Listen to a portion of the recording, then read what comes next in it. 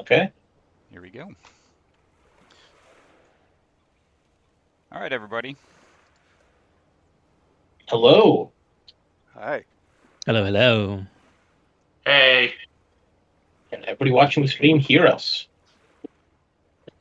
Testing, testing. 1, 2. Hello, hello. Great. Hopefully you hear No audio issues. both me and everybody else.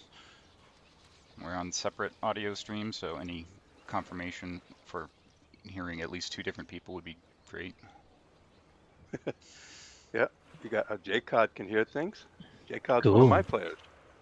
All right, cool. Hi, J-Cod. Fantastic. Rogue Entity can hear multiple people. All right. The important part is me Right. and everybody else, because technically they're a different audio stream. Great. And volume sounding okay for everybody? Yep. Volume Hearing test, everybody volume good? test. Yep.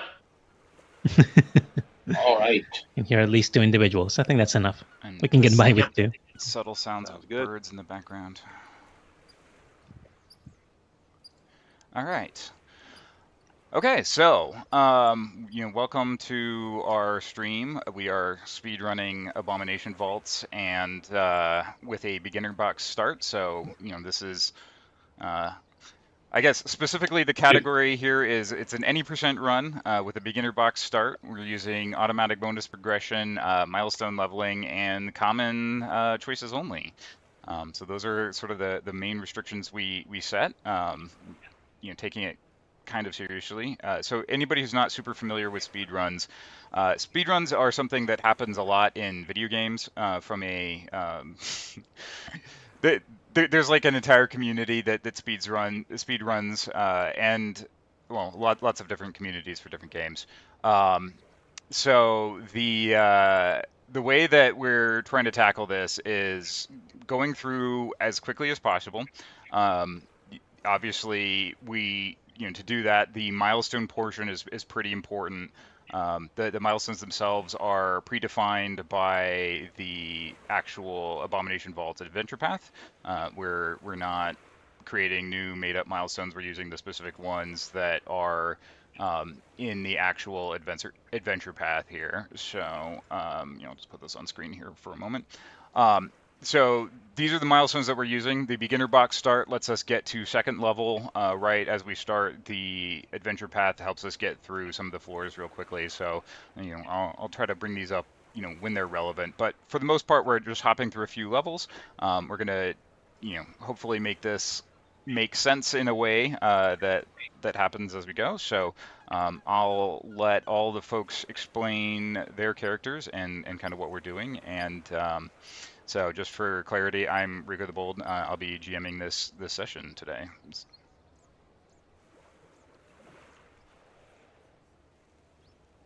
Let's work our way across. Ambrose first. Okay, on the spotlight first. Hi, my name is Ambrose. I go by pronouns he, him, nuisance, pest. Whenever I'm not buggering the data team with my PRs, I am pretty much playing Pathfinder as either a player or as a game master. I am playing Ceviche the Bard. He is a gnome. For any of the astute viewers out there, you will notice that he is, we've got art from a Bleachling gnome. We got this kind of an inside joke. I think this is like his 3rd, 4th time trying to do this, and he is so very tired. Other than that, that's pretty much it for me. This will be the one. All right. I am GM the Gnome. My players know me as GM the Gnome. My real name's Brian. Been a professional GM for about 4 years. There's a whoops. Oh, it won't let me put my Twitch thing in, or my thing in there. I'll have to put it into the. Well, if you go on the Discord, I can. you'll see my. Yeah, put it in Discord, and I will put it in the chat for you. Right. But anyway, I'll be playing Goma Funi, Speed Racer, and I am an orc with a very, very big meteor hammer, and I swing it around real fast to make things go away from me real fast. So we will go through here very, very quickly. I see a couple more of my players here. Schism Navigator. Used to be a player, and now he's a GM too. What a journey.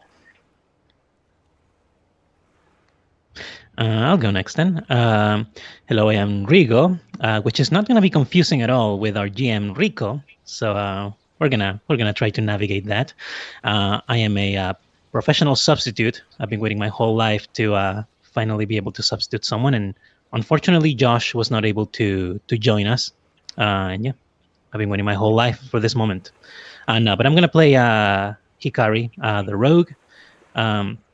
And I am very excited. I ran this AP a couple of times, and both times it took about a year and a half to complete, a little more actually. So I'm very excited to see us complete this in I believe less than 10 hours is the goal that we are going for, right? Yeah, 10 hours is sort of a rough estimate. It took us 8 in practice, but we also weren't streaming, so Right, we didn't yeah. have. Yeah, so we will see how terribly it goes with streaming, and also just who knows? We could just all spend 3 Yeah. rounds on nat ones against some of the nastier fights Yeah, where we are decidedly under level for where we should be. There's definitely a lot of RNG built into this speed run, as is custom for speedruns. So yeah, that's it. That's it for me. Real quick, GM the note. Can you say some more stuff? I just adjusted your volume because folks are having a hard time hearing you. Not a problem there. As I said, I've been a professional GM for about 4 years. I really love supporting these creators here. They keep me going, so that's why I've wanted to do something like this with them and help them out even more. I'll be playing Goma Funi, the really fast speed racer, Goma Funi, and I have a big meteor hammer. And I smash things up real hard. That's my job. All right. Well, I'm Takale, also known as Ian to most people that talk to me normally. I am one of the data entry coordinators for the Pathfinder 2e system, and soon to be the Starfinder 2e system. So we've got a lot of people on here who have contributed to the system, and we wouldn't be able to have Foundry in the state that it is for Pathfinder 2e without our data entry team, without our community who helps us find errors and helps us fix them. I really wanted to run this thing ever since I ran Abomination Vaults my party, and I realized that there was man, you could get through some of these floors a lot faster than the book intends if you just know where you're going. And that turned into this. So I'm hoping that it goes really well. I am playing Traven, the goblin sorcerer. We're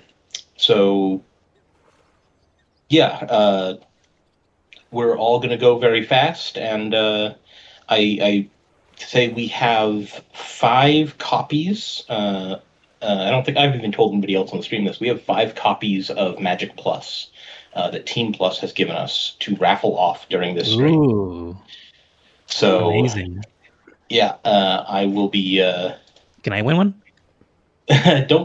Don't think we're eligible, but we will be as we take some breaks throughout things. We will be raffling those off here. So please share the stream.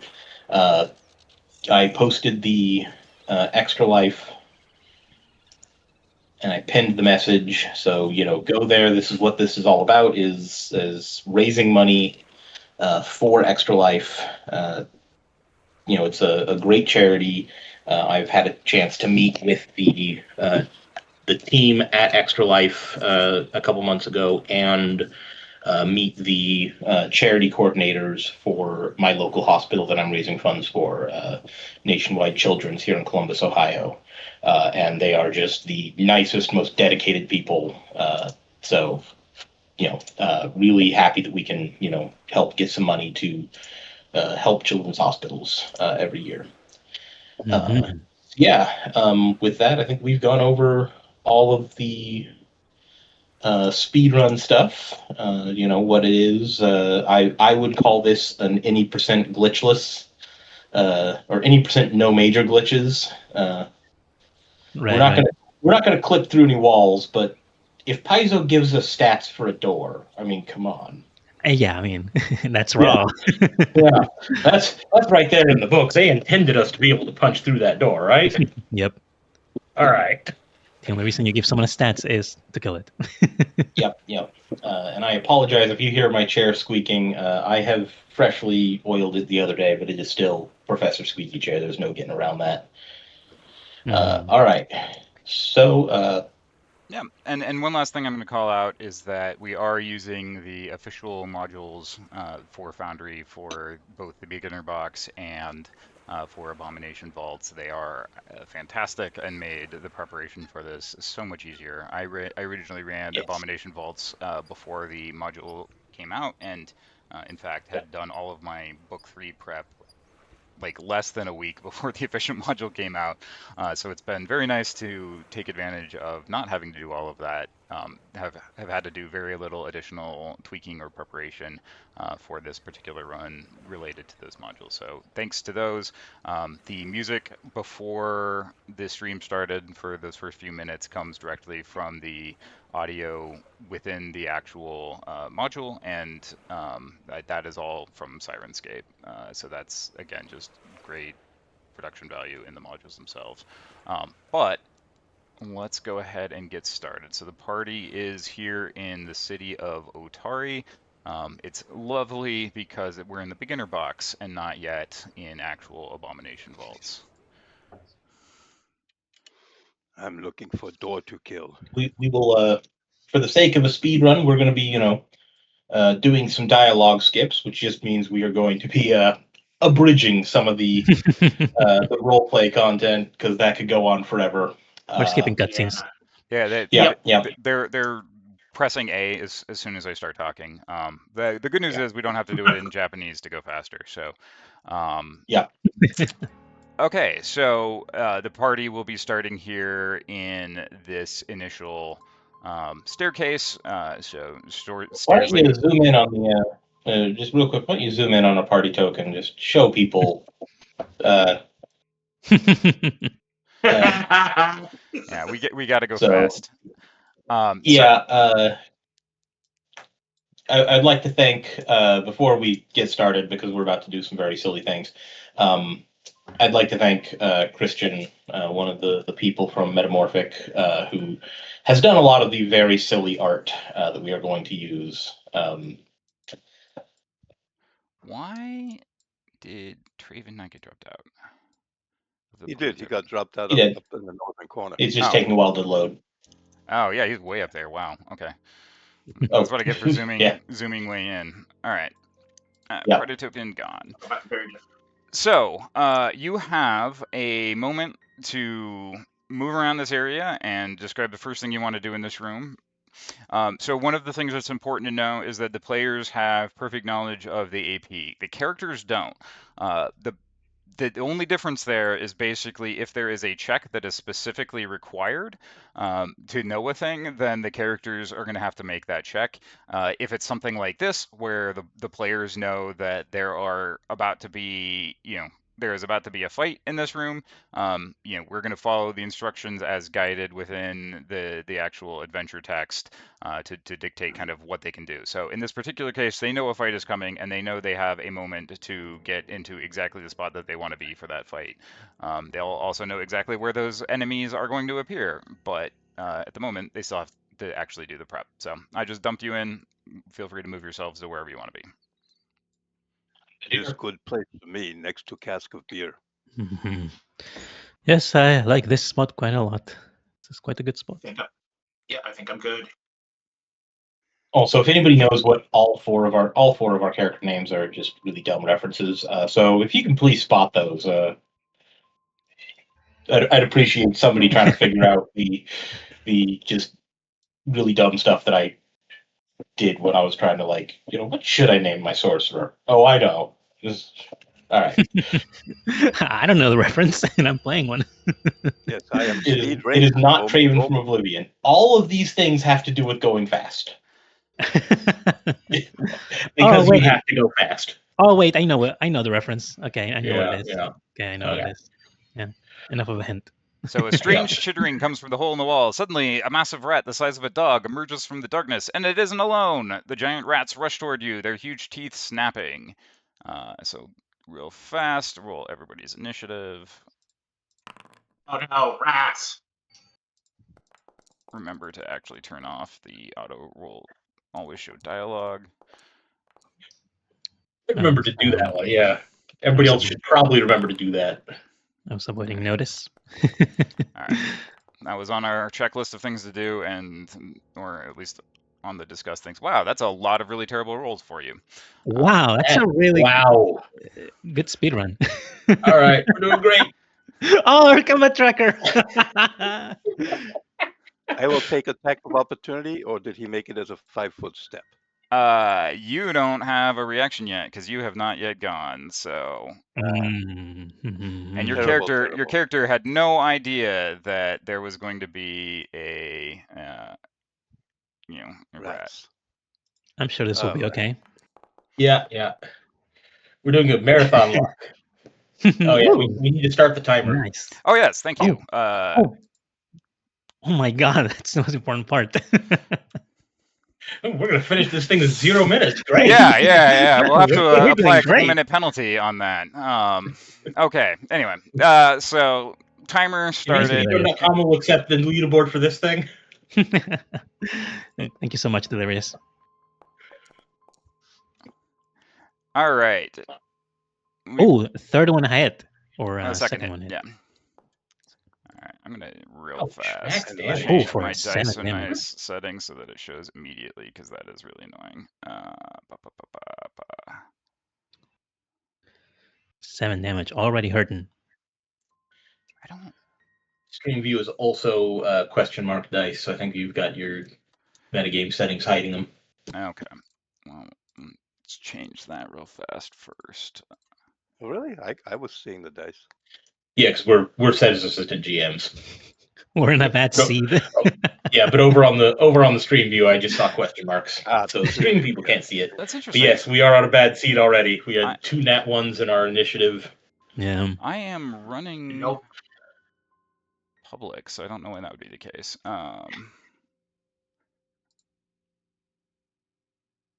Well, this will make up for our head start. All right. Yep. Dice so nice. Why? Why is this setting? This is one of those ones where it's just like, where even are display chat message immunity? There we go. I mean, I'm just saying, all Dice the Nice metagame settings are normal, so. I'm just saying, Dice Nice does lose us a couple of seconds each time, so I don't know, maybe. All right. Well, yes, it would be a lot faster to not use Dice and Ice, but yeah. All right. Well, a lot less quality on the stream. That rat is done. This rat moves up. It's going to do the same thing. Let's casually, accidentally roll that with the wrong multi-attack penalty. That's fine. Doesn't matter. This will hit. Oy. There we go. What are you doing to us? GM is rolling hot. That is never good. Are we ready for a TPK to the rat? Oh no! Are we ready for the team reset? To reset the whole game? Start over. Safety save before this? This is a bad seed. We could reset. Wait, all the rats beat us. Yeah, so all 4 rats went first. 2 moves. That's crazy.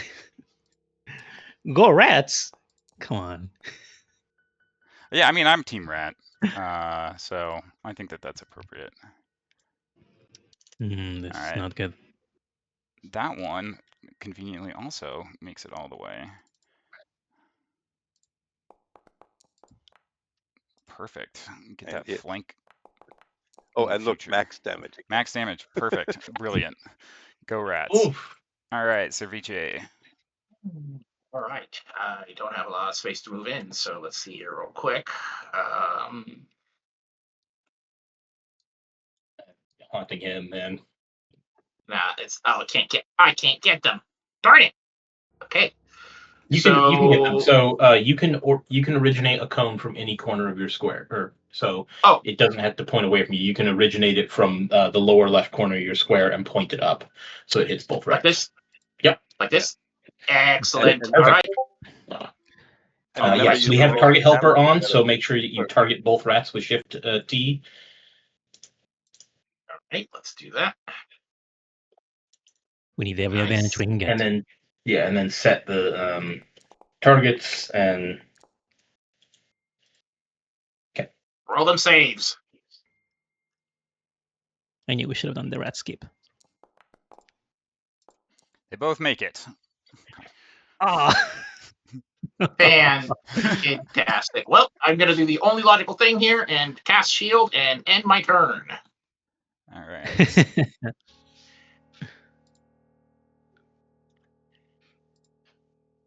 All right. We have Since we've started damaging rats to back and I have reach, I will try to damage this other rat to back, the one that is attacking Traven. I wouldn't worry about that. I'd just take care of the ones in front of you because Traven's got Caustic Blast, which will hopefully take them out. Not much room for put Caustic Blast. Okay, hit one to front. And now, why? Oh. There we go. Hit one to front. Ah, nice. Smush little rat. Oh, and nice. Hit the other one to front. Nicely done. Miss little rat. Okay. But still pretty okay. Got rid of one. Okay, but where's my? Oh, there it is. You use different combat tracker. Great. Cool. Let's see. So Hikari's turn. Hikari's going to try to tumble behind this rat to see if he can get the off guard on it. So, excuse me, please let me through. And it's going to try to go for the acrobatics. Let's see. So, do we have the little basic action macro? So I can have this. Here we go. We do have it. Run it for tumble through. That's a successful tumble through. So we tumble through. We're able to get here. For tumble through, I can actually keep moving. So I will go slightly here just to take advantage of the reach.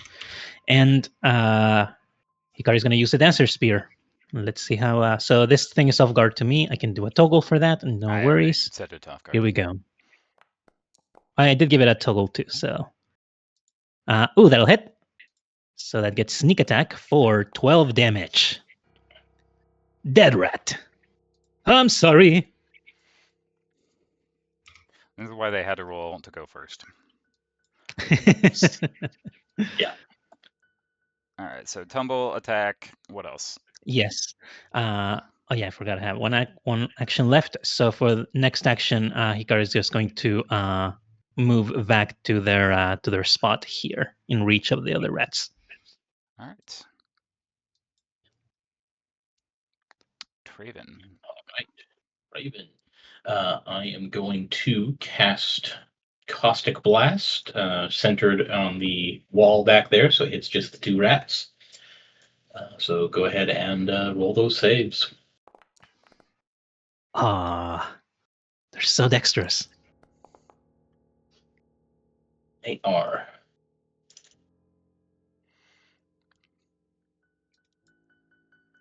We can make it. Yeah. And then I'm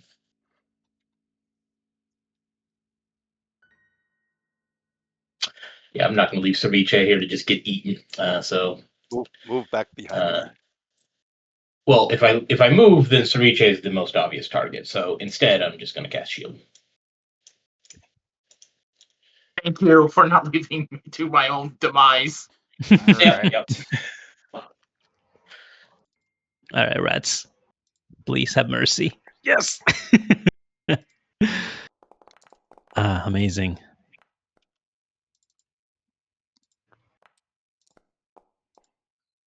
Oh, Oh no! Oh, that's a critical No. hit.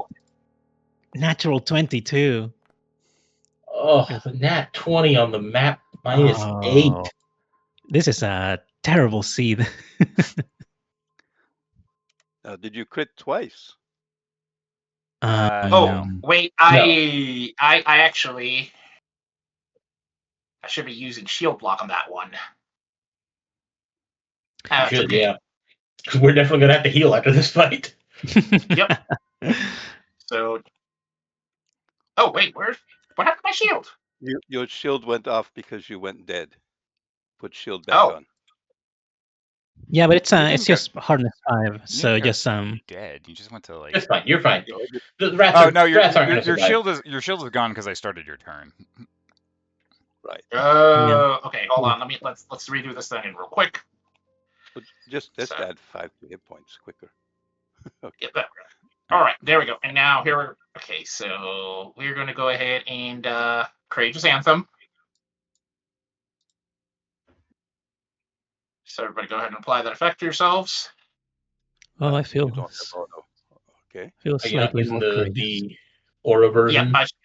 Yeah. We're doing raw, baby. Then let's see. Let's try Frostbite on one of these suckers.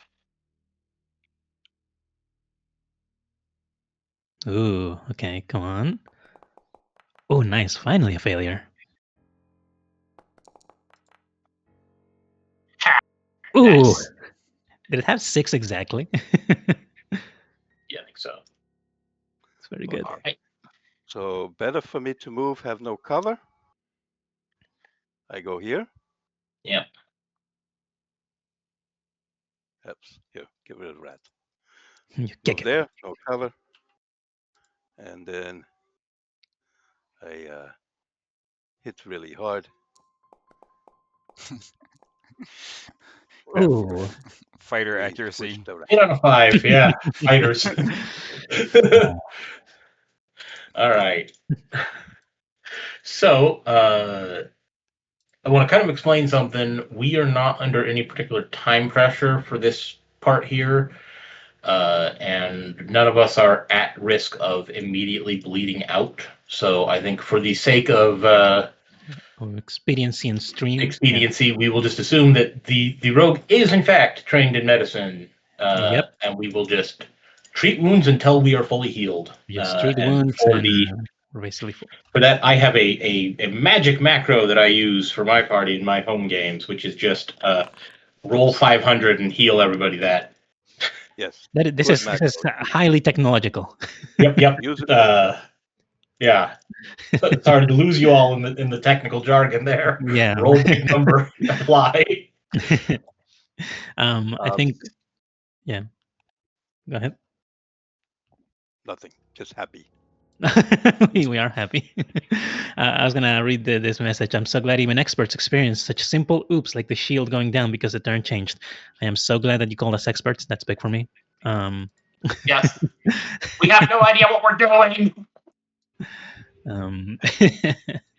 But yeah.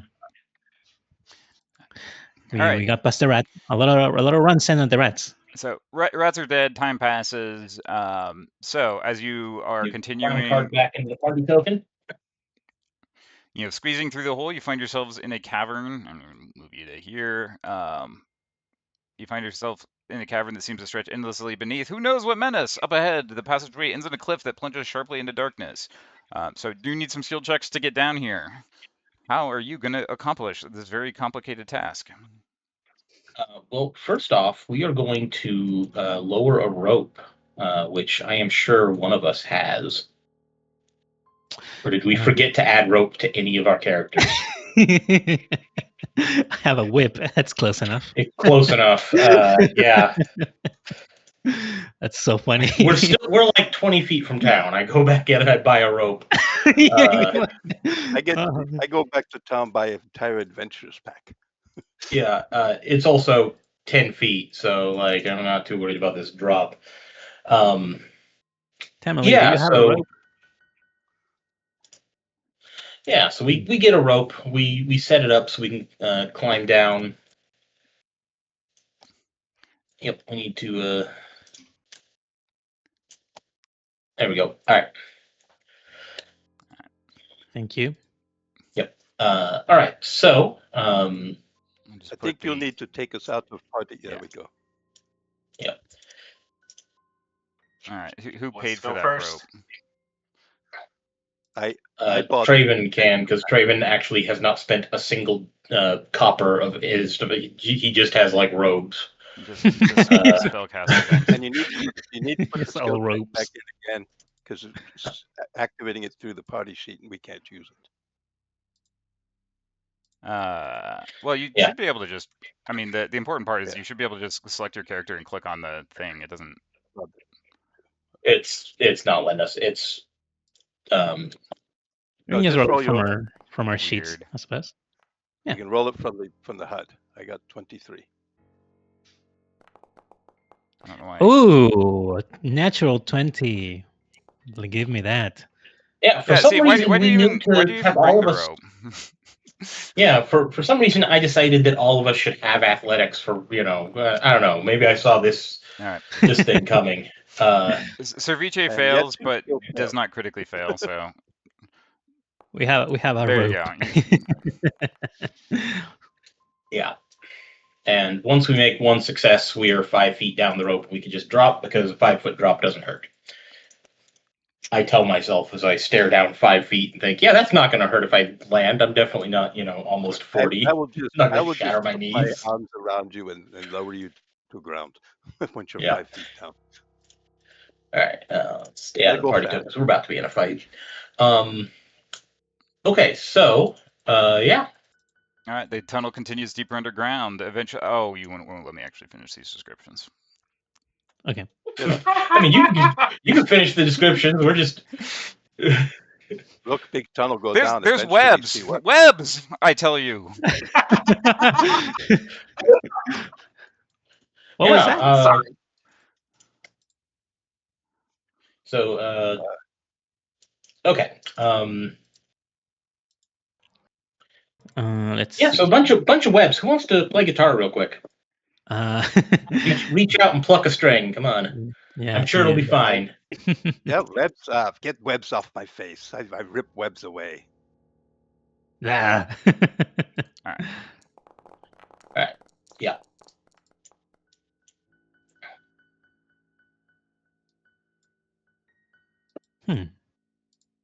I go first again. That's interesting. Okay, we're gonna move closer. I think that's there. Right, and We will get better about this streaming thing. I promise. eventually. All right, and we're gonna cast Trajan's Anthem. And behold, I have the aura version now. Hooray!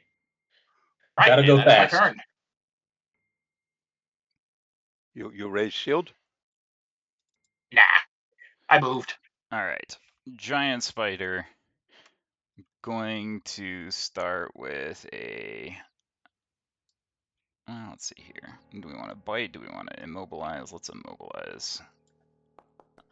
Okay, that's not gonna even matter.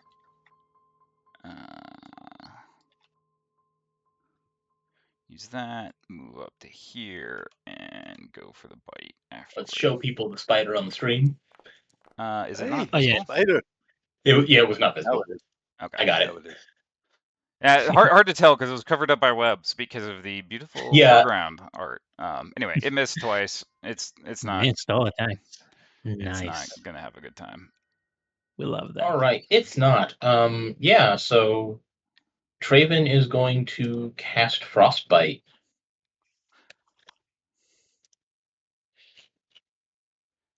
It's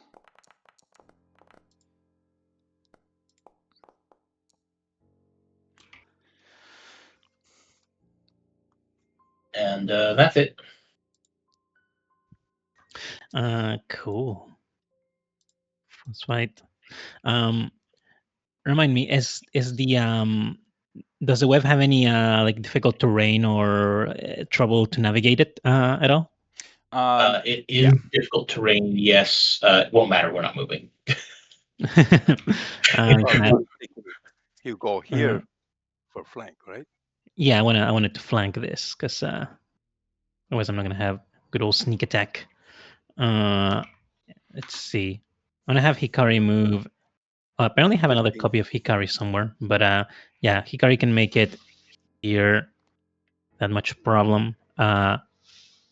Should actually be able to make it here because Hikari has 35 movement. So even 2 squares of difficult terrain would make it enough.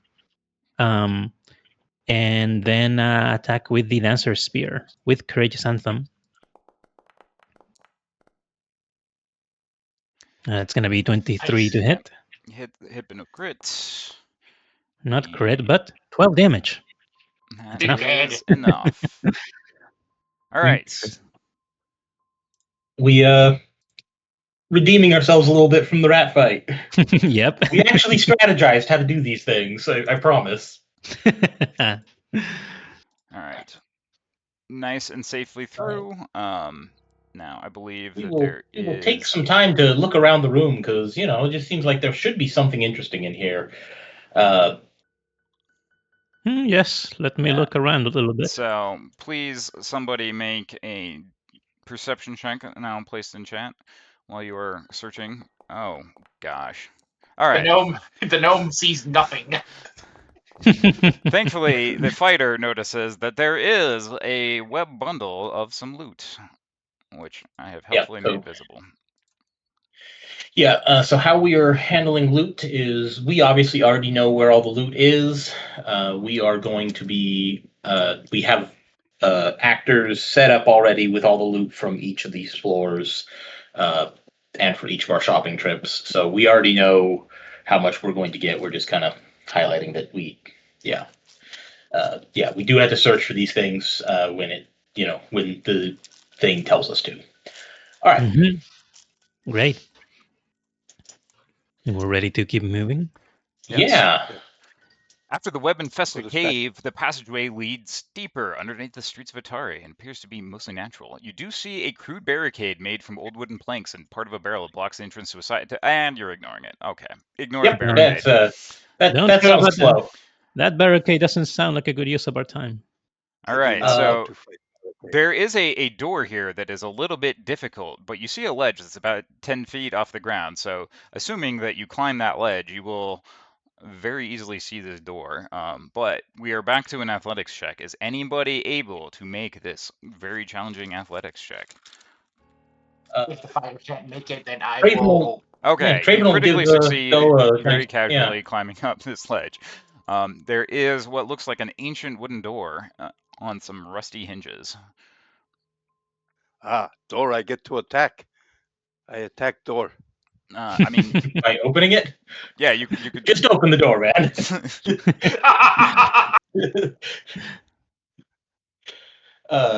So I tie rope to door, drop down for other people if they need to get up, and as they pull door. I have a feeling this room is probably fine if you just go in yourself. You'll probably find something shiny in there that is, a tiny bauble we might sell. Whoa! It animated. What the what? Yeah. They updated the module. Yeah, they've updated this. But so what do we find in this room? So you find there is a bowl on what appears to be a shrine. So on the far side of the room is a stone statue of a giant squid. Its tentacles reaching toward an altar in the center of the chamber. This scum covers almost everything, but it hasn't touched the silver bowl sitting atop the stone altar. The water in the bowl is perfectly clear.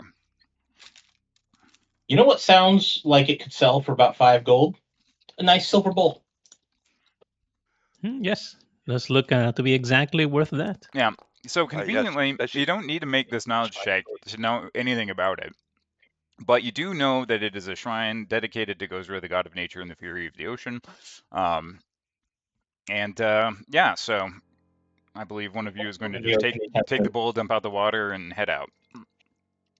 Yes. This water looks dirty. Let's go. It was very clean water. Let's be clear Whatever. about that. We're going to need every single gold we can scrape out of this place. If we could strip the copper from the walls, we would. I climb back down with the bowl, hand to Gnome. It's shinier than you. Ooh, them fighting words. Aww. All right. Sorry to just- Yeah, it was very clean water, but we just don't need we don't need to be making more rolls. That sounds slow. All right, so this large room looks like it was once a storeroom for a building above. At the far side, you can make out what might have been a cage or cell at some point, but it's now full of crates and barrels. 4 lizard-like creatures the size of human children are clustered around the door to the cell, trying to pry it open. They're so busy that they don't really notice as you're entering, so you have a moment to do what makes sense and align yourselves appropriately. Well, All right, somebody has moved within 10 feet. Yeah, we're in the room, so Yes. fighting. Them's fighting moves. Yep, pretty much. Ooh, a good initiative. Silly kobolds don't know how Yeah. to break. Ooh. Let's go. We're turning this thing around. All right. So Traven is For some going reason, to. I am not in the initiative. Oh, there. Never mind. I see Gomafuni looks like the Yeah. The party token, yeah. The party token. Why? No clue why that is. In the initiative tracker, the party token is our fighter. That's great. Yep. All right. So Traven is, he sees 4 enemies in a nice 5-foot burst, and he's got something for this. So I'm gonna cast Caustic Burst or Caustic Blast. Oh, Oh, the important oh part is my that Are you kidding me? double nat 20. That's Oh, Don't laugh. Who's laughing? that the GM is like, okay, so we're doing the minimum 1 damage rule here. So I have to click the damage button instead of the half button. There we go. Congratulations, you did 2 damage. Oh my God, I god. just splashed vinegar on a couple of them. The caster experience, am I right? Yeah. All right. All right. Great Well, news about what. I mean, okay. So Hikari did go before this kobold here and is constantly avoiding notice because he's a coward. So he's gonna go for a dancer's spear attack. Gets sneak attack on this one because the thing is gonna be off guard. Ooh, but misses with a 12. I'm gonna try a second one. Come on. That's gonna be a 13 for the second one, which will miss as well. And do I try a third one? I think maybe what else you do with that third action? I think Hikari for that third action might actually go ahead and aid Mifune on their attack against this kobold later. And that's it.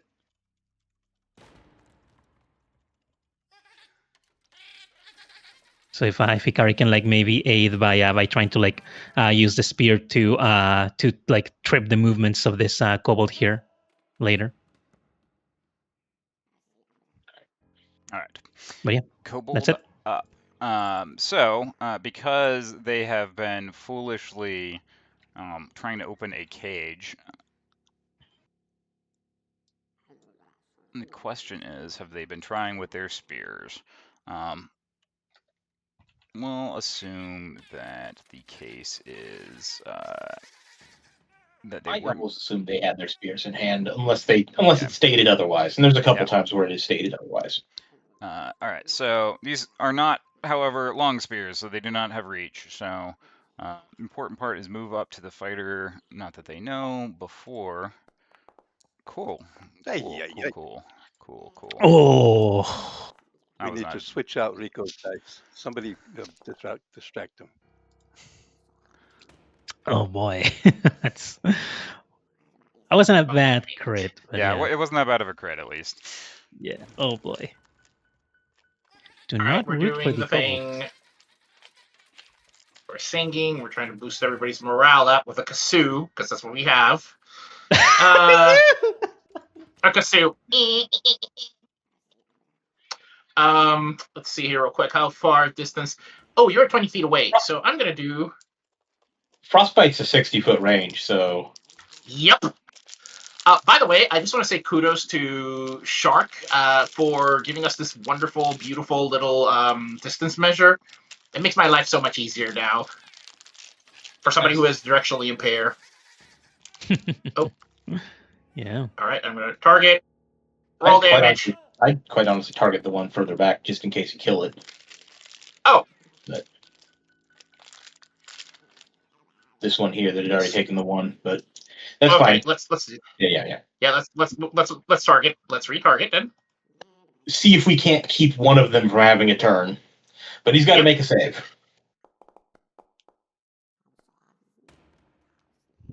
Okay, that was weird. I didn't show up. He rolled a 9. Yeah. Which is a failure.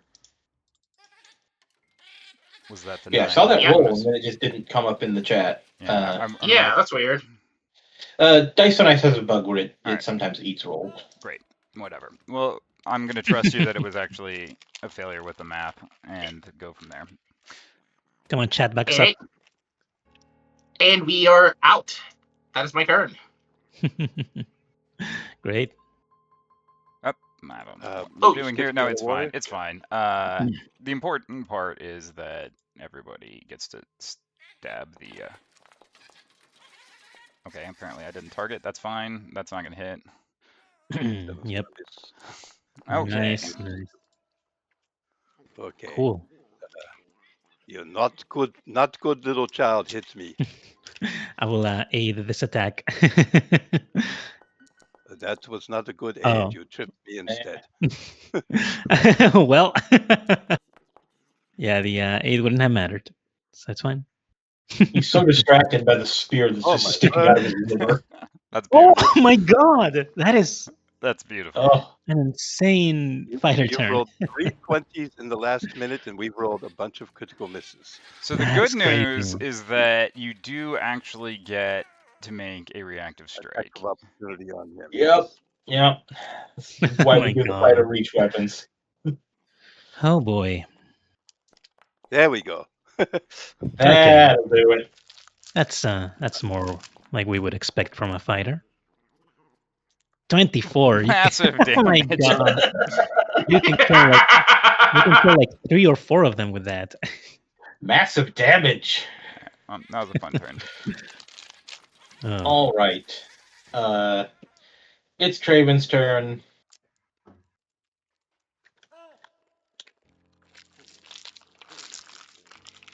We're gonna Caustic Blast again.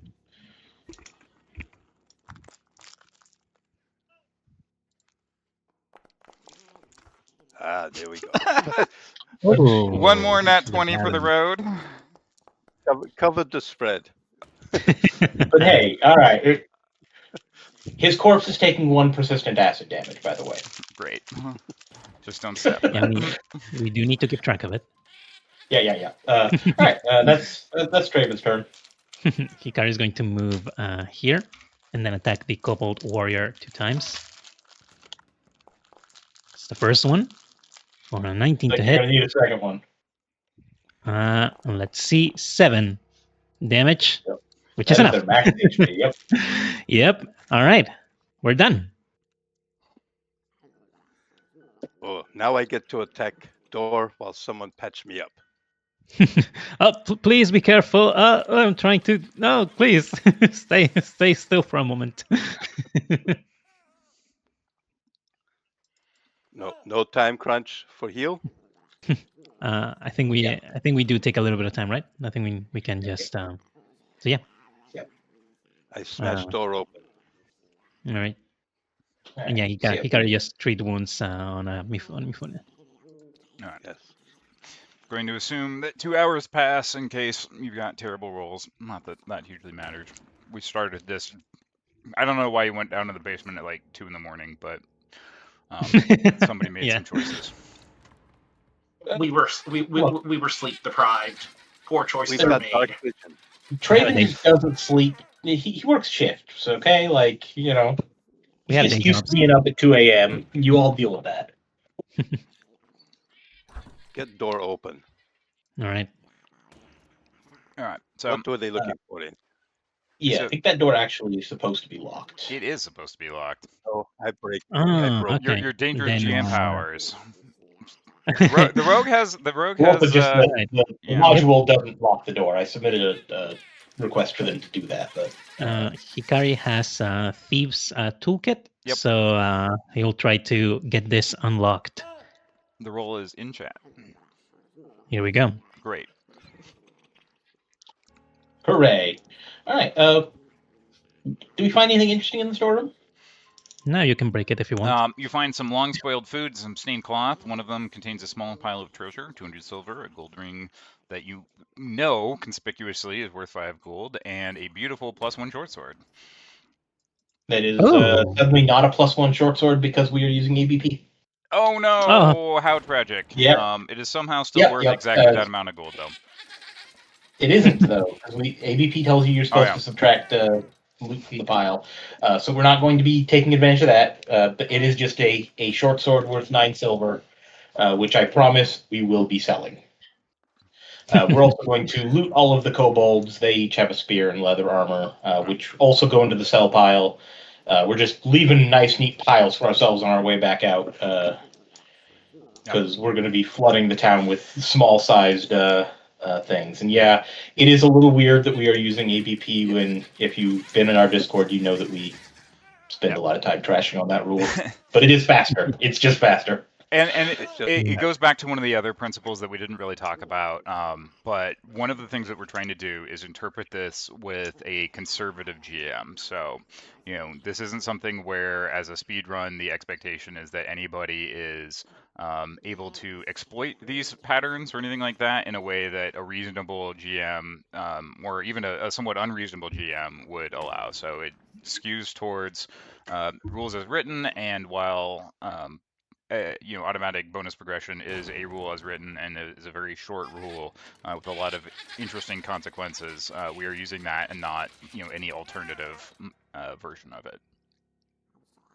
But ahead of you, there is a short hallway with smooth walls of worked stone. You know, the door at the far end is closed.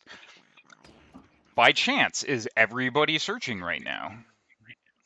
I feel like it'd be a really good idea for us all to, you know, that hallway looks suspicious for some reason. Great. You do see that the square closes to the northern door, as though the floor tile were a little loose. I think it might be trapped. So, since you know that it is indeed trapped, here is a nice thievery skill check to disable a device. Right, please allow me a moment to try to disable this. Oh, let's see. Thievery. Come on. All right, you failed, but not critically, so it doesn't trigger. Oh no. So it's a thing that you can like keep trying until you crit fail, essentially, or succeed. Okay. Okay. Try again. Oh, speaking of which. Ouch! Ouch! That hurt. I have endured that, didn't I? Yeah. So the rocks fall. There's a falling block that critically misses you. Oh, yeah. You are a kindred soul to me, a falling block. So, right, great. Ceiling fell. It's a little obnoxious, but nothing bad happens. I think I think this trap is busted. All right. You did good job. We failed successfully. I see the way you knocked that rock to the side. Good disable. Of course. I will take the block for the road. All right. I don't know. Great. Oh my god, the doors. I can't get over them. It looks so cool. Yeah, it is such a... I love that effect. Hey, this looks like an interesting room. Yeah, the door to this chamber silently glides open. Ignore the fact that it played a sound effect. 2 stone statues of priests stand in the corners alongside one side of the room, facing a, you know, so those are the 2 up top and below. So they're facing a towering statue of a man holding out both of his hands, palms up. In the front of the statue is a stone altar holding 9 golden coins. A voice booms out from the statue. In my hands, I judge the value of all wealth, raising up whichever is greater. One of these coins is a deception. Find it using only 2 judgments and receive my blessing. So this is a riddle. We're not going to give you the solution to the riddle, but fair to say we know it. I am a physicist, and so I'm going to tell all the viewers we will leave the answer to this as an exercise. An exercise to the viewer. Yep. Yeah, an exercise. Yep. If you've ever read a physics textbook, that is every single author's favorite phrase to not have to do the derivation. I happen to be a mathematician, and I'm very familiar with it. Yep. So yes. So we know the solution to this riddle, both because it's kind of a classic riddle, but also because I think all of us have either ran in or GM'd the beginner box before. So we solved the puzzle. Yeah. Right. We know the correct way to weigh the coins. Yes, you weigh the coins. Everybody else in the correct order. You successfully identify all of that, and the real coins fall to the floor, and the heroes can take them as treasure. And the fake coin turns to lead. Additionally, this other door slowly opens, and I am used to module highlighting these doors all the time, and it's really throwing me off that it is not currently doing that. Yeah, something seems a little buggy with one of those modules because the doors keep appearing and disappearing on me. Yes. Yeah. I don't have any door related modules on that I'm aware of, but I normally do when I run my home game. So, in deference to TKL's hatred of modules, we are running very few modules. It's still like double the number of modules I normally use. By the way, small intermission. I do want to thank J-Cod and Mercurial Wit, who both have donated for the Extra Life charity. Oh, fantastic! Thanks, J-Cod. Thank you so much. The link is in the pinned chat, I believe. If you guys want to go and support the cause. Yeah, I should probably open that up so I can keep track of donations. Mm-hmm. Yes. So, J-Cod, he's one of my players. Hey, thank you. Thank you. And Wit is one of my players. There you go. So it's been suggested, can we pin the link? I thought it was pinned earlier. I don't know why it wasn't. It was pinned, and it went away. Pinned, yeah. It is. Yeah. I'm not showing it as pinned right now. Yep. It's pinned up in both my other communities. So. Oh, pins only last so long. Okay. Oh, I see. Okay, thank you, Twitch. Thank you for keeping something pinned for only 20 minutes. There we go. I have it set to stay pinned until the end of the stream. All right. Oh, cool. Nice. We're gonna fail this split here, and yep. All right. So yeah, what do you find in here? This small chamber contains an old wooden chest emblazoned with the symbol of a key. Behind the chest is a massive contraption of gears and pulleys that looks like the inner workings of some unseen device. We pull the lever and we take all the loot. Moving on.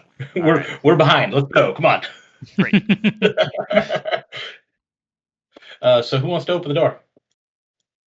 I think our fighter might want to open it. Oh, yes. I love opening doors. I love it. Oh, more children. Well, surely it's not actually children, right? So we enter the room. Mm-hmm. And we have kobolds. All right. So as you open the door, hold on. Basically, as we open the door, so we don't get to get a pile up here. If you can move back outside of the room to just where one of you opened it, please. Yeah. Okay. All right. So you did not get perfect kobold initiative luck this time. You did twice in practice. I don't see initiative rolls at all. That's that actually we have rolled initiative. Yeah, okay. You do not get perfect kobold initiative. No, we actually do get perfect kobold Oh no, initiative. you're good. You're good. Well, close we're enough. good. The Trap Master's still going to do his thing. Yeah, But yeah. yeah. So I'm assuming everybody is going to delay. Well, Traven will move in. Why did it? he has spellcast. Why did it? All right, I'm not sure. I have no idea why it. Yeah, start that over again. There we go. That's All what right, happens if you begin the encounter before rolling initiative, like a doofus. Yeah. Okay. So, yeah, Traven can barely see this kobold up behind the pillar from where he's standing. But as it turns out, you don't need to see the whole thing in order to target them with a spell. And going to target him with a spell. There you go. I just put initiative visible for folks now. Cool. Roll that damage.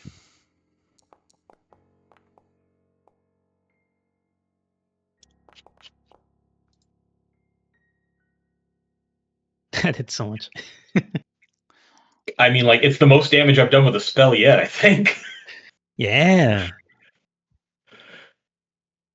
Okay. All right, and that is Traven's turn, yeah. You can cast a spell. Yeah, and the Trap Master spends all 3 actions to place down a trap right in front of him.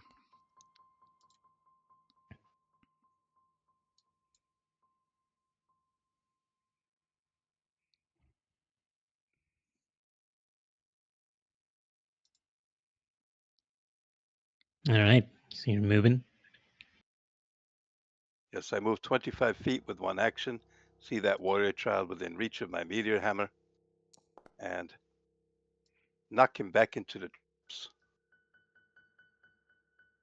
or down to the ground.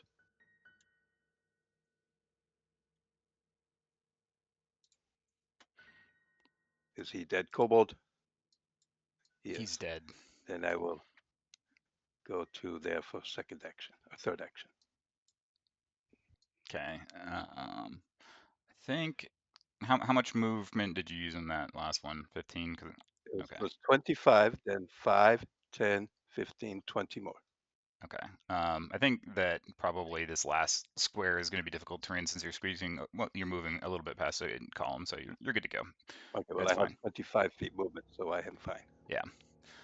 There is a little bit of a catch here, which is that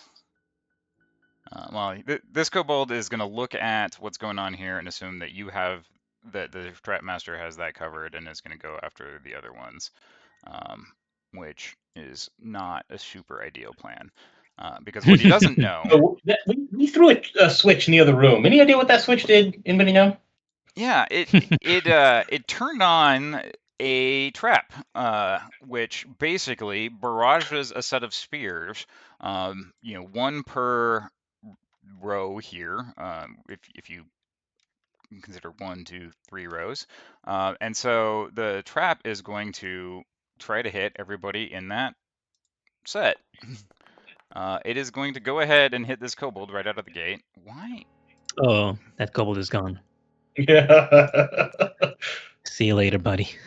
Yeah. Kobold. And it is going to then attempt to hit this one. And succeeds there as well. And there's not a third kobold to hit because somebody already killed it. All right. Let's see. How far can Hikari make it? Oh, pretty far. Turns out. Yep. Let's see. Elf go fast. Before we decided that we wanted everybody to be a different build, that we didn't want just duplicate options. Everybody was a cavern elf in our first sort of build of all the characters because 35-foot move speed. Yeah. It is a lot. Yeah. Let's see. With 35, can I make it past the orc here? You don't even need to. You can go right here and still hit that thing. Oh, that's enough. Yeah, that's true. Reach is great. Yeah, Reach especially is crazy. the bizarre diagonal reach where it counts. It Yep. lets you hit the 15 foot with your Yep. first with basic reach. So there you Yep. go. Yep. All right. We're gonna go ahead and try an attack. No off guard on this. No way to have off guard, unfortunately. But 21 will hit for 8 damage. I don't know why I rolled damage for you. No worries. Speed. Just on autopilot sometimes. Gotta go fast. Gotta go fast. Rico, All right, that's my Rico, turn. You roll higher numbers. One so must we go want- quickly. All right. You could just move out into the into here. The trap's already spent, Yep. and then cast Frostbite if you wanted. Yes. Perfect. Unlikely to get the kill, but You never damage is damage. damage is damage, and you never know. They could roll a 1. That's not a 1. You rolled 2 ones. It's Now, Yeah. two hey, ones duct taped together. good damage. Okay. All right, and that is it. I have to be very careful not to hit the end encounter button. It is just. It's very tempting. Yep. All right. Yeah, Traven's gonna move up a little bit so they can see them, and then they will roll, or they will cast Frostbite. Let's go ahead and roll that save. Not quite enough. Is it dead? Doesn't. Oh, Oh, these are precious seconds we're losing. Yeah. We're already Oh. behind. We are behind our completely made up numbers. I put a lot of thought into how to get exactly 10 hours in all of those segments. All right, so was busy laying a trap before, so spends 1 action to draw a spear, 1 action to move slightly closer with a step, and 1 action to stab. Perfect. Oh! Beautiful. That's What? oh, maximum Why damage. why was my hit points down? Didn't we heal before we went? Yeah, we Thought we did. we- test We heal. did. Yeah. But yeah, you should be at full. Okay. So nothing has hit you. Well, now No, something. yeah, happened. I just hit you for 16. That's why you're. I'm No, I just understand very that, but I fast. hadn't taken. Oh, Yeah. you were very. Oh, you put the damage on me. Yeah. Ah, I see. I got a I quick. gotta go was fast. like, The tomato. Brutal. Okay. Yeah, just All don't right. get crit. So, well, that makes me unhappy. Unfortunately, I can't get flank because I'd have to be there to get flank in this walling hole. So, I will. But what I Good. yeah, Good I will delay too. just. Well, no, I don't. I mean, think you just have to hit. The thing has, no Yeah. hit points left. Like, Well. But I do have to. I tell you what. What I do is I will then move to here, third action, because no, move to here. Are you sure you don't want to move to There, here? third action. There you go. Move to there, third action. Dance around him. All right. So it ranks react. No, I'm kidding. It doesn't have reactive strike. All right. we know what enemies have reactive strike, and we've got Laughing Fit prepared for that. Gotta go fast. Move, attack. Yeah, gotta go fast. Ay, Missed. Ay, Ah, You know that's not what's a lot fast. faster? ay, ay, ay. ay. You know what is a lot Ceviche. faster than missing? Hitting. Oh, that's it for me. Come on, Ceviche. Oh boy. Why did? Okay. That's enough. Once again, it has Ah. wiped that out. Was that a successful save? That's That was success, but it still has yes, to that have was a healed. success. They'll take Okay. 3 damage, but that's enough. No, my trap All master. right, yeah. We Bye, Kobold. we loot the bodies and And we head cartwheel on away. down to the 2nd floor. Why are you floating? We heal up the was fighter. levitating 5 feet in the air for some reason. All right. Let's get that split. Another 2 hours pass. And We heal up the fighter. All right, so I think there's a little bit of a weapon change we have to do here. yeah, so somebody wants to pull out a shield, I believe, Mhm, instead yep, of a dancer's yep. spear. Yep, let's change gear a little real quick. We're gonna get a shield and a whip. All right. And let me lead the way here. Should I use the teleporter, like the region thing? I mean, we've got. Can? Are you gonna pull us We can all also across? just drop our All right, You- I'm hitting the split. You've Right. entered the beginner box, second floor. Ooh. You're here. All right. Wait. Yeah, Why do I drag not our. see part? We need to drag our characters. Oh, there we go. Bloop. There's the party. And here we are. Yeah, if you can adjust yourselves to the stairs real quick. So, yep, it'll. Craven is decidedly not first out. Hikari is going to switch from the usual avoiding notice to defending now. And is going to go around with the shield and the whip. I don't know. Why Shield raised before the fight even starts. Yep. We still have the fun Go Mifune's token is. I will I'm fix that. All right. I don't even know. Oh, that's. Oh, that initiative. Oh, that's horrible. Yeah, so we've Oh got no. we've got kind of our dangerous case here for Yeah. initiative. So Yep. one thing to note is that So these. we do have hero points, and actually, who wants to take the hero point for solving the? So there's 2 hero points that we get out of the statue room. So let me explain how we're doing hero points rather than having it be arbitrary. The GM core recommends that you give out a hero point when the party earns 30 experience for a non-combat thing. So any non-combat award worth 30 experience or more should give out a hero point, and there's 2 experience point rewards in the puzzle room, one for solving the puzzle and one for pulling the lever. So we should have 2 extra hero points. I think we should give them to Hikari and Go, so that the marshals have some hero points to play around with. Yeah, because I'm all for it. Yeah. Okay. All right. Hikari will re-roll that 9 initiative to see if we can get something better. Oh, 19. So that's better. Much better. That is a lot safer. Yep. Gets us above one of the kobolds, which is I really can't get much better than that. I rolled an 18, so I'm not going to try again.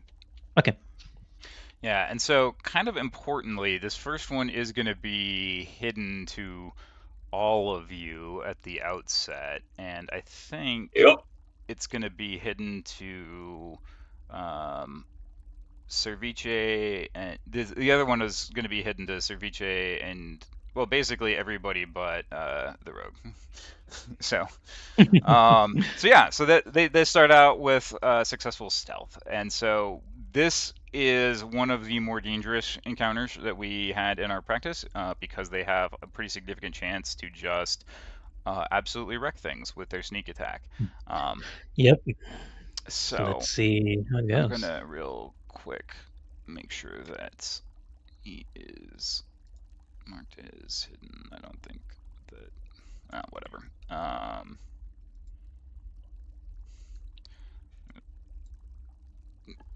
Do it this way instead. Okay, so crossbow strike. Beautiful. All right. Right out of the gate. It's just made the shield for 9 damage. Yeah. All right. Deal that real quick. Oh, that is a chunky hit. Oh. Okay. Okay, so now you should be no longer off guard to it. That's where I get for not having FS flat-footed installed. Reload and shoot again. Ooh, okay. Nice. All right, so this one is now visible. This other one is still hidden. Go. I think you should run off to the right. To the right? Yeah. I'm going to go after the one that just shot. Right. We don't know the other one's there. We know, but like, it seems like you could flank around, right? Yeah. You just got to sneak around. Sneak around while screaming and carrying, a giant ball of one move chain. there. Would that make me see? I think let's see here. You've got like I cornered. think he's still gonna be behind cover yeah, no matter what. So like you're gonna have to get up next to him. yeah. So I come around because I'm still trying to sneak around, and I say, "Oh, look, another little thing." Who would have thought? Because Yeah. I was trying to sneak around this guy who was Yeah. hiding, right? Yeah, he's not hitting Yeah, you anymore. You could very clearly see him right there. You'd be like, "Oh, a And I surprise yell out- kobold." I yell out to people, "There's someone here." I think he is made of pate, though. All right. We do actually want to avoid yelling too much. Well, not yelling, just speaking. Yeah. All right. Well, Really good. two moves in a strike. So Hikari, you are up. Pretty good. So he now goes the other one's there because it hit him. Yep. Okay. I wonder. Actually, this thing is gonna be off guard to Hikari. Oh no, Hikari didn't do perception. Didn't do stealth this time. And Yep. They were defending. You needed to avoid that. So here he will be off guard to you because I am behind him. That's true. Let's see. I mean, will it have he's still cover gonna be, though? He's still like crouched behind cover and hidden to you. So you can know because somebody told you, but you can't see unless you get into a spot where you can see. I think or you can roll a safer sneak check, which is slow. I think it is safer to just go after the one on the left because it's not they're kobolds. They're not that difficult. The threat of this fight is they start hidden and they have sneak attack. Yeah, it's possible that they just outright kill someone with massive damage on that first shot. Yeah. Yes. Yeah. If they rolled a 20, they could do a lot of damage, very potentially. So that is a very dangerous room. Actually, strangely, one of the more dangerous fights we will have. Okay, Hikari's gonna get line of sight on this left kobold then, just so it can't like hide from us. Here we've got reach, and it's going to we're gonna attack with a whip.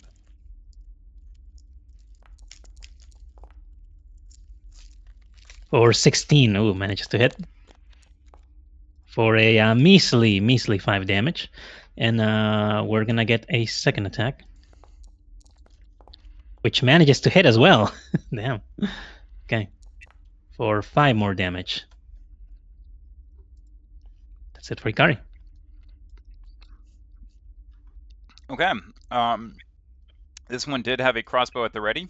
He's going to make a real interesting choice to just go ahead and shoot the guy next to him. If you'd like a reactive strike, this would be the time. You have anything to say about it using a ranged weapon right next to you? Yes, I do. Knock that and this off. is why I didn't think. Yeah, I didn't think we needed to waste time. If only they knew that was a fighter in particular. But yeah, unfortunate. Cerviche. Cerviche is gonna move. Do I have enough movement to get over here? Or no, that's part of the barricade. Yeah, you could squeeze through there. You're small sized. Yep. Alright, I see this guy. Going to say hello. Frostbite, why not? Yeah. They've got low fort. Yep. So here we go. Stop rolling so good. That's it. They keep saving. Yeah, the GM is rolling hot. That's always never a good thing. Always never. All right. Very similar round from Traven. Move in so I can see this thing, then cast Frostbite. Oh, come on. That's crazy. Really hurt.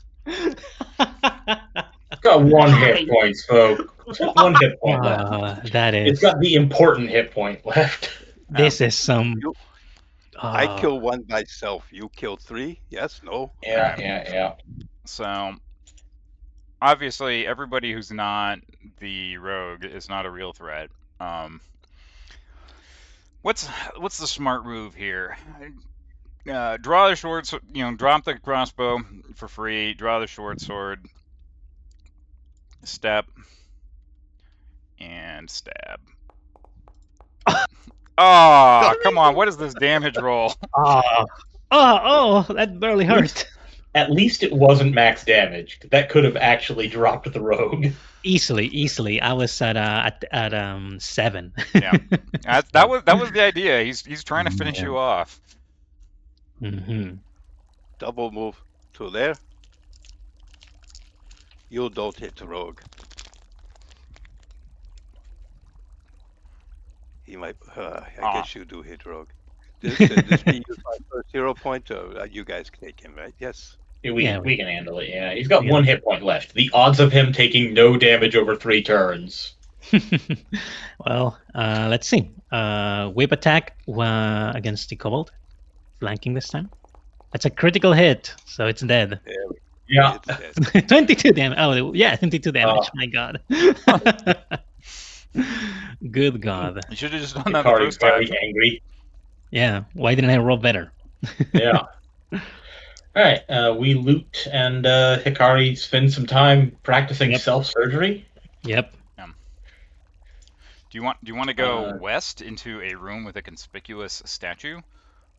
No, I actually really don't want to go in that room. Even if I was trying to 100% this stupid floor, I don't want to go in that room specifically. That sounds really boring. Let's go this way. Yeah, it sounds like nothing terrible could be waiting for us in that room.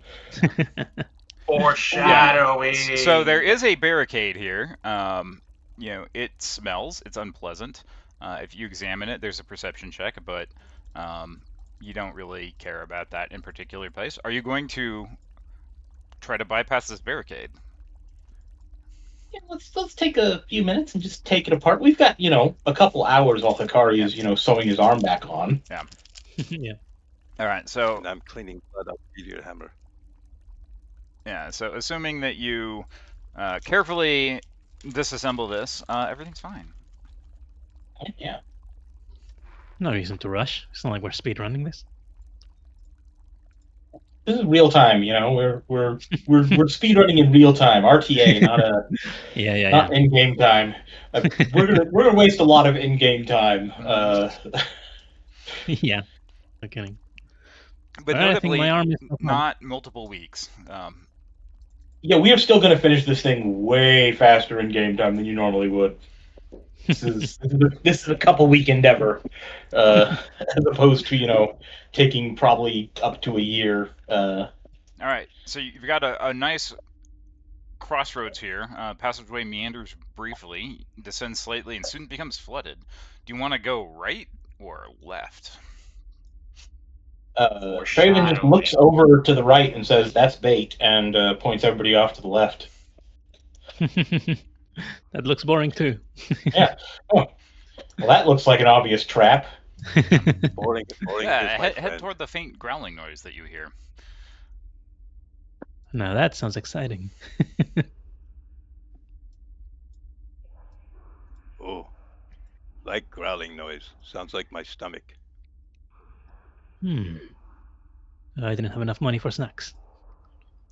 I don't know why Go's token keeps defaulting to the party token. It's fine. I fixed it already, too. I fixed it for that last fight, but... It's okay. All right. Are we rolling? Yeah, so they are pretty distracted. Yeah. So there is an overpowering stench in this chamber. So it's basically... Okay, so as you enter... I don't know why I rolled that right targeted, there is where the smell comes. Yeah. Is there two? Oh, no. Yeah. Oh, okay. Do we all roll this? Oh yeah. So you'll roll as you enter. So if you haven't technically entered yet, but Go is definitely in one of them. Yep. Right, so you're fine. You did not get sickened. And so basically you hear what sounds like bickering as these reptilian humanoids are conspicuously seated without their weapons drawn. The smell reminds me of home. Alright, so basically there is no specific So yeah, so there's no specific other rules. We'll just go say that you've moved close enough to be noticeable. And Right. here is Yes, we're noticeable because we don't smell like they do. combat. Oh, and Oh boy. I would have gone back to stealth initiative for this. But I think it's the same bonus as my perception. Let me see. Yeah, it's the same. So Yeah. Sure. so I'll just handle the off guard if there needs to be handled. Sounds good. That's automated in by surprise Yeah, but attack. he didn't have it on stealth. He had it I on didn't have it perception. on. Yeah, Oh, So- yeah. that's Yeah, what I meant. I just hit roll Guy all for is- initiative. So, and then Yeah. sorry, I didn't see. Did Traven roll for the second? Not yet. Okay, Here, no, that's let me- fine. So VJ did, so I'm just going to go ahead and assume that you are already second here. Okay, Great. so we're gonna go ahead Casters are and sick. do. I'm gonna give you guidance. I'm gonna cast guidance on for Gomifune, so that just in case you need it for something else. Okay, you put it on yourself, and I'll move it on. And then I'm going to shield myself as my third action. And that is it. Cool. Gotta go fast. All right. Oh my god. That's wild. I don't know why I did put that in chat. Oh, because we're all GMs. That's why. Great. Oh, that's. You, All you right. might want to bump us down to trusted player, and just do trusted player. We will do that during the first break, which we'll do at the end of beginner box. Yeah. Otherwise- Okay. Anyway, We'll deal from there. so We'll deal. stands up, grabs weapon. I guess. Oh yeah, these are just cosmetic. You can just move to here. I don't think they had reach. So go definitely knew a fight was coming. Yes. I get attack of opportunity because I knew fight coming, or Yeah. I mean, I'll allow it. Yeah, so for those unaware, the rules in Pathfinder are that you don't get a reaction on your first turn unless the GM says that you basically know that something was happening. Mm-hmm. Yeah. Okay. And we heard the rumbling. so wait, he stood up. Oh, he's using claws. I thought you said he No. grabbed weapons. I hit Yep, he club. uses- he- Oh, Well, he no, wouldn't have whatever. he wouldn't have any action left. Yeah, he That's stands up, No, he yeah, draws yeah, his yeah, club, and he yeah, moves. yeah, Yeah, right. he's out of action. Yeah. All right. Undo. So go takes no damage. Yep. It would have been clever to use claws as an alternative. It sure would have been, but their tactics in this room very specifically say they use their club, That- which wastes another action for them. This is raw, baby. I All mean, right. I even said he drew his weapon, and then I just clicked the wrong button. Yep. That's okay. We do it all the time. Real GMing is real. So let's see.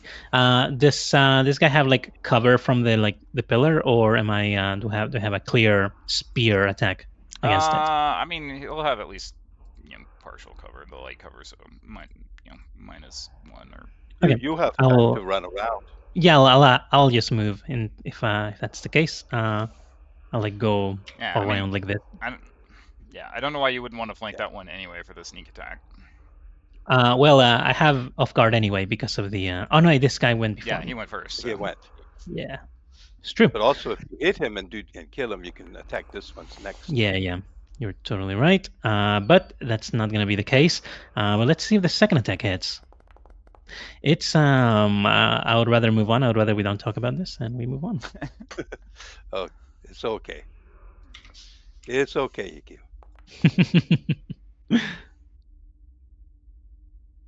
Come on. It hit by 6 on an 8. Fighters.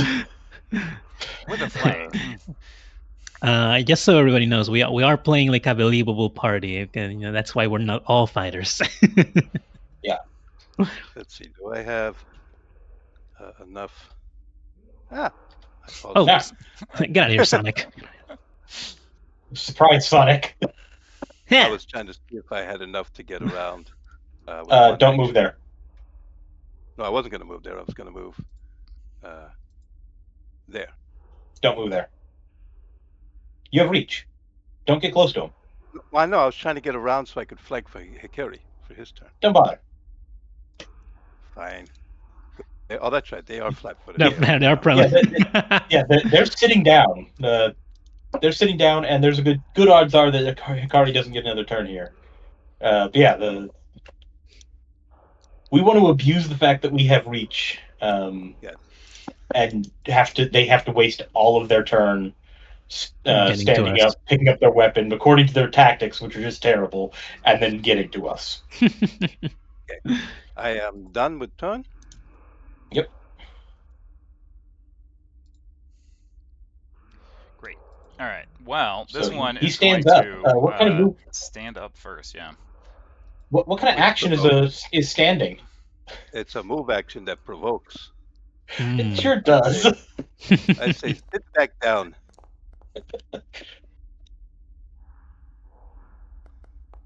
Oh, 13 damage. That's enough. Good God. Sometimes fighters with reach are just so fun.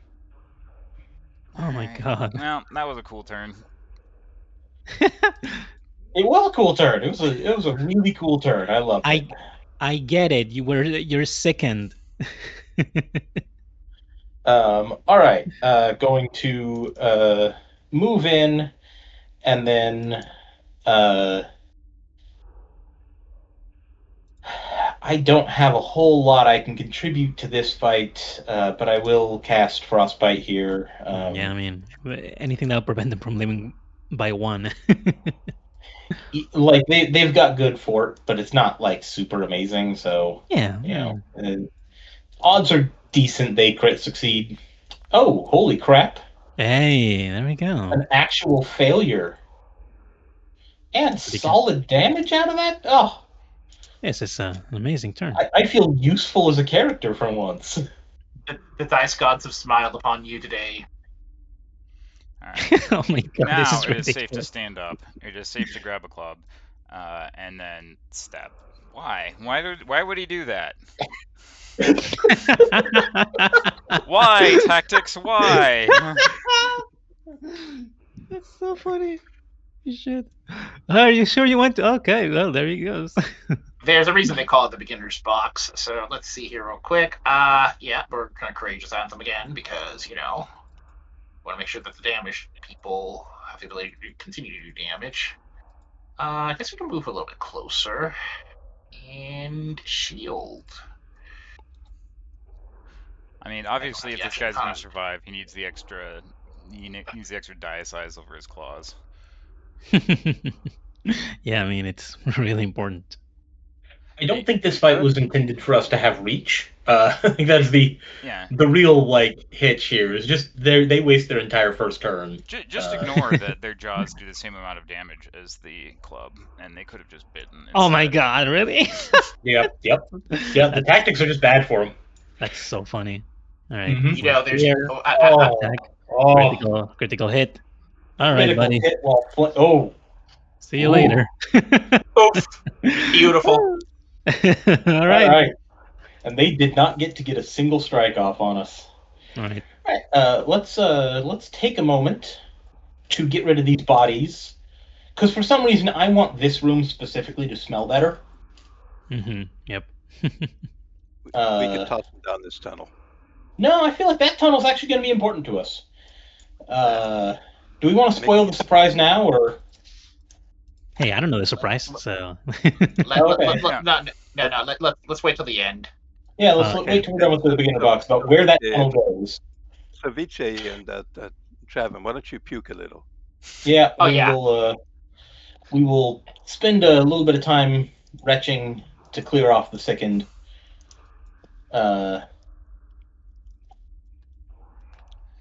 We clear the chat log that got let's clear the chat log.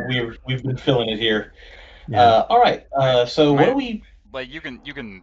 You don't need to worry about the chat log on this system. It's fine. Yeah. It just annoys me. I clear my chat log after every fight. I've let it build up for over a year plus. I think all of V12, I had one chat log for my campaign.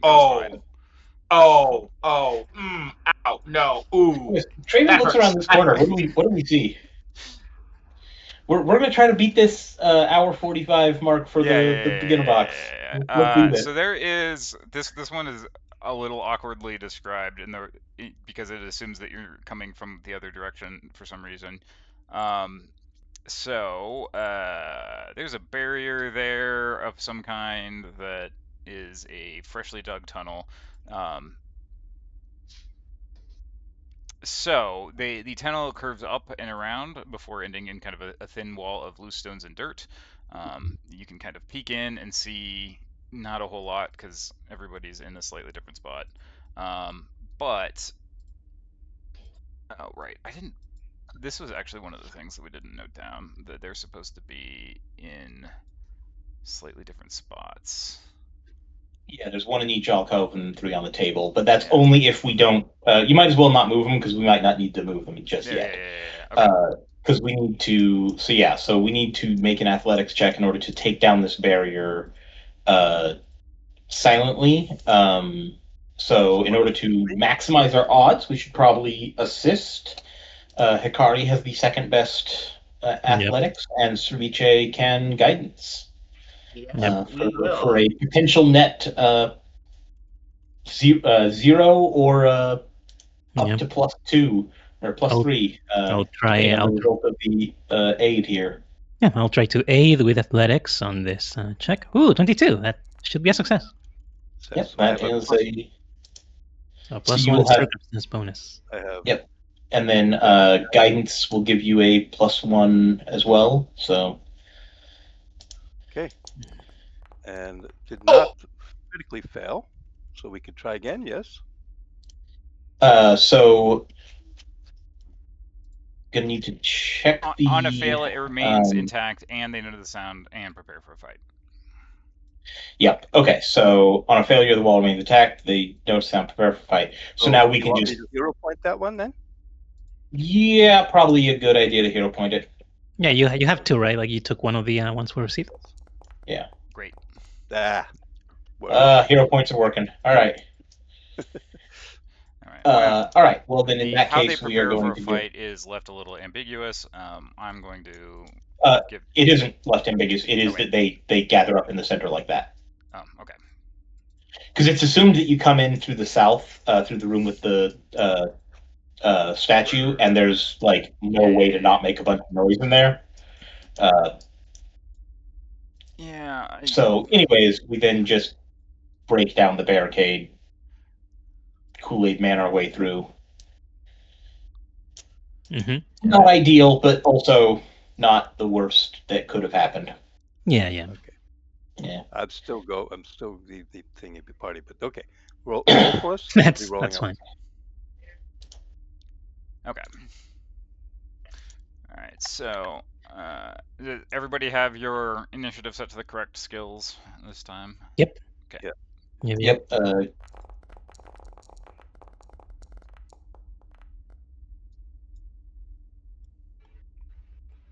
Ooh, the rogue goes first. Yeah. I wonder if I should advance a little bit and ready an action for them for when they come. So we need to break down the barricade still. Oh, it's still theirs. Yep. Yeah, this is a pain. It's just a hassle. Aid me on your turn. Yeah. I will aid. I will move in a position to be able to aid like this. Should be enough. And Hikari will ready to aid, or will aid Mifune. Yep. That's it. This fight got a lot slower just when we didn't get that barricade down. Yep. Yeah. All right, this one is going to move to here, spend an action to open a chest and pull out some oil, and here oil. Just, I guess, wait until there's somebody to throw it at. It's too late to ready in action. Delay. All right. So that you are unfortunately you've already used guidance, so I can't use that again. So delay. You could guide my aid. Yeah, it sounds like a feasible thing. Let's do guidance for the rogue. Let's also, just because we're going to play the Gasu because unfortunately, yeah, we're no longer stealthy. And heal. Yep, exactly. I was debating on whether I should put a thing on a soundboard, but then I was like, no, that's going to be super annoying now. Yes, Yeah, please go on. don't. You had me for it. Also, Yep. it looks like we left the wall up. We did not actually take it down. Yeah, we did. Yeah, because we haven't actually destroyed it yet. Well, I think on the failure, do we? it Thought it said the wall stays up. Yeah, I mean, I'm assuming you're just going to try again until you succeed, and then that's when initiative actually happens. So, or were you? So if Traven delays, then we Well, assume that my next action is to break it through for free. Well, no, And I'm gonna do initiative after the wall comes down, right? So like up until in that then, case, you're just doing the didn't- athletics check. Oh. So then in that case, Okay. the wall Akari came down, did not- and then initiative, Okay. and so we're past that. So Akari, you That's did not go there and aid me. What are you going to do? Okay, so basically the wall is down now, and now we're doing initiative. Yeah. Okay, cool. Yeah, so we can just go back to whatever you were gonna do. Okay, so should we go back in the tracker to my turn? There we go. Okay. In that case, yeah, it happens. Okay. So the thing I was thinking Setting a bit here. Let's see. So what I was thinking is moving a little bit and readying to attack the kobolds when they approach. I think that's what I was thinking. Oh, never mind. Yeah, go ahead. Because I don't have a ranged weapon at this time. I'll have one at level 2, but for now I don't have one. Technically, you could have picked up one of the crossbows, but that's true. But then we need to sell those for something specific. We also don't need ranged weapons ever again, so we're just not gonna we're not gonna bother with them, Okay. I think if we can loot one of the crossbows from before, then I'm happy to have a crossbow and. No, actually, that's gonna encumber me. That's gonna be a pain. So I'm just not gonna bother. It's gonna be a pain. Yeah, I'm just going to. carrying a lot of stuff. Yeah, Hikari has a lot of stuff on them. So I'm just gonna have. Oh, can't move. Yeah, Hikari's going to move. Going to move here. Let's see. I think. Can someone measure from where I was? Because I have my foundry's a little buggy. Can I make it to? You just moved 40 feet, so you could move down one more as 2 actions. But then he can't ready. Yeah, I just want to. Yeah, okay. So then I'll make it here for 35. And from here, I will ready an attack with the spear in case any kobold comes within reach. Okay. All right. Ah, sorry. Oh, sorry. Yeah, you also. No, it's fine. So this one does the same thing, except this time he now actually has a target, I think, for his oil attack. Well, opening chest and removing something is 2 actions, right? It is described the chest and gathering the oil. It is an action to open the chest to use it. Once it's open, then it can spend an action to pick up and throw. So it pick up and throw. Yeah, it can do it in both in a single move. Okay. So.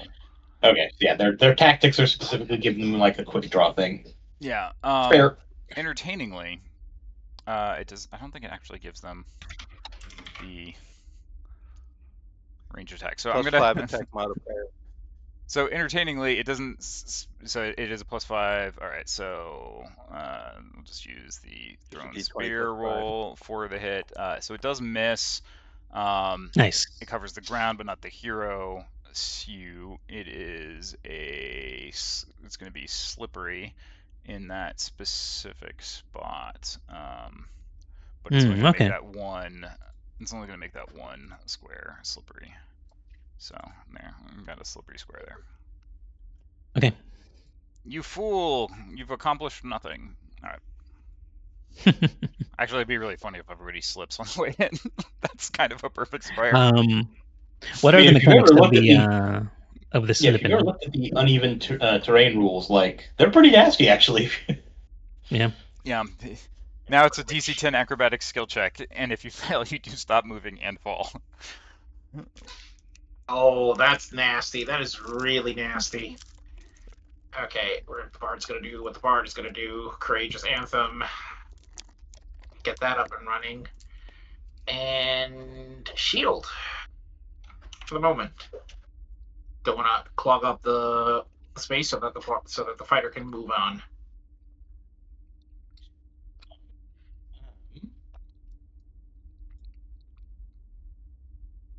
Well, I will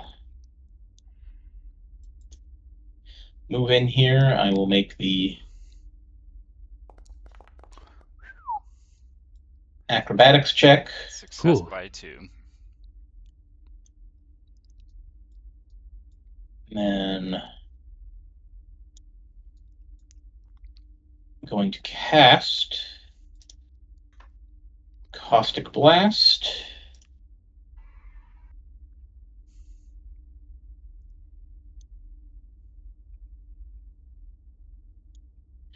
So got plenty of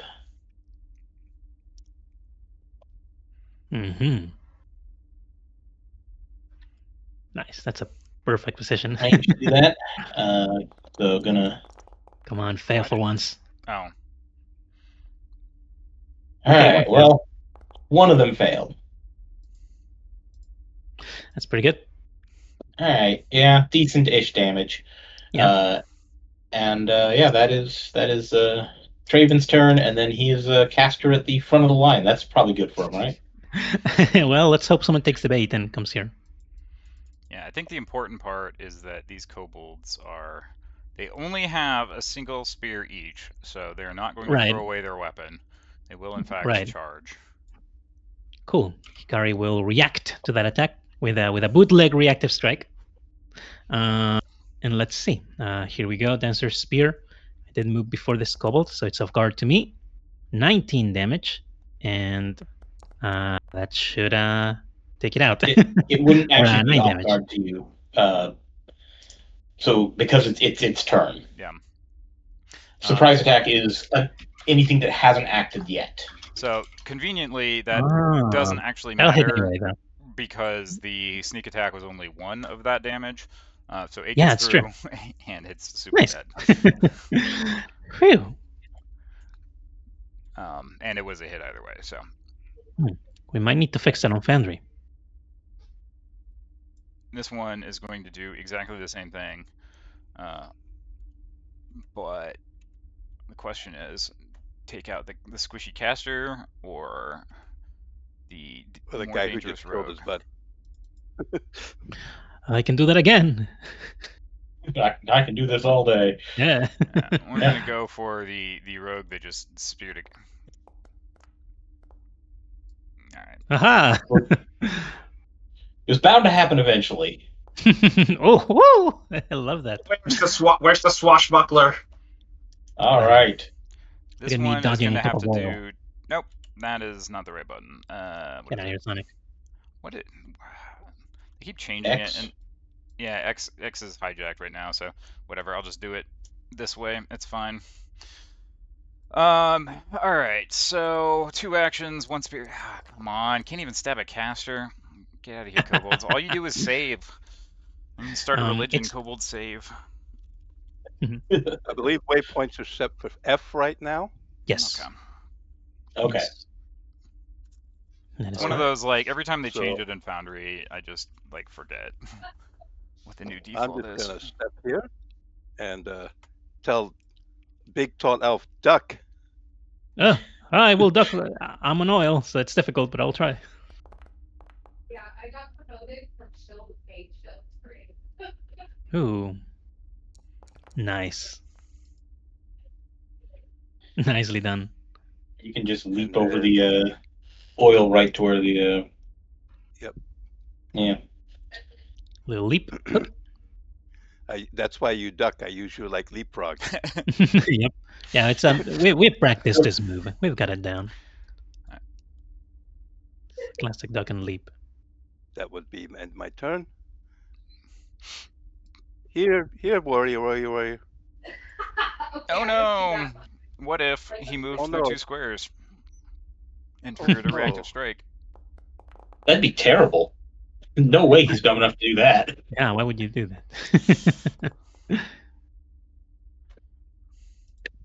Nice. All right. Well, this one can safely move up now. You say safely. I'm just, on principle, gonna hit the caster. He's mad. This is the one that actually failed against the caster, so he is more upset about it. Oh, nice. Oh, That's a good hit. Not so much. Again, where is so the much. swashbuckler? Great. Hikari will move over here. And acrobatics check. Odds are real for good. the Yeah. Odds are real good you don't fail this. yeah. See 10. It turns out the road I can make is, yeah. Hikari just like ice skates using the grease. Yep. Oh my god. Is this stupid? Yeah, All right. those are good points. Yeah. And second attack against this one over here. No sneak attack, but still decent damage. Actually kills it. Yep. That's so And funny. that is the end of the fight. Yeah. The last one who threw Was- the oil has a lovely turn, and he immediately surrenders because that is in their tactics. Yep. Nice. Hell yeah. You do have an That was like, what, 2 opportunity to interrogate the surrendered kobold if you want to learn what it knows. I don't think I need to know anything. I think Yeah. I know enough. I know enough Are stuff. you sure? We talked about this last time. You can get some information that is worth 30 XP, which translates into 1 hero point. You were right. Yep. Nope. You're correct. Yeah. So let's get some information from him. Yeah, diplomacy or intimidate. If you get a crit success here, you get a hero point. Let's see. Diplomacy. All right, so that is sufficient with the intimidate or the natural 20 on the diplomacy.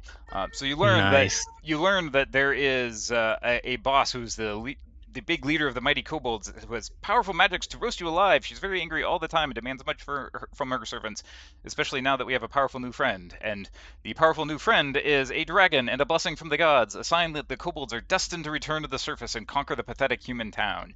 As soon as the hatchling is all grown, we'll rise up to take what is ours. I'd like to point out that none of her spells actually deal fire damage, so there is no roasting alive that could happen. Anyways, we tell the kobold to drop his crap because we need we need that spear and leather armor for the 2 gold, 1 silver. Half of that. Yeah. Go start the new life. We want to look at this chest that she opened up. Yeah. So let's. We can do that later. I actually think we should take 10 minutes to heal up. Actually, quite frankly, like even if we are a time crunch here, I have not cast an actual spell yet. So, hey, look at this. Traven is just going to, look over at Hikari and just slap himself, heal, and just be like, "That's how you do it, dude. Put away the stupid thread, man. You're limiting yourself." Come on, man. We talked about this in front of everyone. Also, Traven is a sorcerer. For Nicomas, who was asking. A primal sorcerer, Nicomas, right? One of my friends, and a player in one of my games. So yes. Traven is a goblin sorcerer who does not as much burning of things as you might want. A lot of cold damage, because it turns out frostbite is just the best. Just the best. 60-foot range is just hard to beat. Freezer burn. Okay. Yeah. So, let's So go fast. Go fast. yeah. Right. So we got to go fast. We take all the stuff in box. Yeah. So we'll loot all that stuff later. Traven thinks this corner looks really nice to just hang around. What does everybody else think? It's That a good couple just corner. vanishes. Yeah. It's a real nice corner. Yeah, it's weird how carefully you avoided walking into line of sight in this entire room here. This whole time that you've been gathering loot. Hey, Kari, that's a real cool shield you got there on your back. Think you're gonna, Yeah. I don't know, hold it up in front of you while you walk around that corner? Of course. That sounds like a great idea. All right, let's do that. All right, we have shield, we have whip, and Hikari will walk around the corner. Okay. A gaping pit opens in front of the floor in the center of this large natural chamber. On the far side, a ledge overlooks the entry. Atop this ledge is an ornate stone throne. Looks entirely out of place for the room. Why are you not sitting on top of the throne? Okay. Sitting on top of the throne. We'll fix that real fast. Sitting on top of the throne. Okay. A regal kobold wearing an oversized crown made of fishbone sits atop the throne. Kill the intruder! She snarls at the two kobold guards at the foot of the stairs. So, with that... That's right, kill me! Come here and kill me, only me. I mean, there's clearly more than one intruder. Like, no random elf rogue would just wander in by themselves. So, oh look, the fighter wins initiative. Am I supposed to delay for these guys, or yeah, we're delaying. Yeah. That's what I figured. I'm delaying. Yeah. So some people who played the beginner box might note that we are supposed to be level 2 for this fight, but it also says in the beginner box that if they've cleared all the rooms up until this point, we haven't. We've skipped a couple of rooms. Yeah, and it's specifically based on XP. There is no milestone leveling in the beginner box. There are no guidelines given. So, So the boss kobold is going to stand up because there's not a whole lot else to do. Or actually, maybe just delay. It will also delay. I think that's the smart move. Everyone's delaying. Still delaying. Okay, that messed it all up. It's fine. It's fine. Everybody was delaying. You can redelay. We're good. Great. I delayed the cowboy style by losing initiative.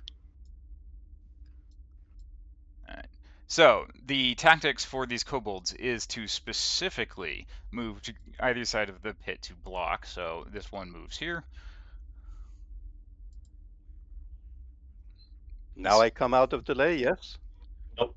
No, you want to wait for the next kobold. So, okay. We want to wait until after Hikari goes. Alright, so, I'll hop back to the second kobold. What happened? Oh, yep. Okay. It's fine. Move to here. Have some line of shot. This one actually has line of fire. Actually, this one should have shot from the middle spot, so I'm just going to go move back here and do that real fast. Pop. Okay, now it doesn't have ammo. And this one's going to do it from here. Hooray for shield! This is why we raised that shield. Oh my god, both times! Oh. Alright, that is so amazing. neither of them are loaded, and you are up. That is great. Hikari, that looks like an unwinnable fight by yourself, man. Yeah. Let's retreat. Hello.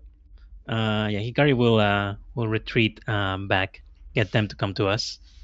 Let's go like this, maybe.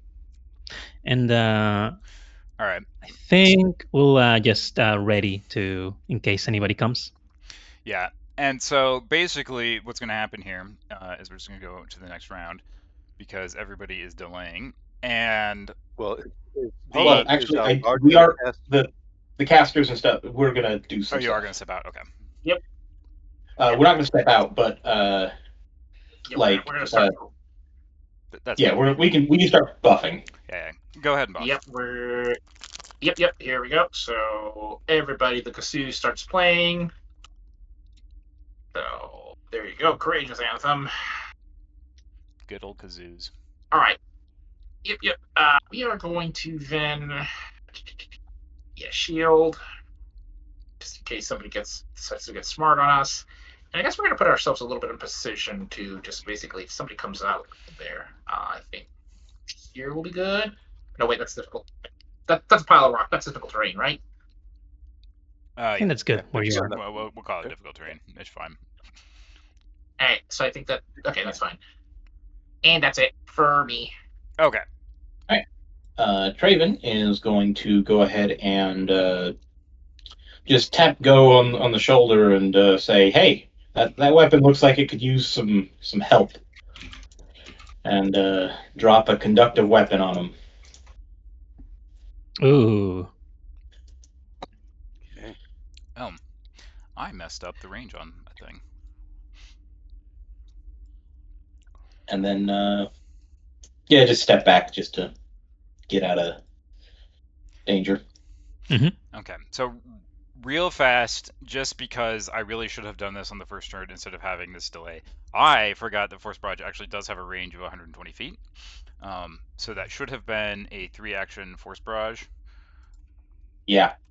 Fair enough. So 3d4 Hikari? plus 3 against Otari, yeah. Yeah. So I'm gonna do that here real quick with the. Because that is her tactic, yeah. Yep. You're right. Yeah. All right, so we're gonna go ahead and run this first 3. All right, so Hikari took 10 damage. Oh my god. I'm Okay. still okay. So on second, the next part of their tactics is specifically they say pursue the retreating adventurer, and so now truly these kobolds are doomed.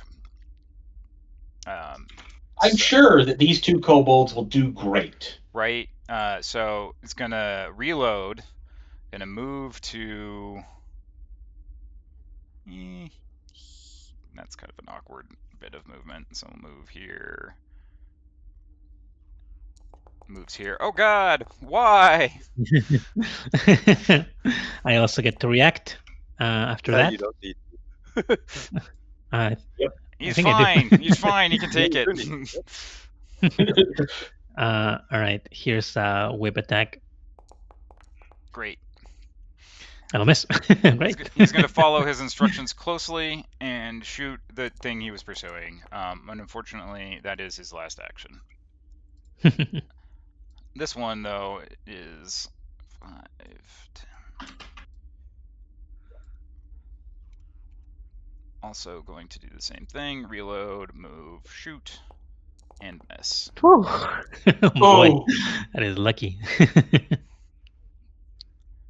Lucky. Great. Let's we'll try a I don't want to get in line of sight of the thing because it might shoot me again. Actually, I can go attack and then go back. Yeah, let's do that. So Hikari will try to get like the get the flanking, which would be, I think here would be if I to get flanking from the fighter. Would it be here to get flanked from the fighter? I think so. Yep. Yeah. All right, and attack with the whip. And that will hit for 9 damage. And then we move. Oh yeah, that wouldn't be bad. Here. Or you can move back to my spot. Why would you not just you stay can in the move flank here. of the fighter who's about Yeah. to hit? Well, let me rephrase. I know exactly why. It's the kobold boss.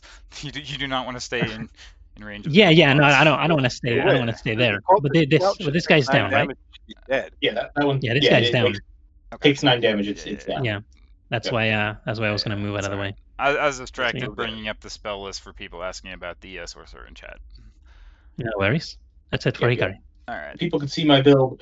Oh no, my secrets about what spells I have that I've already cast all the charm, and Yeah. I will not be casting charm once this fight or once at all this run. Yeah, and so basically, for the second round, I didn't mark it, but the boss is, after yelling, which is a free action, the boss is delaying. So if anybody is visible, it will step out and Yeah. it will just blast with its That's what I figured. quote unquote One action. fire.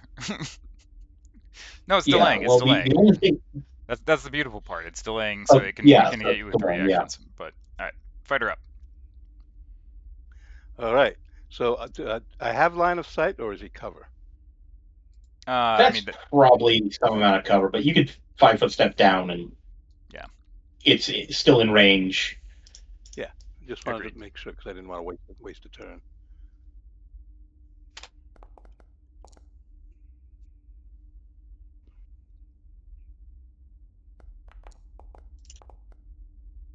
Ooh. Oof. Still alive. these are some hardy scouts. Yep.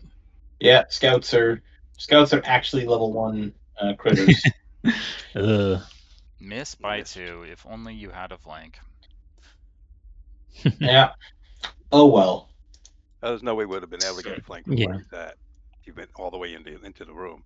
We're going to go ahead. Yeah. Keep the Would have died courageous too. anthem up. I'm tempted to heal Hikari, but you know what? Let's go ahead and. You think you got the Kobold Scout? Maybe we should just kill it. Raven. Yeah, just kill it. Just frostbite it. Yeah. Yeah. All right, here we You got go. this. Roll the damage. Yeah, unless it crit succeeds, this kills it. Oh my god. It crits all right. Beautiful. Good lord. Well, its corpse has weakness 1 to bludgeoning. Oh boy. All right. Traven is going to move up here, and then burn my last rank 1 spell to heal up Hikari. Ooh, 10. That Yeah, is actually enough to get me back to full. That is exactly enough to bring you to full. Yep. Yeah, that's great. That's great. That is Traven's turn.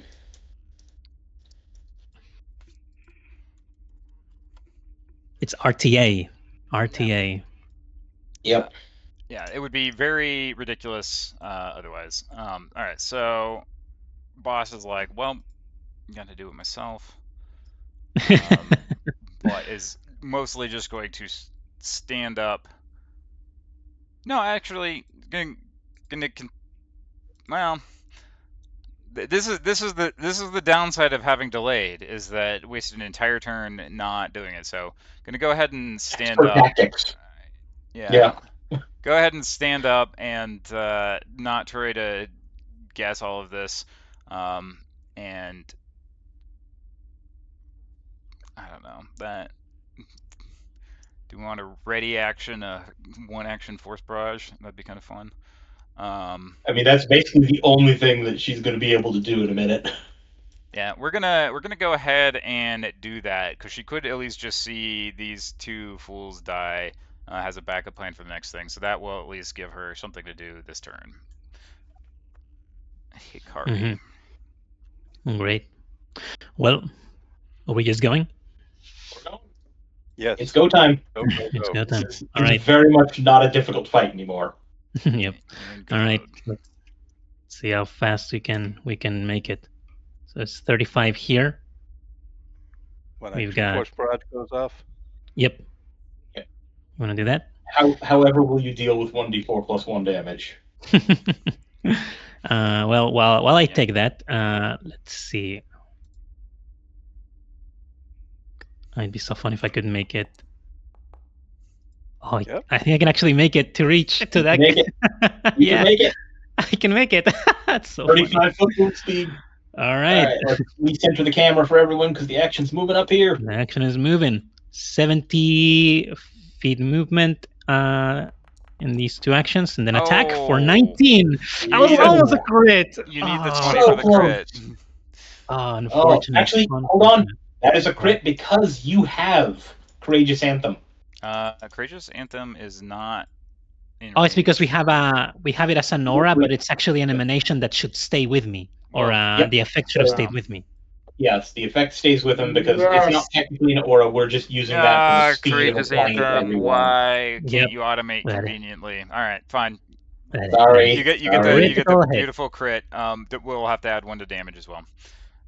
That's fine. Yep. Yeah, I put the Oh, Courageous then- Anthem on him, so it added One extra third. damage. All right. I manually All added right. Courageous Anthem. Great.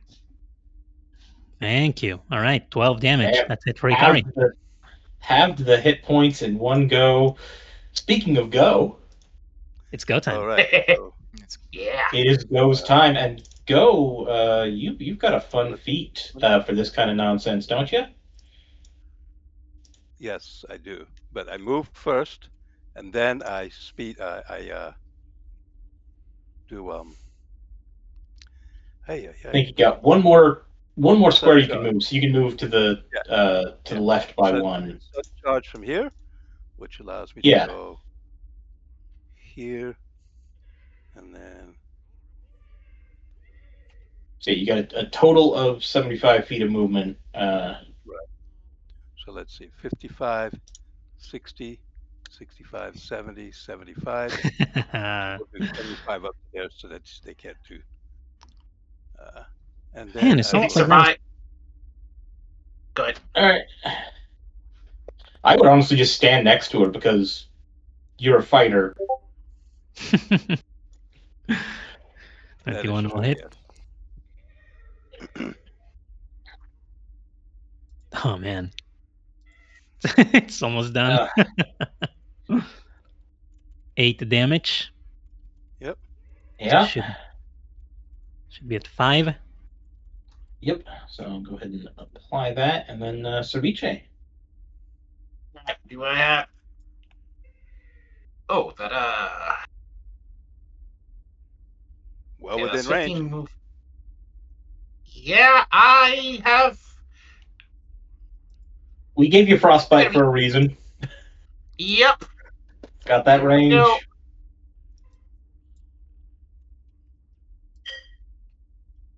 Fail. Oh, if it fails, that'll be enough. Ah! No. Kobold saves. I should have done two action force barrage. Darn it. Ah. All right. Yeah, actually, that would have been good. All right, But- well, that's fine. It gives Traven a chance to come in and save the day.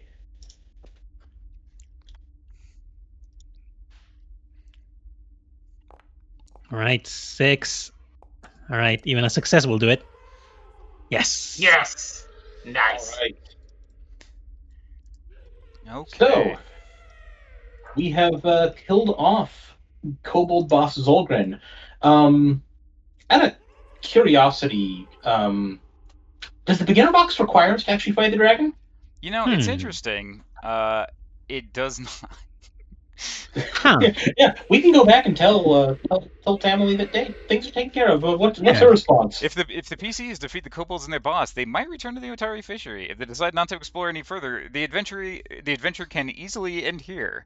Tamily happily pays the hero for completing the job, even if she does wonder what was in that mighty egg. She's also curious about what happened to all the fish, as the kobolds couldn't possibly have eaten it all, but such mysteries will have to wait for another day. Yeah. Who cares? Yeah. Also, I just want to call out that this cave is clearly a face. It is.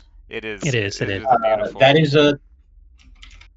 That is the end of the things. We should probably pause the timer here because we are going to take a short break. Yeah. So, Yep. Big shout out. We've had 3 more donations. Yes, Thank thank you you. so much. So Arthur I'm and Callum.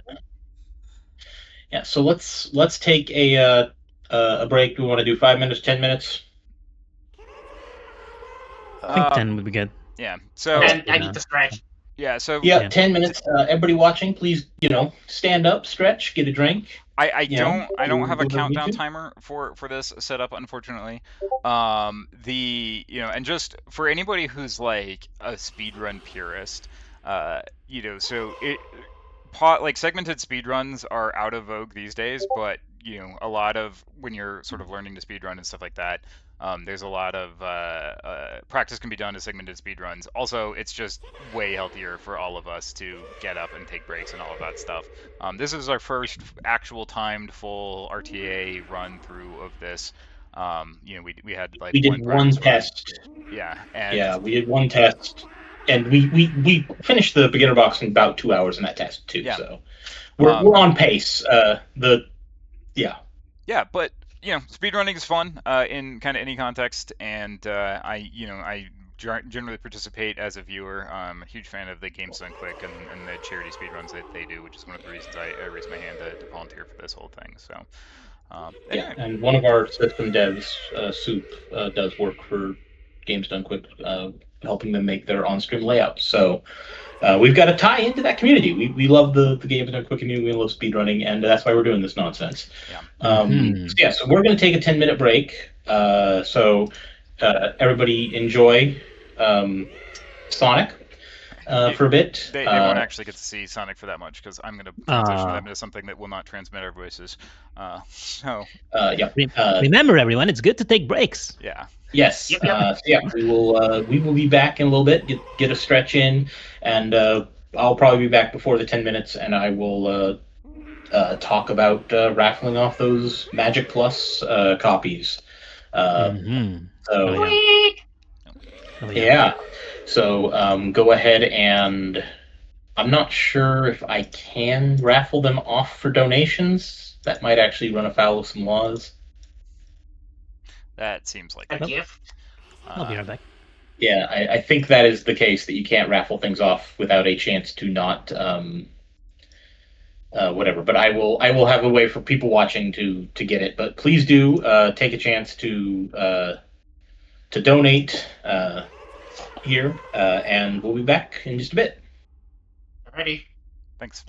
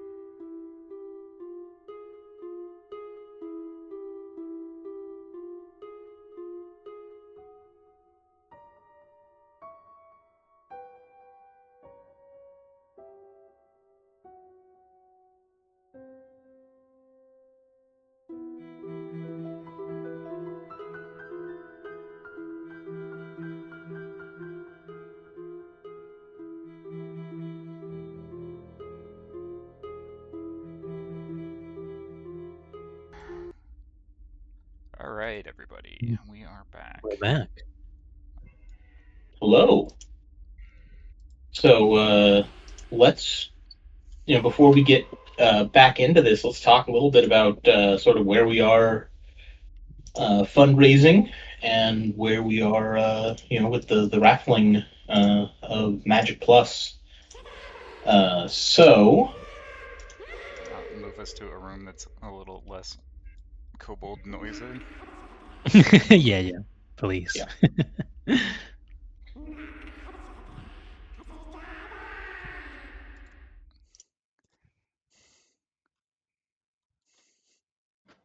All right. We got it. Thank you. All right. All right. So how do I?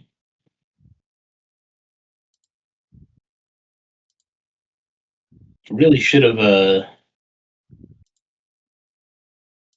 done this. Figured this out beforehand, but I got told this the other day that we were getting these copies to raffle off, so I wasn't expecting it.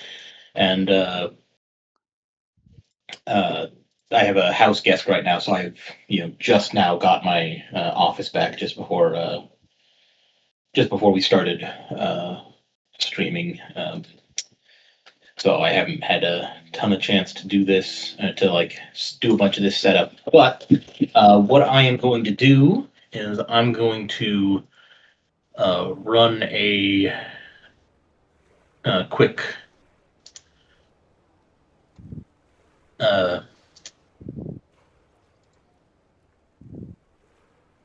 thing. So if you want to enter yourself into the raffle for Magic Plus, go ahead and just type a message "Magic" in the chat. And here in a couple minutes, we will send one of those off to anybody that entered themselves. All right, and so let's talk about where we are with Extra Life. So Mhm. currently, we're sitting at $1,340 raised, which is great. We've raised about 1,000 today. Pretty happy with that. So you don't have to donate to me. If you are in Canada, it is probably best to donate to uh, Timoon. Mhm. He is our dev team manager because he is in Canada. He's supporting McMaster's Children's Hospital, Mhm. and so you will get a Canadian tax receipt if you donate to him. If you're in the U.S., you can donate to any of us. We all, all of the money goes to one of three hospitals, either uh, uh, McMaster's in Canada. If you donate to Tim, if you donate to me, then the money goes to Nationwide Children's here in Columbus, Ohio. And if you donate to Shark That Walks Like a Man, then it goes to Dell's Children Ascension, which is in Austin, Texas. So we've all chosen hospitals that are close to us that are participating. And yeah, there's a really good, good charity. I don't know, if anybody's ever had anybody watching has had much of a experience with the American healthcare system, but it is very expensive. It is very hard to navigate, and it is very unfair that children in need have to, wait for people to donate so that they could they can afford their care, or the hospitals don't make them wait, but they the bills do pile up. And yeah, cultural Ulrus, same. Like I worked for a university that owns the hospital that I had to go to when I thought I had appendicitis. And after 12 hours in the ER, I racked up quite a bill. And even though technically I was, at my employer, like the hospitals is my employer technically, like the bill was not cheap and it was just absurd. So even with, the very good student health insurance I had, and even with the the fact that this is my employer, they shouldn't have they shouldn't have huge charges, I still got dinged $50 for the Tylenol they gave me. So it was very, very bleak. If you've ever had to deal with the healthcare system, you know that it's not great, and children shouldn't have to deal with that. And so thank you everybody who is donating. There's real expensive Tylenol. So thank you everyone who's donating. Last chance here, get magic in the chat if you want to enter into get the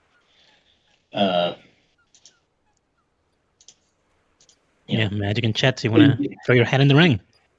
Yeah. So thank you Team Plus for doing this.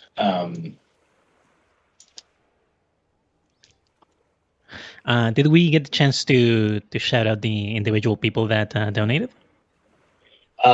I have not yet, but we should. I believe we left off at so it was Wit and Jacob that donated first. And we have Nicola, our system dev friend, right? Yep. We have Kaladin 199. Watch out for swarms dancing Morlocks. I think. Are we gonna deal with Morlocks at all? I don't think. We are not gonna. We're gonna skip. Yeah. I think we might just be skipping that. we are gonna skip a lot of Abomination Vaults. And I said in my post that we're not running Abomination Vaults abridged, and we're not. We're just going to use some paths that Paizo put in the module that maybe shouldn't be in there. Exactly. We're We should be. We're good. Shout out to Arthur Trumpet, also donated to the to Gal's Extra Life page here, and William Hendrickson also. Yep, he's one of my players there. Hey, thank you so much. Donated to Tim. Yep, I see it. Yep. Martha, thank you. Yeah. Yes, so thank you. I am $50 away from hitting the $1,000 mark. And before we continue, I want to do one more thing, which is that we don't have our goals up for like what we're going to do, but they aren't. They're communal goals, and so I have already pledged that for every, I think I said 2,000, or did I say 1,000? You got 1,000 as your first milestone, so.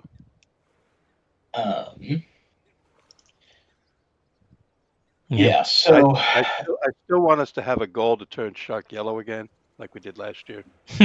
Yes. Okay. So for every $2,000 that our team ends up raising before the end of the year, I am going to be adding another rule element to the next set of rule element videos that I'm going to be making. Currently, I'm only planning on doing 2 rule elements, so you can force me to cover a lot of them if we, raise enough money. I think we're up to 46 rule elements in total. Yeah. Give or take. Yeah, something like that. And we have a major change coming. Yep, we've got some pretty big changes coming to rule elements. Next release, which will be out by Wednesday. Should be out by Wednesday because that's a book release day. But it should be out by Wednesday. We will be losing brackets in rule elements, and we get some new tools to replace them that are real cool. And Rigo, you've been playing around a lot more with some of the new forms, right?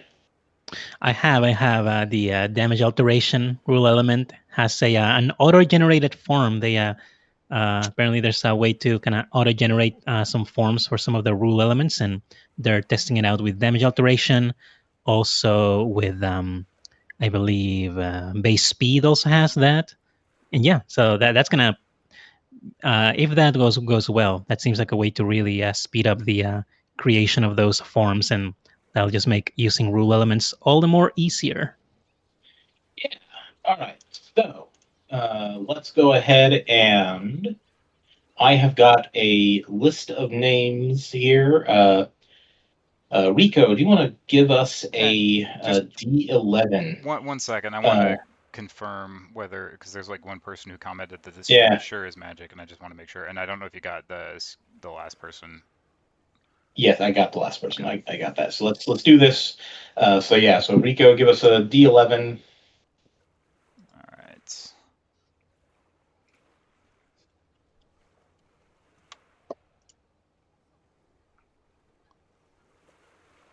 Let's try to imagine what a D11 looks like.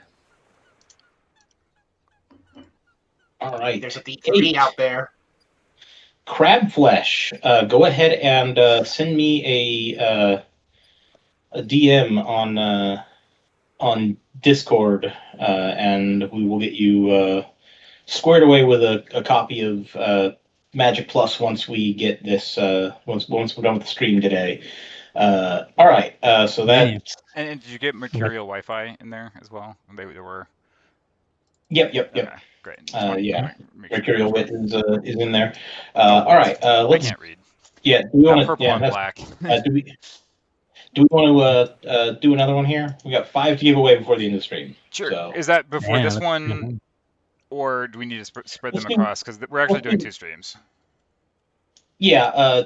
Well, let's give these away. I want to see if I can scare up some other stuff for next week. So let's do 2 now, and then we'll do 3 at the end of the stream. Great. So give me a D10.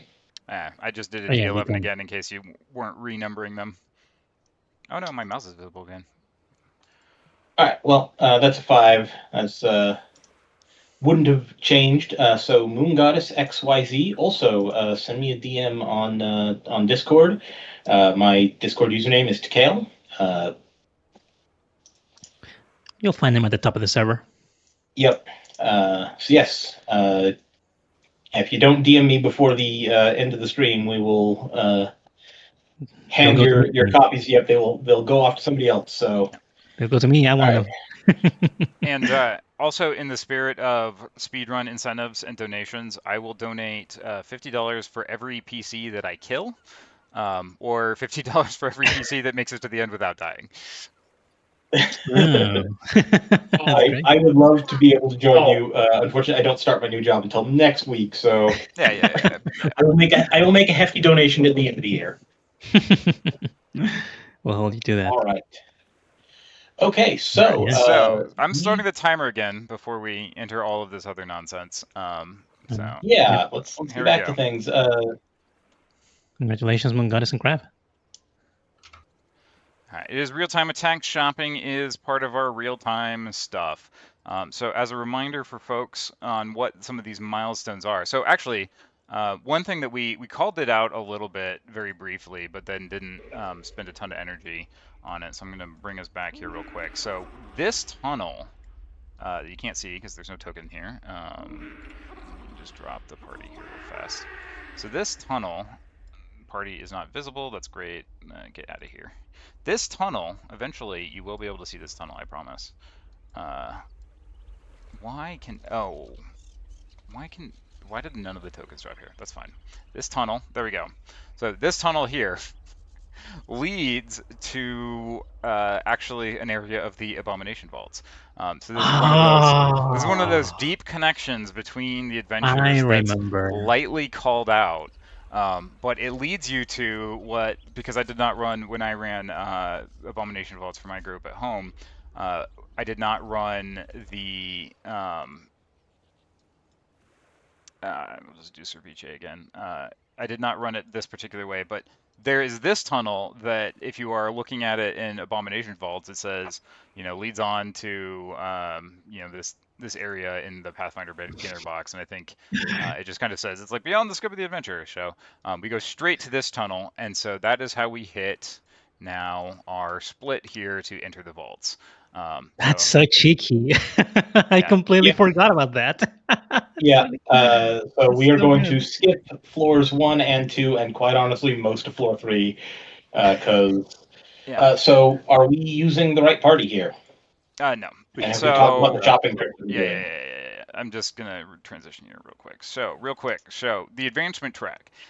This is, I mentioned that we talk about this again, but basically, you'll notice here that for anybody who's running Abomination Vaults with milestones, the heroes advance to second level or remain second level after clearing out most of the gauntlet, right? But we don't care about that. What we're going to do is the line right above that. The heroes begin at first level or at second level if they've played the Pathfinder Beginner Box Adventure.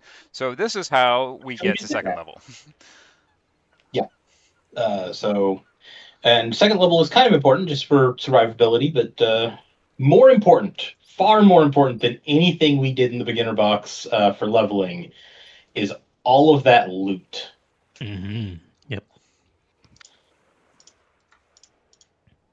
So, yeah, I am still loading in because my browser decided that it didn't want to load. But why don't we go over what the loot is that we got?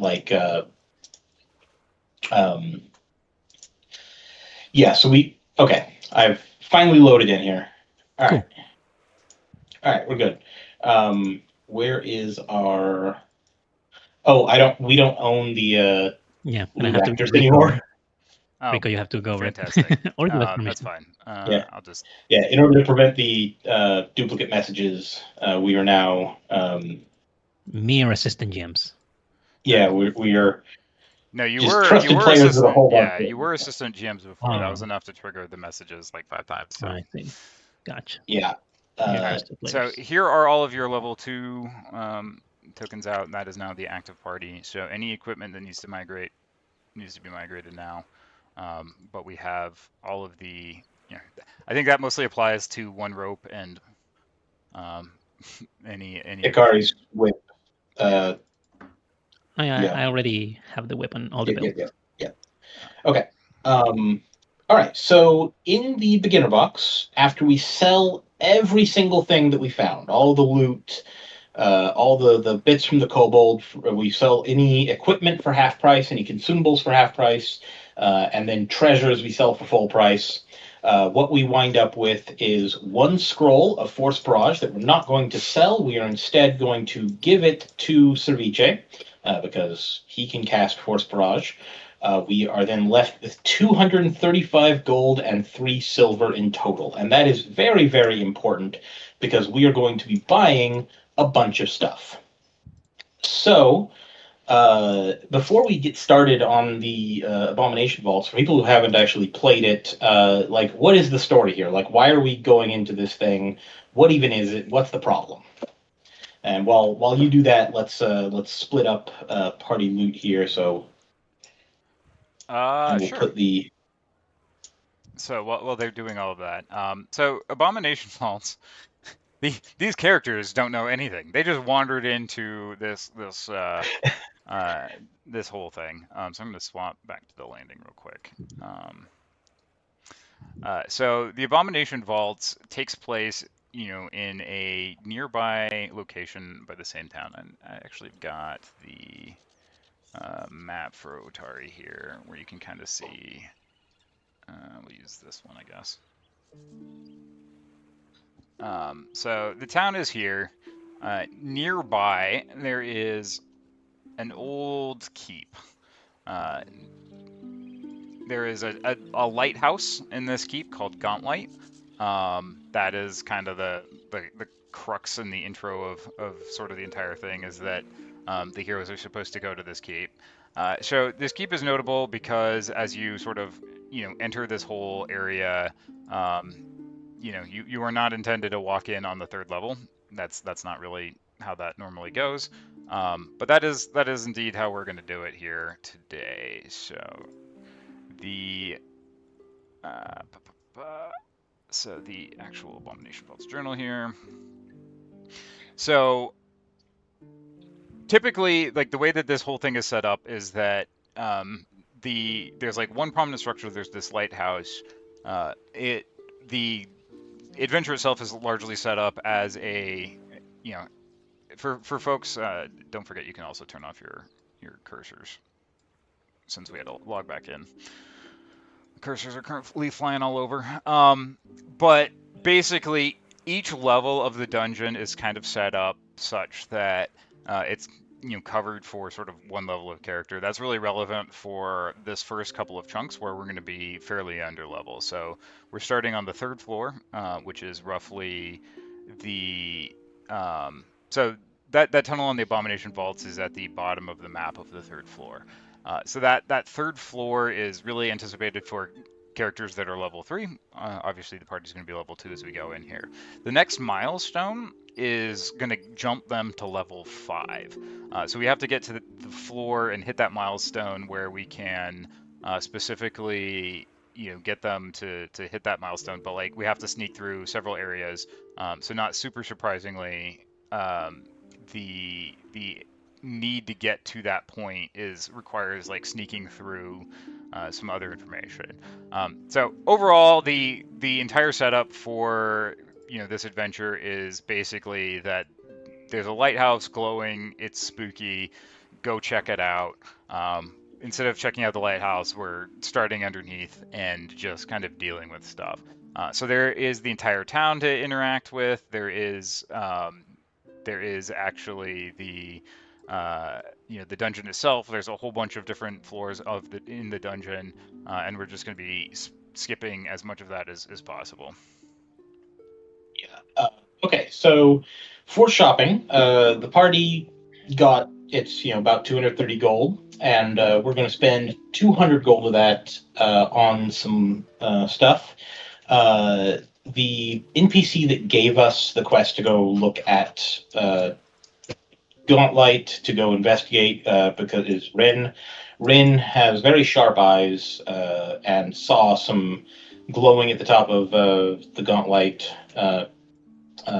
lighthouse and wants us to go investigate it. And as long as we are faithfully investigating Gauntlight, she gives us a 10% discount to her shop, which is going to be important because we are going to be very, very, very cash strapped because we're making some really strange decisions about what to do with our money. Very specifically, here we are.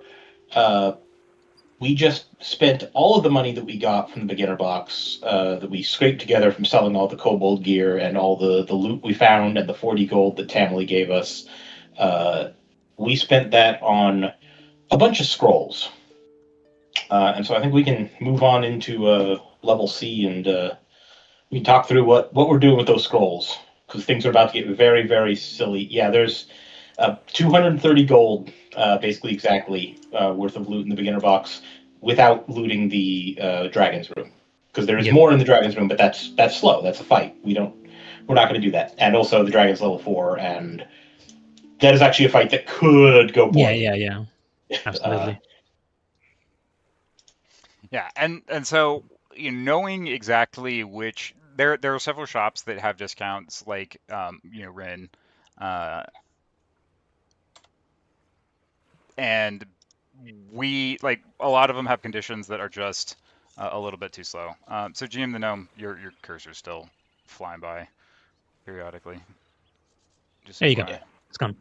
Oh, no, it's back.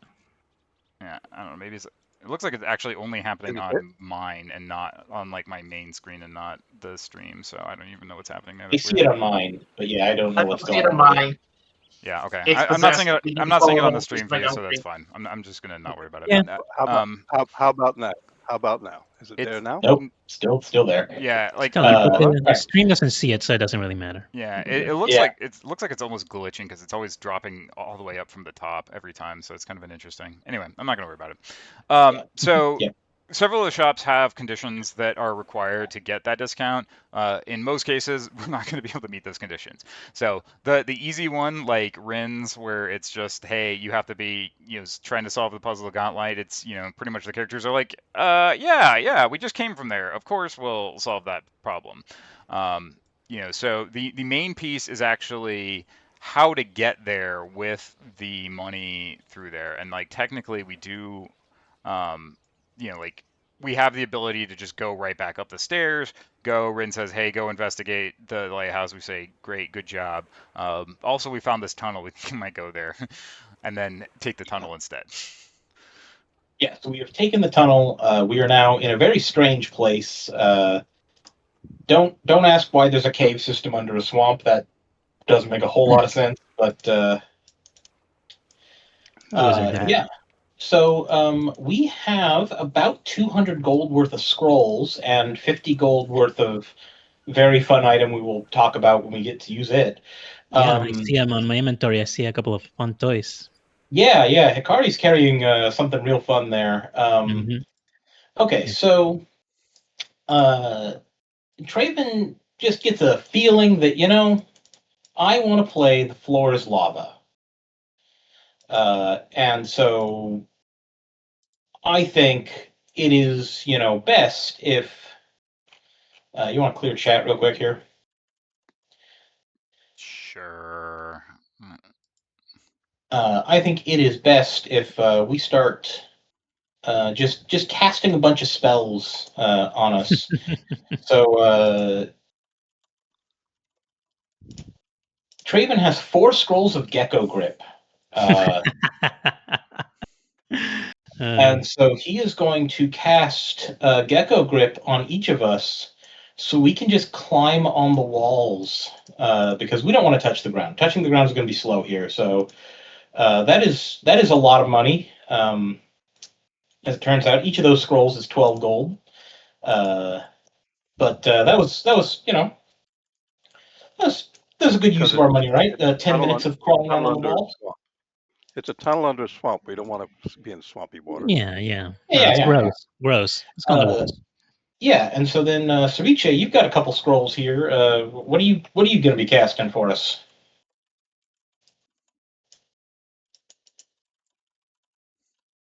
Okay, so we have a scroll of silence, and I have a scroll of rank 3 invisibility. Yeah, so shared invisibility, which is a rank 3 spell, which we need to cast that one first because casting silence kind of stops us from casting further spells. Yeah. Yep. So we're gonna go ahead and use that beauty. Yeah. So remember, it's on your activations tab. Yep. But it also doesn't really matter. We're just using these to kind of skip some stuff here. So And we're gonna go ahead and cast silence. yeah, so the party, so this is a 4th rank silence, and because it's a 4th rank silence, it is in a 10-foot emanation around the target. So that means the party is now invisible to everybody except each other, so we can see each other. We are also completely silent, and we don't need to walk on the floor. And Specific set of circumstances. that is a very specific set of circumstances. And now we are going to very carefully walk down the hallway. We've got 10 minutes to do all this, but we're going to just move as a group. Yeah, if we want down to the hall. switch to the party actor, this is probably a good Yeah, time. probably best to switch to the party actor here. We will see why the reason why we have silence up in a second. You might just turn the lights up on this map so that people can see it a little bit better. Right. It does better. Everybody in the party has dark vision, so we made that a requirement for building our characters. Is we don't want to carry torches because, we need hands. Yeah, we need hands. All right, it's daytime now. That won't have any horrible consequences at all.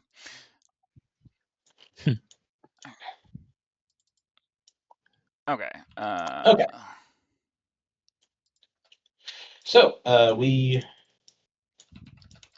don't think I have ownership of the party token. Neat. I don't think anybody had. I don't think none of us did. Yeah, I think. There. Yeah, you should be good now. Okay, good. It's like I can't move them. All right, so you gotta go fast. Yeah, we gotta go fast, as the token says. Gotta go fast. So we come around the corner, and what do we see? And decidedly not here. Yeah, this is actually really important. So this is your classic gibbering mouther, which will show everybody there on stream. It's so nice. It's pleasant.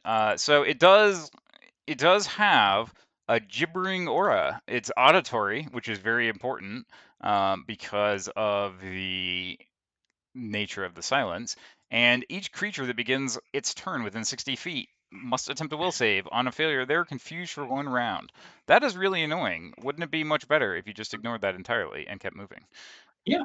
Yep. Pretty So we are much. invisible, so it doesn't have any ability to see us. So yeah, we do our thing. We're gonna- It does its thing. So, did you all enjoy seeing floor 3 of Abomination Vaults? I That was know I fun. did. That was great. That was Yeah, a lot of fun. What's down this hole?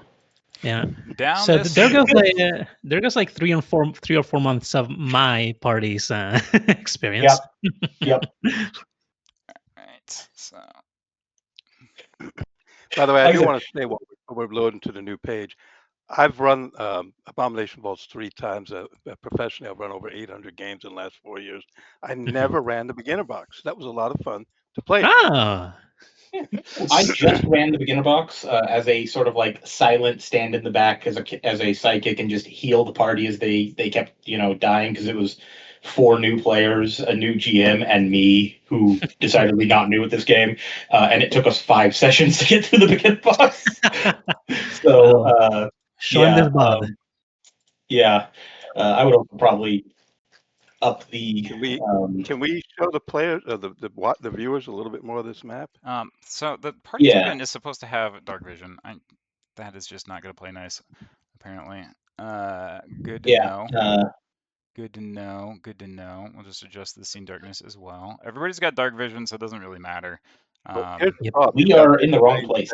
You had vision range set at 1. I should vision range to like 100. So this is close to the right place. Sorry, wrong set. This was the tunnel down Yeah, here. yeah, right? We're supposed to be down here. Yes. Sorry, I'm like sitting here like messing with these party token vision settings.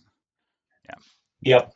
Okay. So So floor 3 has a shortcut to floor 4, but only if you get back to that back area. And normally to get to that little back, area with the dribbling mouth, that is actually like a lot of fighting to get back there from the normal mouth. So yeah, we have basically, without doing any fighting, we are now on floor 4 of the beginner of Abomination Vaults at level 2, which is decidedly not the level we are supposed to be doing this. But I will remind everybody, we are invisible, silent, and can climb on the walls, and you are going to see why that bit is important right now. So the party is going to continue just crab walking on the walls here.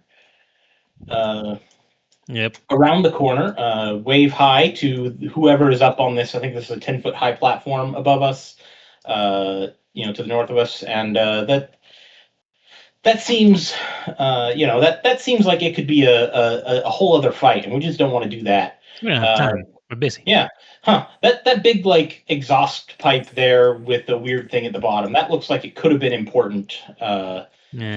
Plot wise, and we're just going to ignore it. We are going to crawl our way along this wall, decidedly not making any steps in the water. And we're going to make our way over to this island, this neat little island here. I think we can zoom in. Yeah. And so if you have played through Abomination Vaults, you know that there is something special about this island. Yep. Can anyone call it out? I wonder. I am. Yeah. So at least 2 of these should have been visible as you're going by. Oh, are the flicker wisps not supposed to be invisible at start? Yeah, they don't actually. Like have the ability to go dark. That's just the main one. Okay. Well, good to know. I didn't bother even looking at them because who cares? All right, you want to dump us out of the party actor and then maybe, just maybe, give us observer access to NPCs? Who's this man? Yeah, so there's a skeleton here, right? Spooky skeleton. And we are still invisible and silent. There's not a whole lot we can do about the silence. The invisibility will drop as soon as we make a hostile action, but the silence, we just sit down and have a nice, picnic for 10 minutes, waiting for silence to drop off. And then it does, and at that point, our Gecko Grip and Invisibility also run out. Yep. So why did we just do that? Well, you may recall that one of those milestones was to speak with somebody in particular. You may also just be aware that this is the part where you are kind of most under level. Like the goal here is that if you talk to this guy, this ghost that is chilling here in particular, you get to level Hello. 5. The catch is that there is a pretty tough potential fight there right before level 5. But one of the things that is specifically set up in their tactics is that they stay away from this island because they know that this ghost is dangerous. Unfortunately, the party has come here anyway, and so they're kind of left without a choice but to engage. Yeah. So we think there is an argument to be made that there is just no way that the ghosts or that the wisps over here would actually fight us because we have made it to the island. We are safe, and their tactics explicitly say they've learned to stay away from this island because Otari can one-shot them. Otari is significantly higher level than these wisps, and these wisps, the Will-O-Wisp, is significantly higher level than us. So, yeah. But for the sake of the stream, we are going to run this fight because it is kind of funny to watch 4 level 2 characters fight a level 6 Will-O-Wisp, which is normally a very annoying enemy to fight. And you will see what we've got planned for this that is going to make this fight significantly less silly. So as we appear, what happens? Well, real quick, for anybody who is going to do a non-perception based initiative, can you please make sure that that's set before I hit roll? Oh, thank you for calling that out. Yeah. And should I have my special surprise on my hand? Yes, you should be carrying that special surprise. Cool. I've got it. We try. Yep, I'm gonna do that Alright. as well. And yeah, if a party ever did this to me, I'd just be so annoyed. Alright. Uh, The ghost is up first. He's like, "What the? What is Oh, even hello. happening here?" we all just wave. Yeah, What up? he is not going to delay because he doesn't really know what's happening. And then this wisp is going to come up and attack. Are we saying I was prepared for this because it was a fight? Yeah. You were standing here for 10 minutes. You saw these things, or not 10 minutes, but like 5 minutes. You definitely saw these things coming. Yep.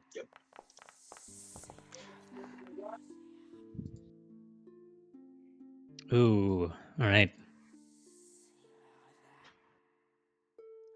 Okay. Nicely done. All right, and then it will go ahead and it will. How far did it move? It only moved 15 feet. It's fine. It's gonna go ahead and flicker. So with a flicker, what I need from Hikari is a will save. Will save. Okay. Ooh, going after me. All right. Here we go.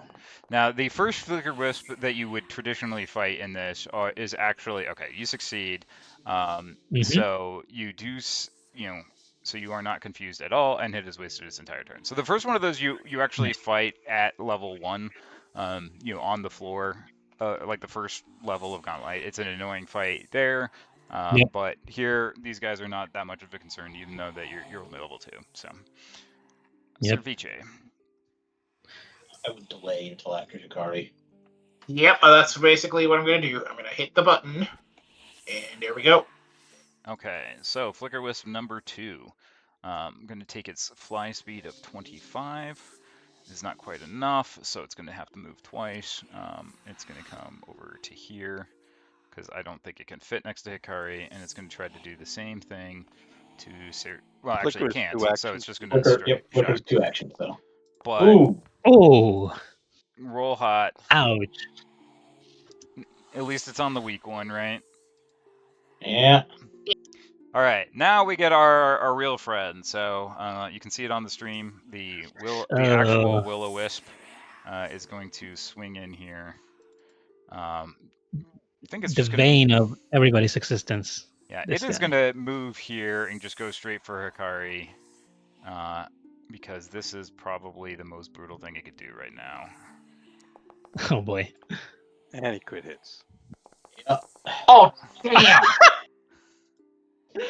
Ooh, exactly his hit points. Oh, That's so funny. Oh my god. Brutal. All right. Someone will have to do this for me. Yep. Yeah, it's in your hand, so I can Yeah, it's in grab my it. hand. So a little pouch tumbles on the floor next to me. Ugh! As I fall. Does Hikari should be moved to before the Will-O-Wisp? yes. Yes, Yep. absolutely. Hikari's. Yep. All right, and I believe so. If it uses its shock, you can determine where it is. So it is now only hidden instead of invisible. That said, it does get to move. So because it's hidden, it is going to sneak.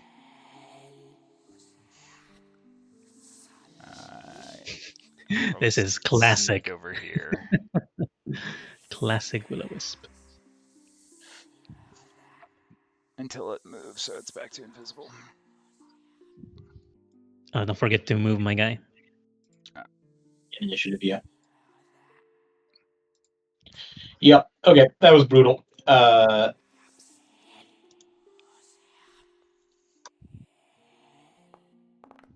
Do we want Servisha to come into initiative? Yeah, best to do that one.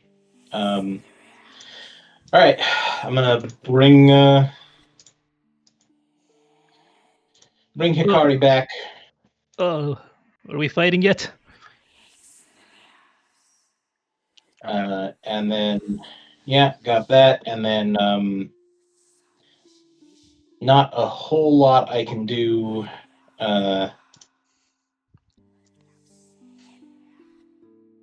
Are you going to wait till I grab the packet and throw it, Savicci?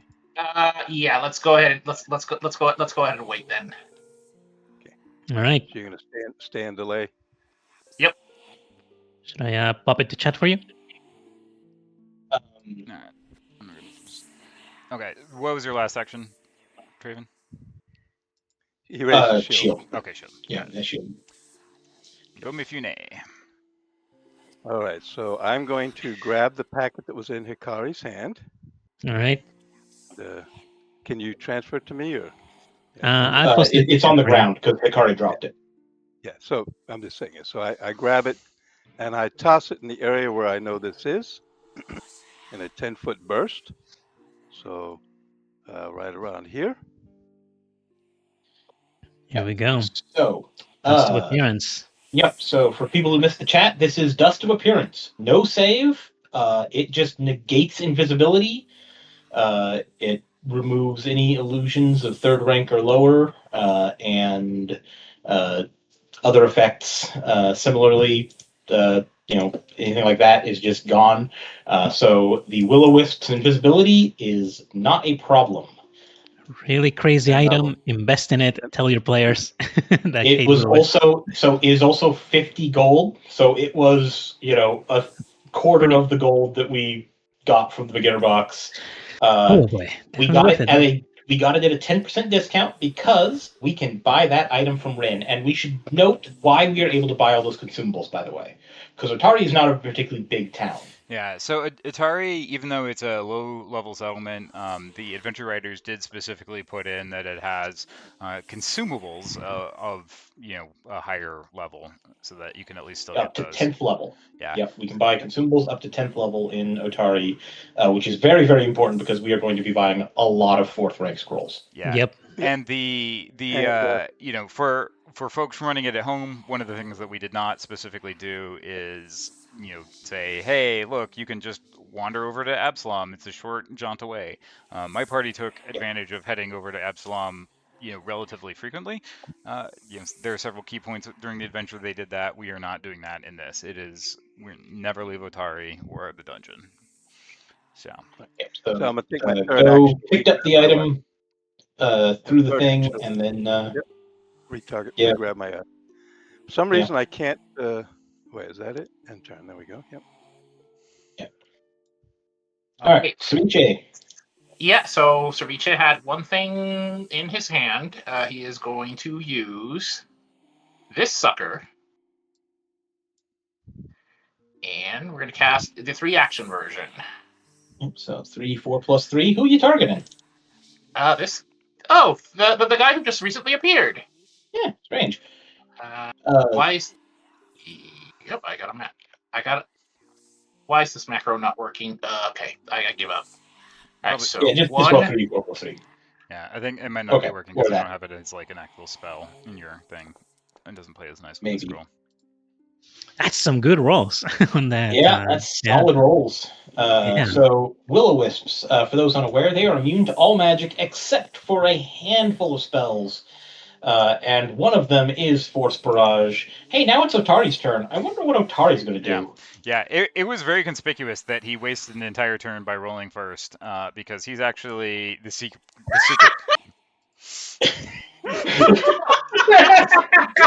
Oh my god! He's so good. Amazing. Amazing. This is why the wisps don't go near the island, by the way. Oh. Yeah, Oh so my God. Otari, level 9. Yep. Yep. Hey, can Is you he come with going us? to? Oh, no! He almost got the hat trick. Oh, that could have been great. That would have been just hilarious. Yeah. But instead, Hikari gets to get some revenge on a wisp, I guess. Obviously, this is a stream full of spoilers, but for folks who the spoiler light version, this is a hero of the town. They literally named the town after this guy.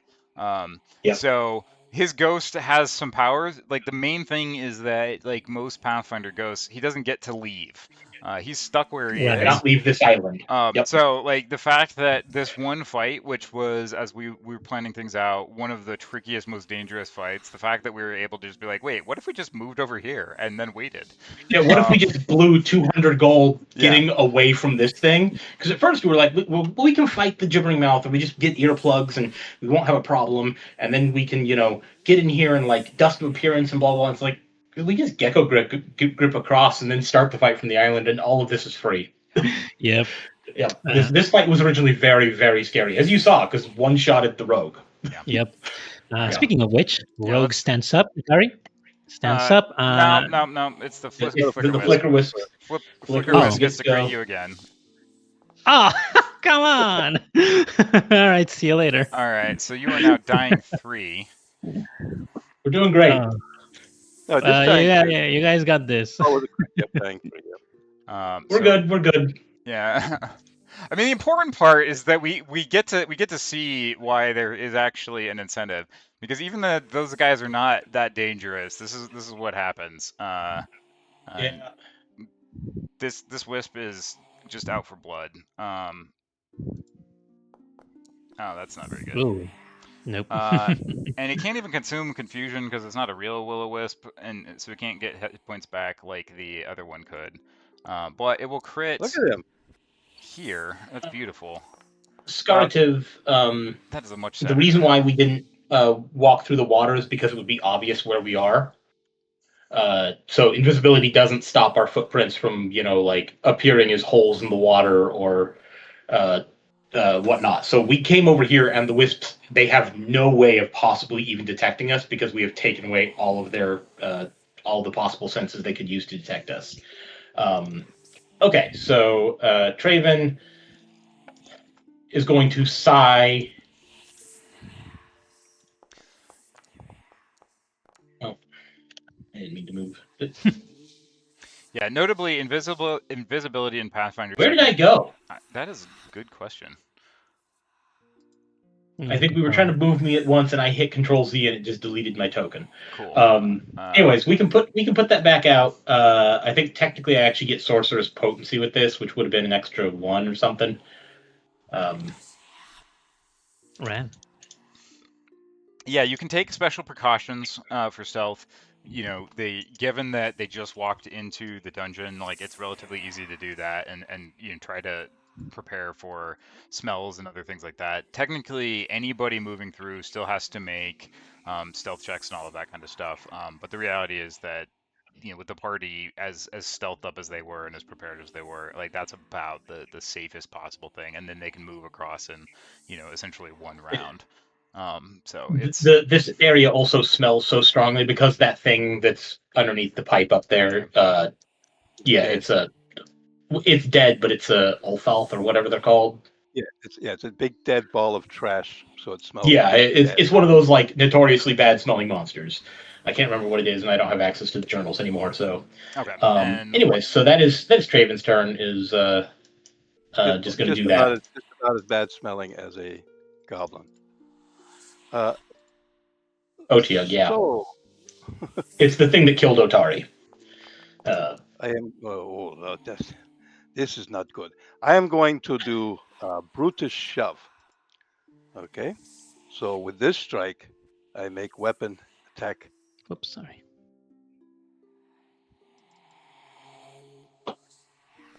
I still higher. I mean, really, what Alright. all this means is that Otari might actually get the hat trick after all. Yeah. Yeah. Well, Sariche can throw a 3-action What's thing, going or to just happen again? or just soothe Hikari. We're going to rest after this, anyways. Yeah. Don't bother with the Yeah. healing. Yeah, I'm just gonna do the 3-action force barrage then. And we're doing 1, 2. Puny rolls. Is that enough? Probably not.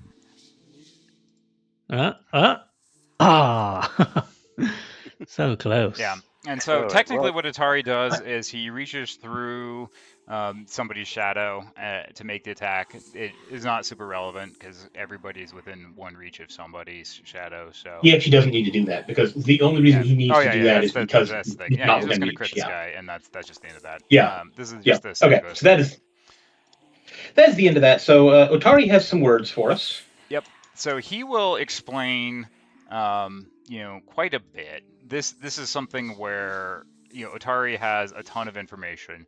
So specifically, there is a spectral seal. This is a barrier that prevents you from proceeding further down in the dungeon. That's actually one of the critical barriers to get through because it's essentially a force field.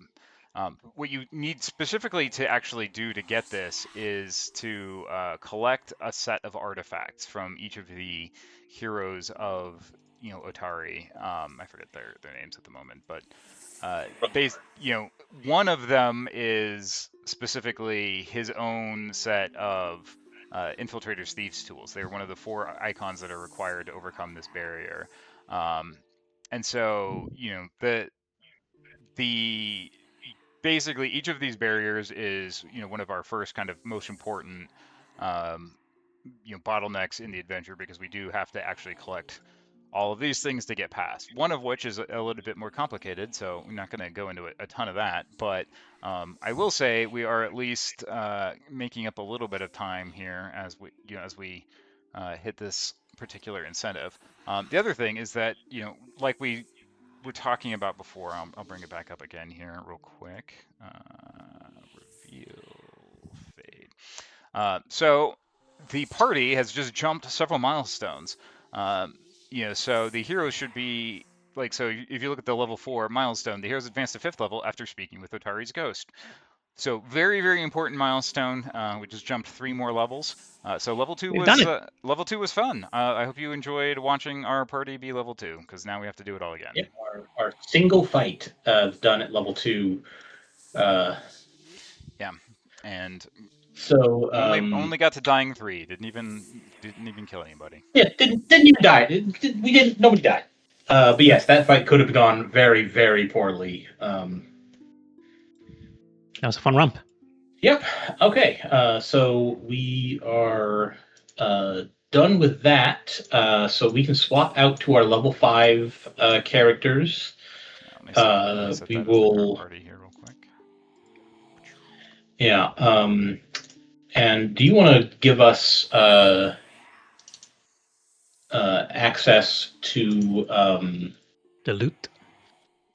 You should have access to all the loot. We have access to loot. Do you want to give us observer access to NPCs?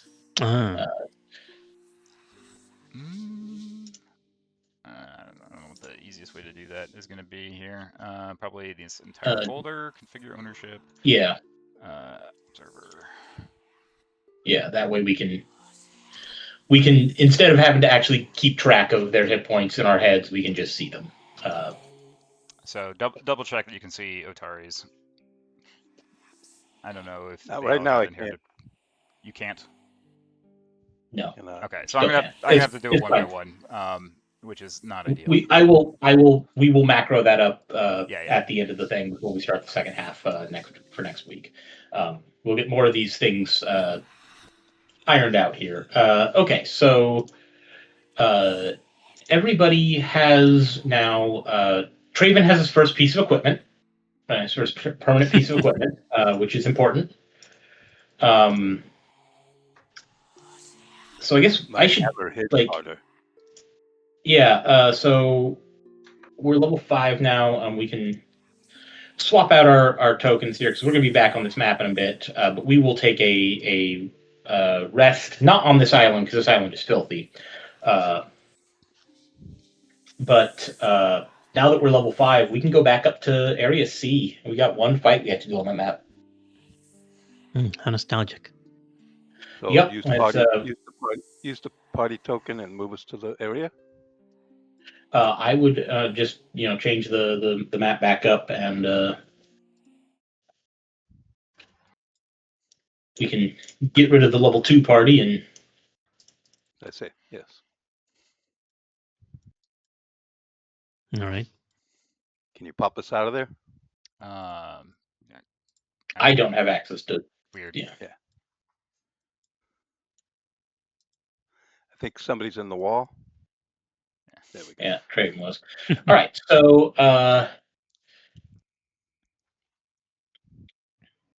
okay. So now that we're level 5, we are at significantly less risk of the fighter becoming confused by just being around the gibbering mouther and then killing us all, which is a definite risk at level 2. So yeah, we just jumped 3 levels. Milestone leveling is great. Also, real quick, I want to call out something. So, when the party snuck in, they bypassed a potential encounter. There is a guy that was pretty tough, but he's living in a pavilion. My party had a real struggle with him, so they bypassed him on the way in. On the way out, I'm just going to call out his tactics specifically. Have him go to the edge when you detect somebody, go to the edge and howl them away to warn them off. And so since the party immediately leaves, that's it. Yeah, but also he wouldn't be a big problem for us at level 5, and it is in fact faster. If we did fight him and killed him or brought him back to town, we actually gain the favor of the Druid Circle, the Stone Ring in town. That's the way you get their favor and get a discount there. We don't need it, so we're just going to. We're just gonna if he bothers us, we're just gonna tell him hey man, we're just passing through, buddy. Yeah. We're not going up there, not bothering you. Yeah. I'm not going to tell anybody you're up here, that you've been living in a cave for 30 years. That's real weird. We don't care. All right. Absolutely foul-smelling cave full of ghosts. Yeah. So. Anyway, so all of us bought earplugs, and they are dirt cheap. They're 1 silver a piece, and we're specifically using the Guns and Gears version of earplugs because Paizo has published earplugs twice with different rules. And because we're using ABP raw, which means there's no item bonuses, so we don't get to use the Pathfinder Society guide earplugs. Because those are item bonuses. The Guns and Gears are circumstance. So everybody make sure you got your earplugs on your sheet. The circumstance bonus should be on there automatically now, once they're worn. And yeah, we're gonna start a fight with a mouther. Yeah, and if it's not obvious that these milestone moments for the speed run were totally arbitrary and made up, this is where you can tell that it was not in fact an hour to talk to the ghost and then walk upstairs and defeat this guy. So, just FYI, don't. It was gold split by 8 minutes. Yeah. It's good. It's good. Yeah. Well, and we'll be gold by like a ton here in just a second. So has everybody got their correct skill set now that we've changed actor levels again? Go Now we fast. do. I put all the remaining consumables on everybody. Yeah, I mostly Thank you. mean poor Hikari, Hikari has you to are, update to yeah. stealth every time. So Yeah, here I've got we it. go. Yes, Hikari, you should not have a bow on you, otherwise you'll be encumbered. So I don't. I deleted the bow off you just now. Oh. All right. Come to us, Mouther. Yeah, so it does have all-around vision, so it can see. It is, of course, extremely speedy and will very, very cleverly not bother moving.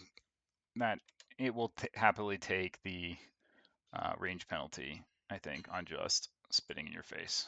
It actually has a 30-foot range limit. It's a hard limit. It's not another thing. No, So no, no, he no. does Not actually have to increment, move.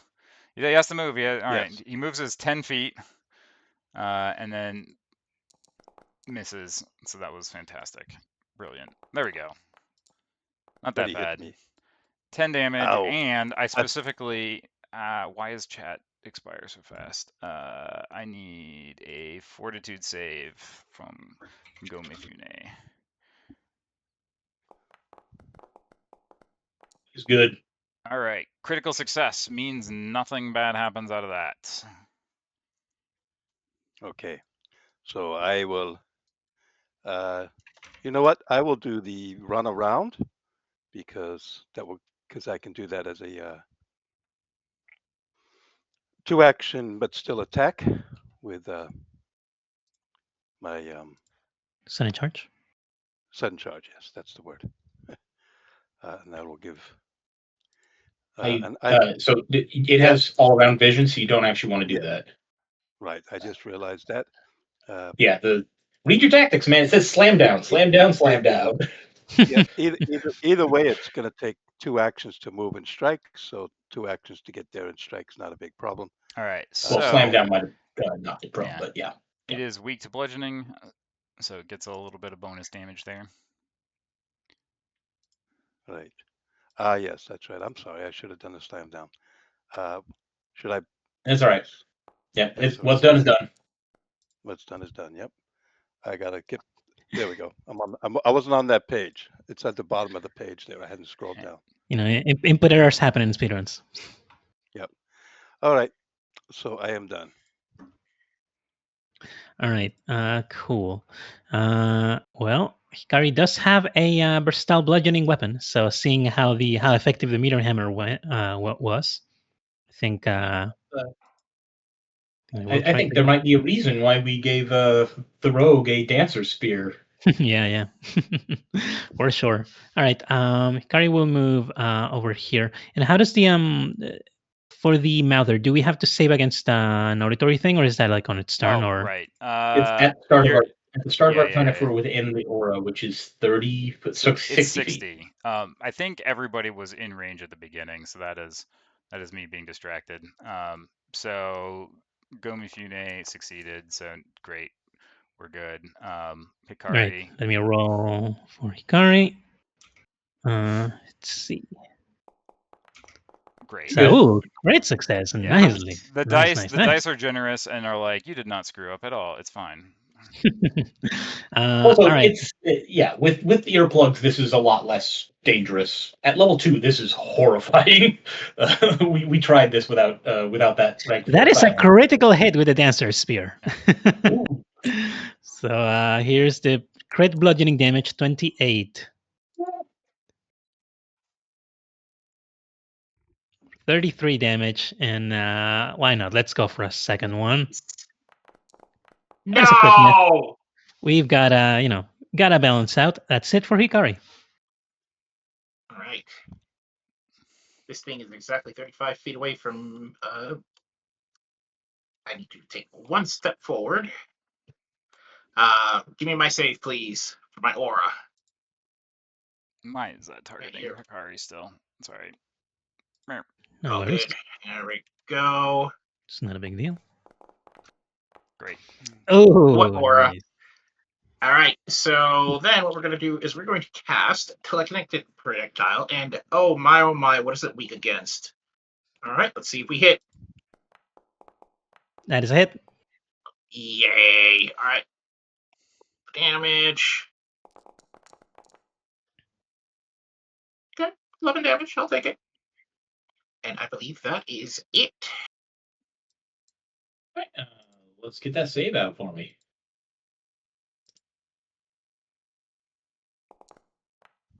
Oh, nice. Yeah, we're good. We're good. We're all All good. right. So Traven is going to move in so that the Mouther is within 30 feet of him.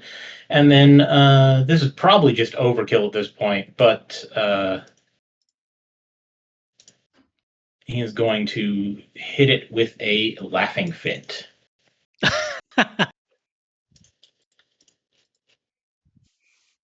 I don't want to see that thing laugh. Yeah, well. Oh, boo. All right. Well, it can't use reactions for a round. That's not worth me sustaining. But I am concealed for one round due to Fey blood magic, and that is Traven's entire turn. Yeah. I mean, in fairness, All not right. being able to use reactions would be useful if anybody was doing slashing damage. Yeah, that would be great normally if the fighter's using a sword, but we very specifically looked at this monster and said absolutely nobody is using slashing damage here. Swords are banned. Yep. So step, miss, and Oh. miss. Fantastic. Oh, poor guy. All right. Go. Now I'll be doing the slam down. All right. So we will strike with a critical hit, which I believe would slam him down anyway because Yeah, I don't think we're gonna. Oh because boy. of my critical specialization. Yeah, so you are level 5 now, Go ahead, so roll. he does get to make a reflex save. It does fail and drops And prone. I don't know what prone looks like and- for a giant blob, but It's not immune to it, so good enough. Yep. It's like the and we finally remembered to change the fighter over to the flail weapon group. yeah. Because I stupidly set them as hammer when I put them in Foundry the first time. And now it says you can attempt the athletic stick to trip, but I am not going to. That way I'm not mapped when I'm taking my second strike. Because even though I've used 2 actions for the slam, I don't have to take the athletic stick to take the map. Yeah. Rules, baby. Nice. So no map for my third action. Wasted 1 action, but not a problem. Oh, it lived. Oh. Well, Hikari, can you hit a prone gibbering mouther? Precious seconds. All right, Hikari will step over here. Is that the end of the turn, right? Yeah. Yeah. Cool. Here's the attack against a prone gibbering mouther. That is a hit. Thanks to the prone. Those are precious seconds that we're saving. Save the that's frames. done. All right. I gotta point it before we end combat here. Let me just zoom in on this just beautiful turn marker. Turn marker, yeah. That Christian made us. Just. No, you gotta. I respect the work. Yeah. Okay, so. Amazing. All right. So that is that. And yes, that is a 36-minute gold split. Which I mean, technically these are all gold splits. This is the first time anybody's been stupid enough to do this. Next time someone does it, we'll have good splits. World record, baby. Yeah. World record pace. Yeah. So we're gonna take 10 minutes and just heal up. Go. Yep. And then This mouther being here was just bothering us. Like it was just mouthing off in the back, and we were just like, okay, let's go take care of that stupid thing. Let's go back down to floor D, shall we? All right, see All you right. later. So Yeah. narratively, you are returning entirely to Otari and resting up and getting new spells Nope. and all that Nope. stuff, right? Nope. Why we not? rest here in the. So we rest here in this Oh, cavern. okay. So the reason we do not go back to Otari is because we are now deeper in Gauntlight, and when you are deeper inside the Abomination Vaults, an event happens the next time that you are within sight of the Otari graveyard. Yep. That event takes a bunch of time, and we don't want that to happen. And there is a way to prevent that from happening. So we're going to clear out the Mouther's room, take a quick rest there to get back our spells, and then we are going to come back over here and do something very, very strange. What are we doing? So we are going to walk by the werewolf again, ignoring him, and we are going to. It doesn't look like we can reposition the stream view with our pings. No. Oh yeah, you need to do it. We're not, It's your GM. we're not GMs. We can't force Why? everything. It might make sense to make us GMs and just deal with the Yeah. spam. Yeah. We'll deal with it Yep. next slide break. All right. Yep. Okay. So this pipe, that looks interesting, doesn't it? It does look like an interesting pipe. I've Pretty always stinky. dreamed of pipes. I you know, have pipe dreams. Yeah, I'm gonna suggest the road. Just crawl up there and shimmy up and see what might be up there. The obvious Yeah, thing sure. to do is climb up a pipe. I give you boost. Yeah. Yes.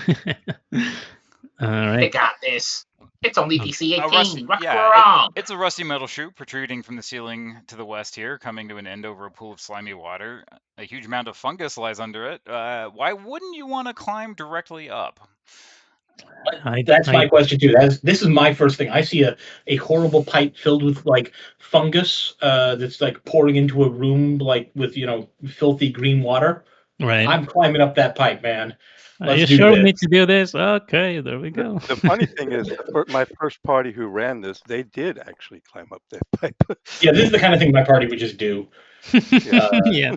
It's We're just all fun. going to. Yeah, we're all going to follow him up. They pay me to do any mistakes they want. I let them do them. I want to say my party actually came through this pipe the other direction. Oh yeah, I think mine did too. Yeah, they slid out that pipe, and that's normally I think where people are supposed to. All right, took Traven a couple tries. Ceviche, what you got? Well, that somebody had my character selected there. That was me.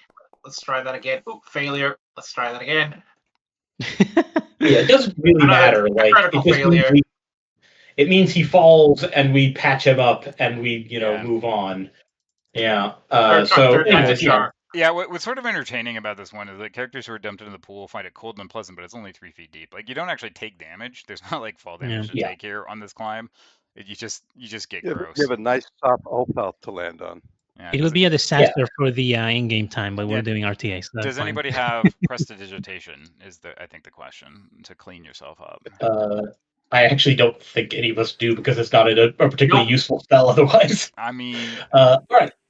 Let that be a lesson for everybody watching. This is why you always prepare prestidigitate, is you never know when you're going to fall into a pile of slime. Yeah, pretty much. We crawl through the pipe. Move the camera view over a little bit here. Bah. All right, so there is a wall here. I don't remember if you can go through this yourselves, but we can't go through that one ourselves. I will open this guy up. Huh? What a conspicuous room. Yeah. What a strange room. Okay, let me not have a wall selected and just randomly draw a wall. We have not mentioned Hikari's personality yet. He is a deeply religious man. I love God. Yeah. What does Hikari do? Like the moment he steps in a room and something Yeah. weird starts happening. So what's weird is that you step in, we very quickly roll initiative, and then we see if like you can get an attack off. Probably not. Nope, Hikari goes first, which is perfect. Yeah. Hikari, what do you do here? Yeah, like something strange. There's something strange in the neighborhood. Yeah, an open metal hatch lies in the floor against this room's east wall. Swords have been set to the north and south, each heaped with old bones, broken tools, and lumps of stones. What do you do with those old bones? I pray over them. Oh man. Okay, so by saying a word of blessing over this corpse, the poltergeist that was all prepared to fight you is put to rest instead. And God bless you. God bless you. It's great when you just read the journals, and players who had trouble with this room or any of these other rooms, why don't you just read the journals, man? Just read everything, and it's so much faster. And only roll 20s. You're playing the game wrong. This is kind of this is discouraging. We're promoting literacy, but at the same time we're promoting cheating. This is like a double. I don't know I feel conflicted. Yeah. This is the nature of the speed run, right? Is the perfect knowledge carries you pretty far. Yep. All right. What's next? What's next is we need to reset everybody's initiative and. Well, that was weird. Why are you not letting me select everybody? There we go. You just end the combat, right? Well, there's about to be another one, so there's another fight in the next room here. So all right, so go ahead and open the door whenever you feel like you are ready. I feel ready. Feel ready, but I don't think we can open the door. Oh, you can. We're having that glitch where we can't see the door. Okay, so and I think that's related to a module because I keep seeing errors in console. I'm trying to track down what it is, and there's an error that repeats every time one of these things tries to animate. So that's very neat. Yeah, modules. This guy, yeah. Wait, what's fun is I run 60 plus modules on my game and do not have that problem. So at any rate, everyone can go. Why are none of these things visible in here?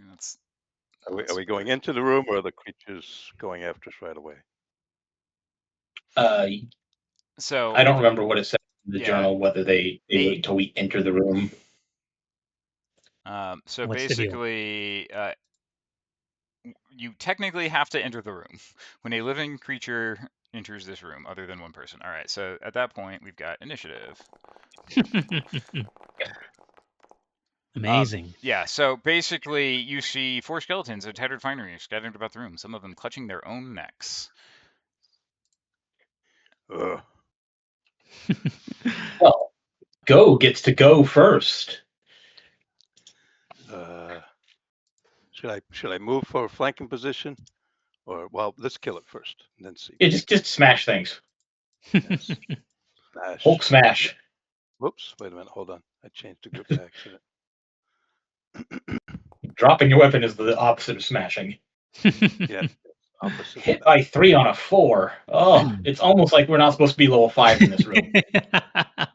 So the last fight we did, we were, or the Will-O-Wisp, we were severely underleveled. Here we are a level ahead of where we should be, and that is going to be a theme. The next fight we do after this, after these next few, are going to be underleveled, and then we are going to be overleveled for most of the rest of the AP. Why is that? This is janky. Why is there no ability? Yeah, we will post. So we have a module that we use to move these characters and everything around. We will post the assets we used for these things for people to play around with, because this Wojak combat tracker kills me. One thing we should note is that the character art is actually from the character gallery. Yes. For anybody asking. Yeah. So yes, all the tokens for the PCs are from the Paizo character gallery. And all the tokens for the adventure are from the Abomination Vaults adventure. Yeah, Anyway, so that is 18 damage to the corpse light. I suspect it might take something different than 18 damage. Huh, Oh no! weird. Oh, Yeah. That's all. smash Almost like hard. they had a weakness. Oh, no. Oh, yes. They have weaknesses too critical. Oh my god, that is max. That is absolutely max damage. Oh boy. Now, is something floating around now? So Yeah. when it is reduced, so it is instead reduced to 1 hit point as the corpse collapses and the corpse light emerges in wisp form. Which this is, I'm just gonna show. It's pretty cool art for the stream. Corpse lights they're neat creatures. They are also 3 levels lower than us, so this fight will not take long. We get F's in the chat for Harsk, who died for that picture. Yeah. I will hit the little creature. Boo. Still a miss by 2 on a map -10. Just fighters, man. Brutal. Is there actually... Okay. Traven. All right. Traven's turn. He is going to enter the room. Nice.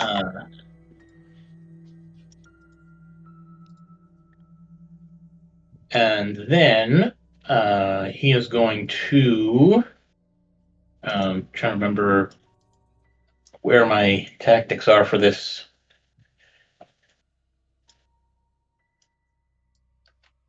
I didn't note their worst save, but it is fortitude. So he is going to target the one that is at 1 hit point with a frostbite.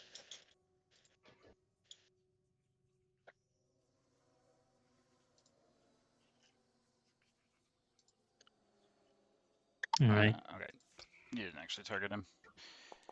Yeah, there we go. All right. Unless he crit succeeds, that is... Oh. Oh boy. He dead. Oh, poor guy. Oh boy. All right, they're actually destroyed now. All right, so that is the end of Traven's turn.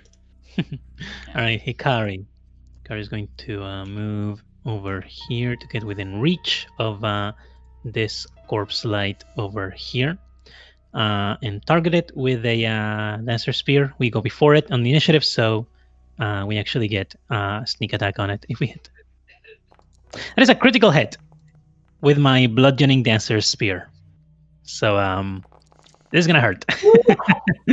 That is 40 damage, or 40 damage, which became oh boy. Oh yeah, because of the crit specialization. That's true.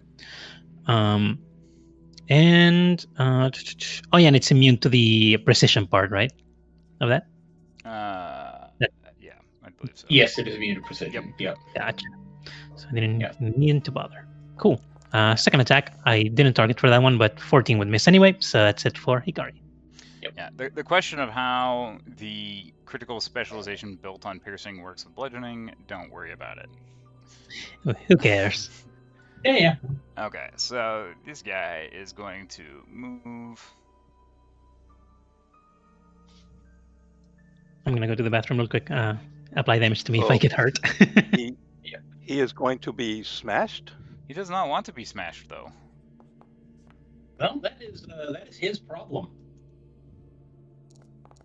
And see if he gets knocked prone. And if he does, he's knocked prone here because that's where I hit him. That's fair. He does not care about your prone knocking. And he is going to... He's going to strike for the higher damage and miss with a 3. Actually, these are... He should have... I don't think he actually could have even struck because he took 2 actions to move and needed to stand up. And these guys aren't marked as prone, so this is stand up. I'll just pretend that all of that was good.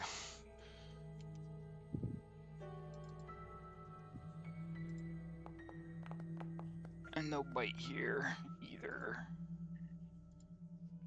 Cervice.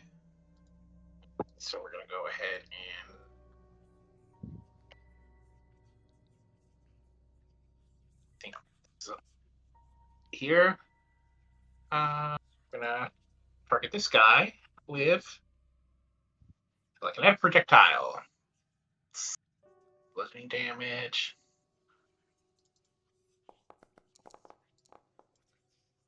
Oh, so close. Oh well. Damage is damage. Let's see what we get here. Oh no, destroyed. All right, so send him back to 1 hit point here, and clear out the claimed corpse. Blue. Nice. I'm back. Alrighty. And that is my turn. All right. And this is annoying because it means he actually gets to go try and claim another corpse. Yeah. Ugh. So, Yeah. Adjacent to a corpse, it's fine. So he'll go ahead and spend an action to do that. Regains 3d6 hit points. Why is he targeting? He's not somebody adjacent other? to a corpse. Where are the corpses? Is this The corpses are in the other rooms. Oh, Nope. right. So it specifically says he goes into one of the other rooms to claim the corpse. Right. So he's gonna not do that. Yeah, these were them. Yeah. Gotta love those visuals. The question was this door open? How's it open a door? It's so funny. It can take no whatever. action. It sends. Yeah. It can take no actions other than claim corpse or fly. So this door had to be open, otherwise this doesn't work at all. Yeah. And so it continues its movement here, into here, and It's then, also tiny, so maybe it can sneak through, like, the door crack or something. I don't know. yeah. Well, we'll not overthink it. Yeah, Paizo says they get to do this, so they get to do this. We are treating Raw against us, and this is one of the more annoying things they can do. Are they not incorporeal? Nope. They're not They're incorporeal.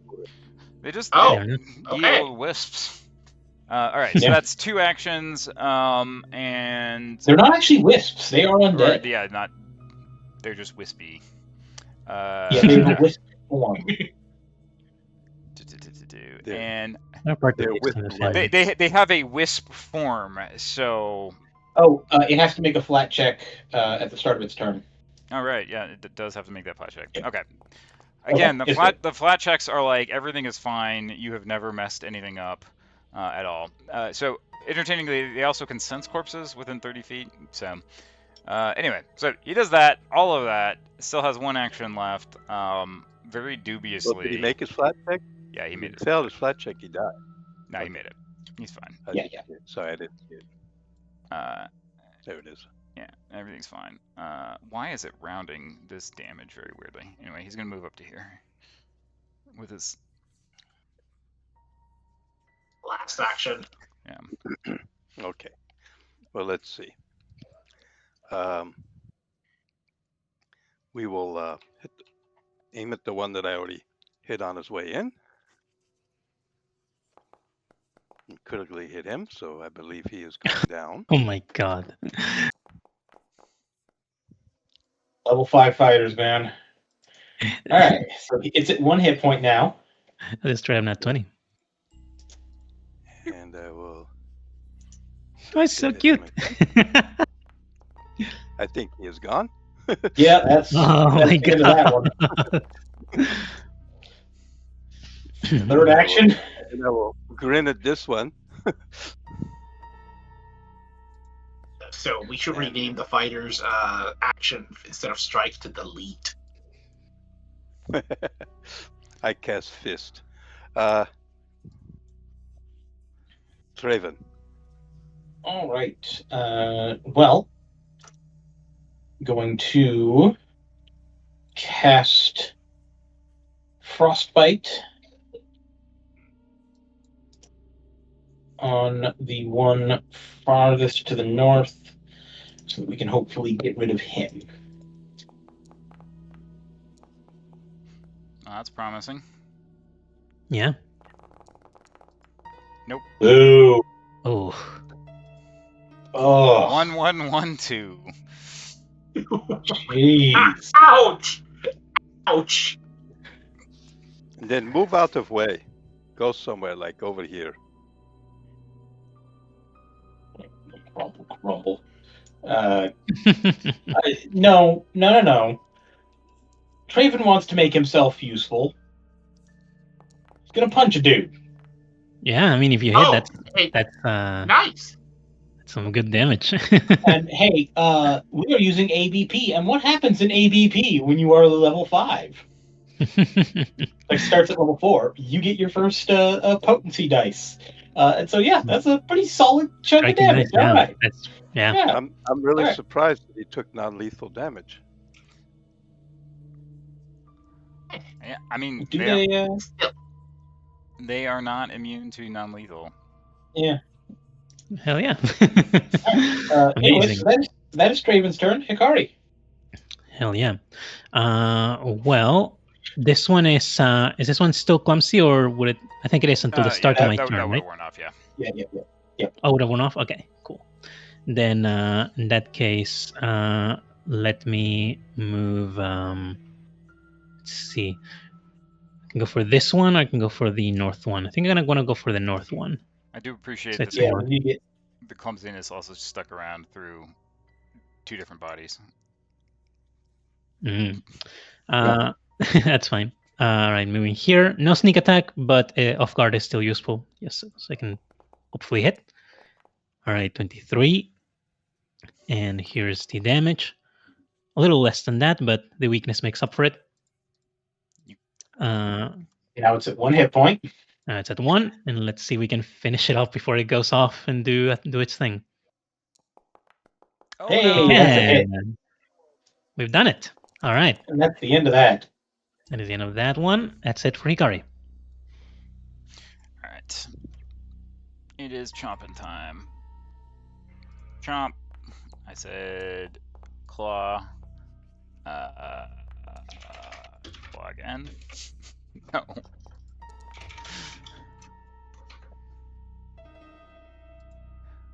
All right.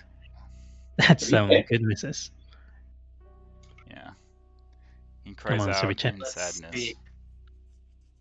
Oh, come on now. Let's do something that'll cheer you up. Let's do some right. So let's do Courageous Anthem. Let's get everybody's mood up. Ah, darn it. Yeah, swap out the. Yeah, it's so good. I'll do that in a sec. I just put And it on you. we're. Oh, thank you. Let's do the telekinetic projectile.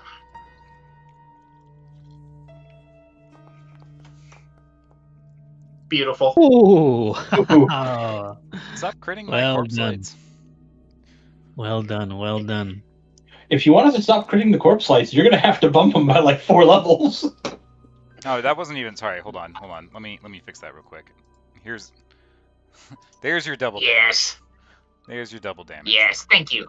Oh. My God. Beautiful. And the fighter hit once. No. No. Oh my God.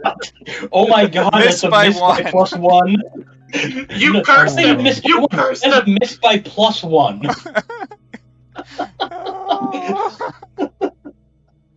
All right, well, Yeah. Yep. Then I all right, we're good. I We're good. love this game. Yeah, This game is fun. this game's great.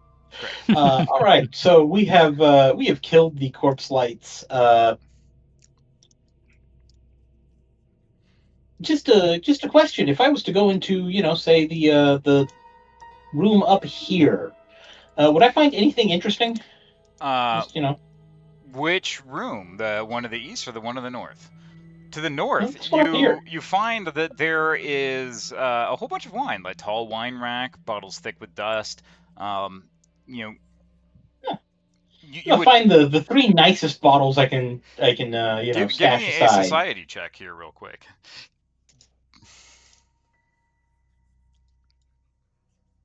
I actually don't have society. I think that might be Hikari can do it. Yeah, You can try. Hikari, you're Let me skilled look. on this one. It's like somebody Let has me look at society. this wine. Yeah, I think we give it to somebody. There we go. It makes sense to be You the. note that the there rogue. are in fact 3 valuable bottles worth 20 gold each, and you can take Yep. those selectively. These bottles are seen pretty Hikari- good. I've King Hikari order at the tavern. He knows his wines. Oh, I do. I Yeah, want to so- get wasted later.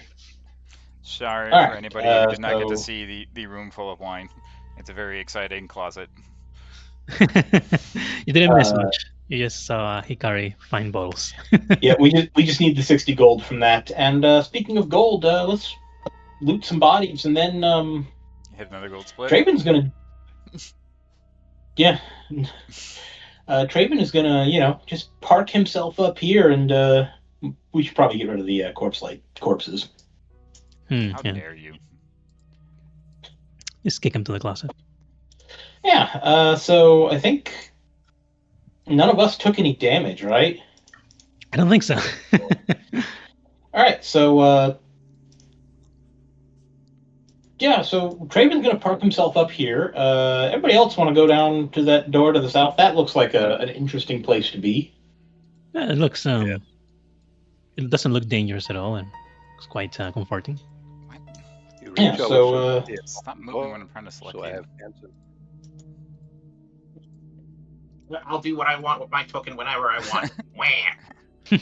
All right, everybody, All right. everybody ready for some door opening action? I think I'm gonna switch the spear for one of the little gifts that I was You should given. have both hands. Yep. Yeah, you will want one of those in each hand. Actually, you need an open hand in order to actually interact with the door, don't you? Yeah, He yeah. taken over the door, Okay, right? well then you're only carrying one of them. But yeah, you've got some presents. Just save one for the end of the fight. Gotcha. Well, so he taken And over. yeah, Svichi can open that door. Yeah. So notably, But there's this, something fun about. yeah, like this encounter's worth calling out. It is a remember that the party is, as we called out before, the party is a level above what this floor is built for. So this next encounter is a severe 4.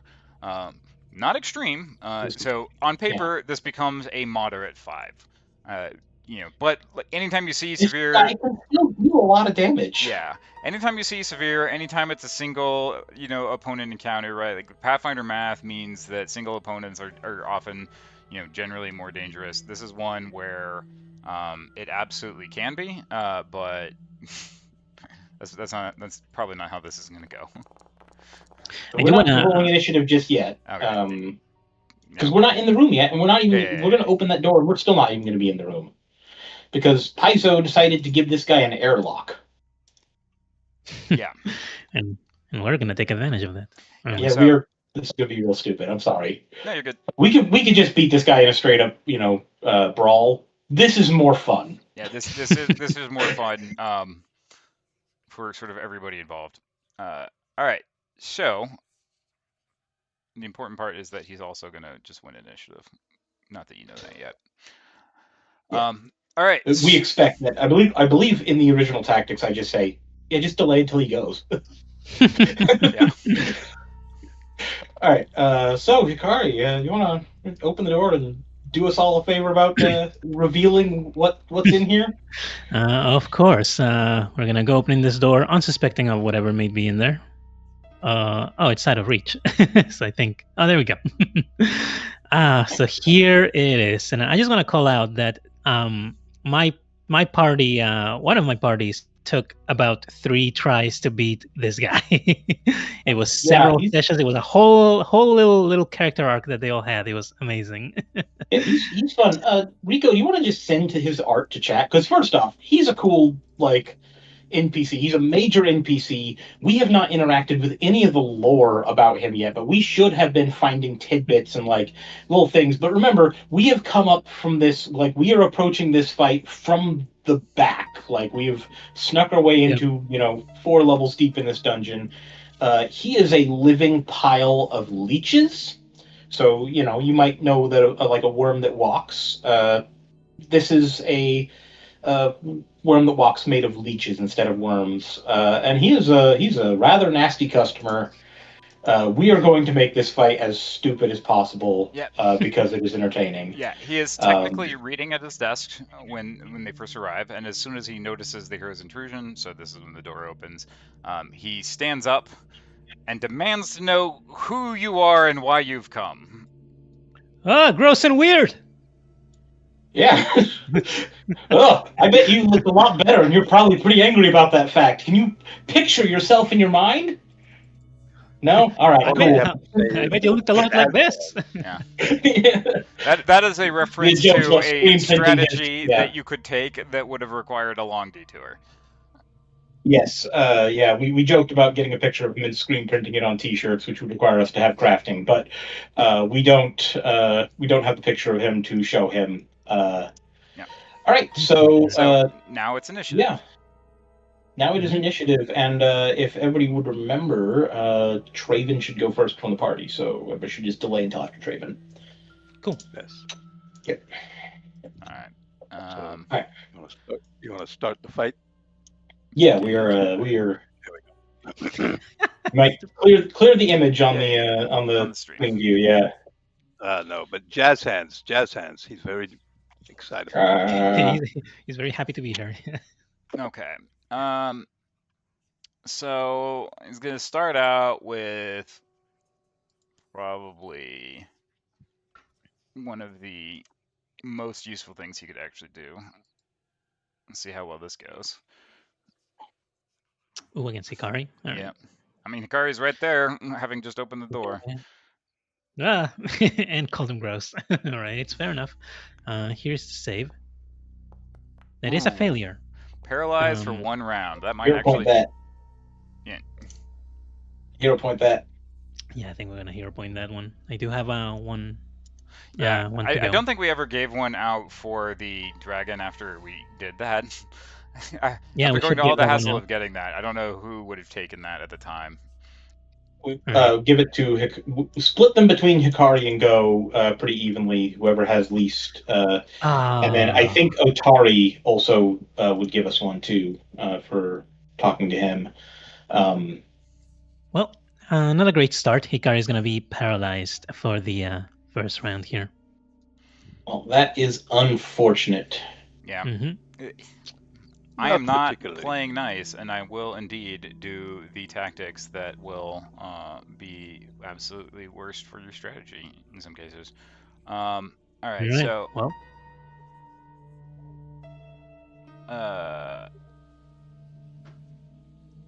that's kind of interesting.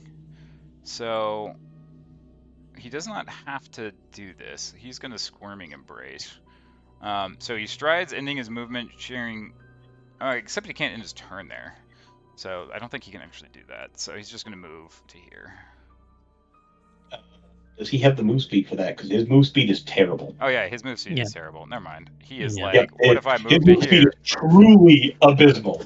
Yeah. I was gonna say you're moving a lot more than he gets to, and that is Yeah. part of our strategy that he does not get to Yeah, wander around a whole lot. The main thing that I was like here to mess you up with paralyzed. That was the move. Yeah. All right. This is how my party survived 2 encounters before winning against him, was taking advantage of the fact that he's slow, so they could like run away. But some of them still died. So notably, Hikari's paralyzed. Yeah, Hikari is paralyzed and does not get to do anything. Yep. Okay. Okay. I know we're supposed to delay for after Traven, but did you want me to do the reposition on Hikari? Yep, I want you to get him out of there. Yes, that's what I figured. So I will reposition Hikari, and with the rules on reposition, I get a 1 degree of success better on a person who is willing. Please move me. So I will then move you over to here. Let me move. Here we go. Yeah, I think it's a little dubious to be moving through the corner, but it's fine. Yeah, I picked them up and like kind of bent over backwards and then put them back down the other way. And then I can step there, right? Is that what I'm doing? Or am I staying there? Well, so reposition lets you move up to 10 feet anyways on a crit success. And since it's an ally, yeah. Yes. So that's me sloppily reading the success test in chat after he said it would increase by an extra level. No worries. So now it's the plan for me to stay there, right? Or move? Yeah, so that's one action. I would then just ready a strike. Ready, yeah. I have attack of opportunity anyway, but ready, yes. All right.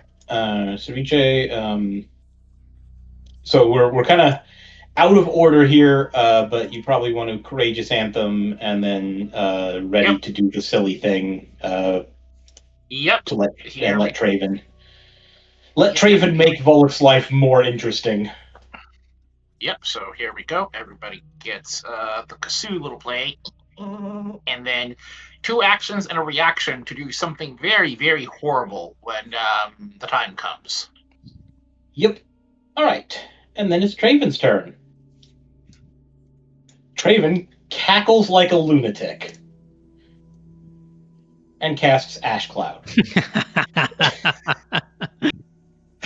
So, the room that Volluk is in is now filled with a cloud of hot ash. Yep. At the start of every one of Volluk's turns, he is going to have to make that Fortitude save against area damage, and for some reason, I suspect a Walking Swarm is not going to enjoy area damage. And that is a 3-action spell, and Yes, so... Ceviche, you've got a ready action. What do you do with that ready action? Ceviche is going to take the time and slowly close the door right in front of Volluk's face as he waves, bye-bye! All right. That's my ready action! There we go. All right. So, it's Volluk's turn. We can't see that die roll, actually.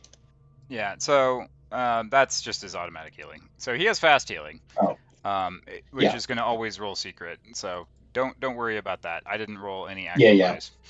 All right, so he is in the unpleasantness of this ash cloud, and so he is going to make his Fortitude save immediately. So.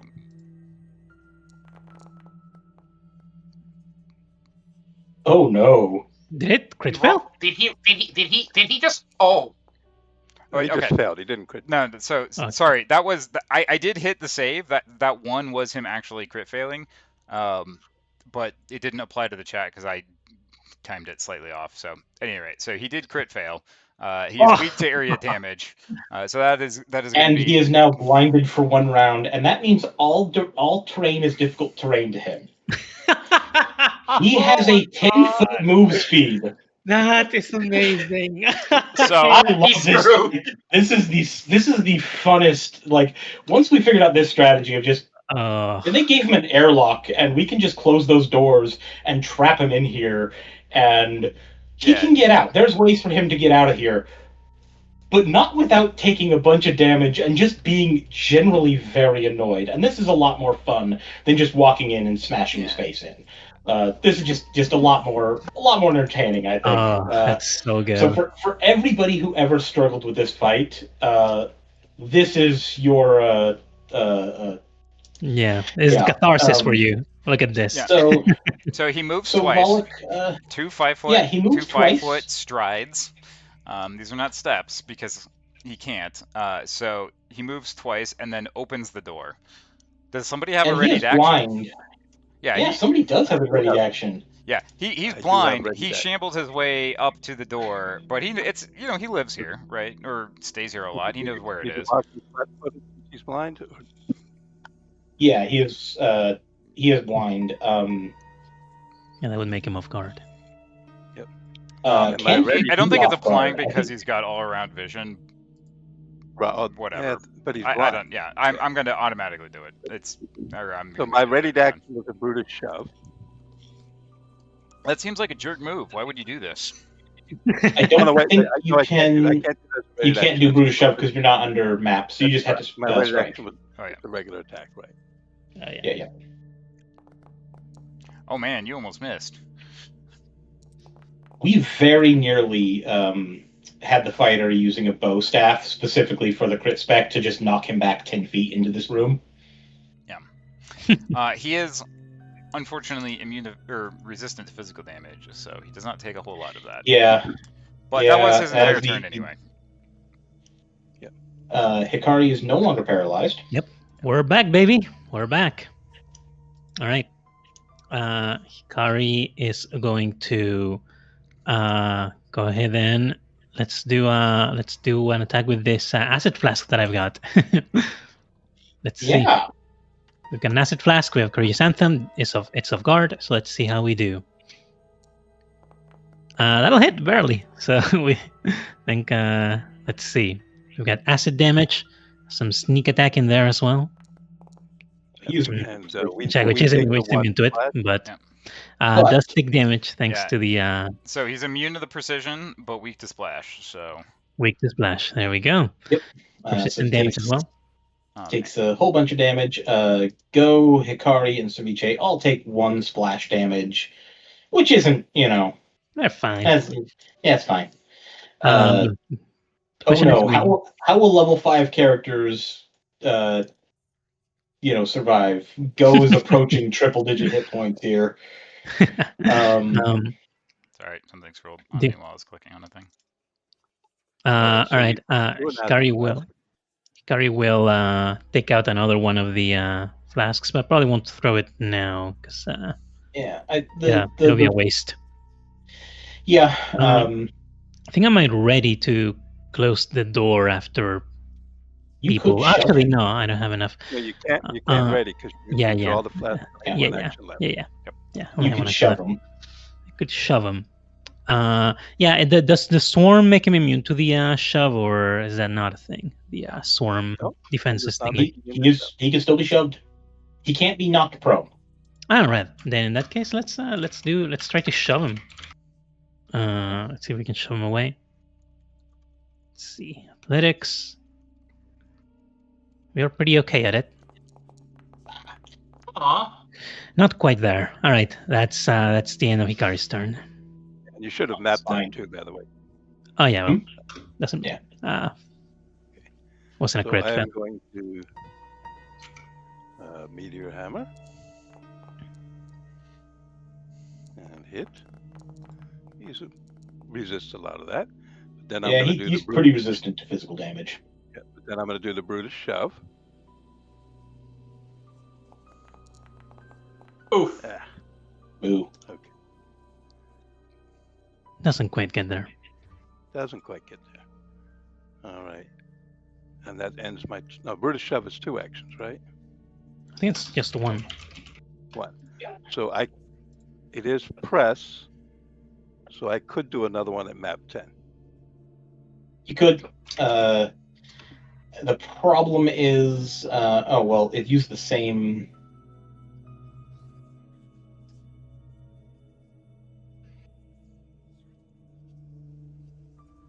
Yeah, so since it uses the same...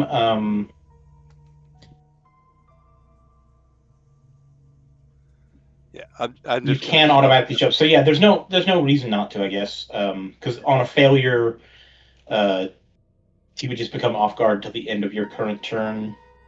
Okay, so he's already off guard anyway, so it doesn't matter. Yeah. But yeah, you can. I'll just do a shove at map 8 instead of map 10. Well, okay. I was going to say that runs higher risk of crit failing, but that's fine. Okay. Ceviche. All right, Ceviche is going to... Should I try to blast him if haunting him? Yeah, haunting him is your best play. So Courageous Anthem and haunting him. We're doing this a little out of order. That's fine. I thought he was going to Courageous haunting him and then shut the door. Yeah. Oh yeah. Just make him waste an action. Yeah. Yeah, let's do that. Actually, let's.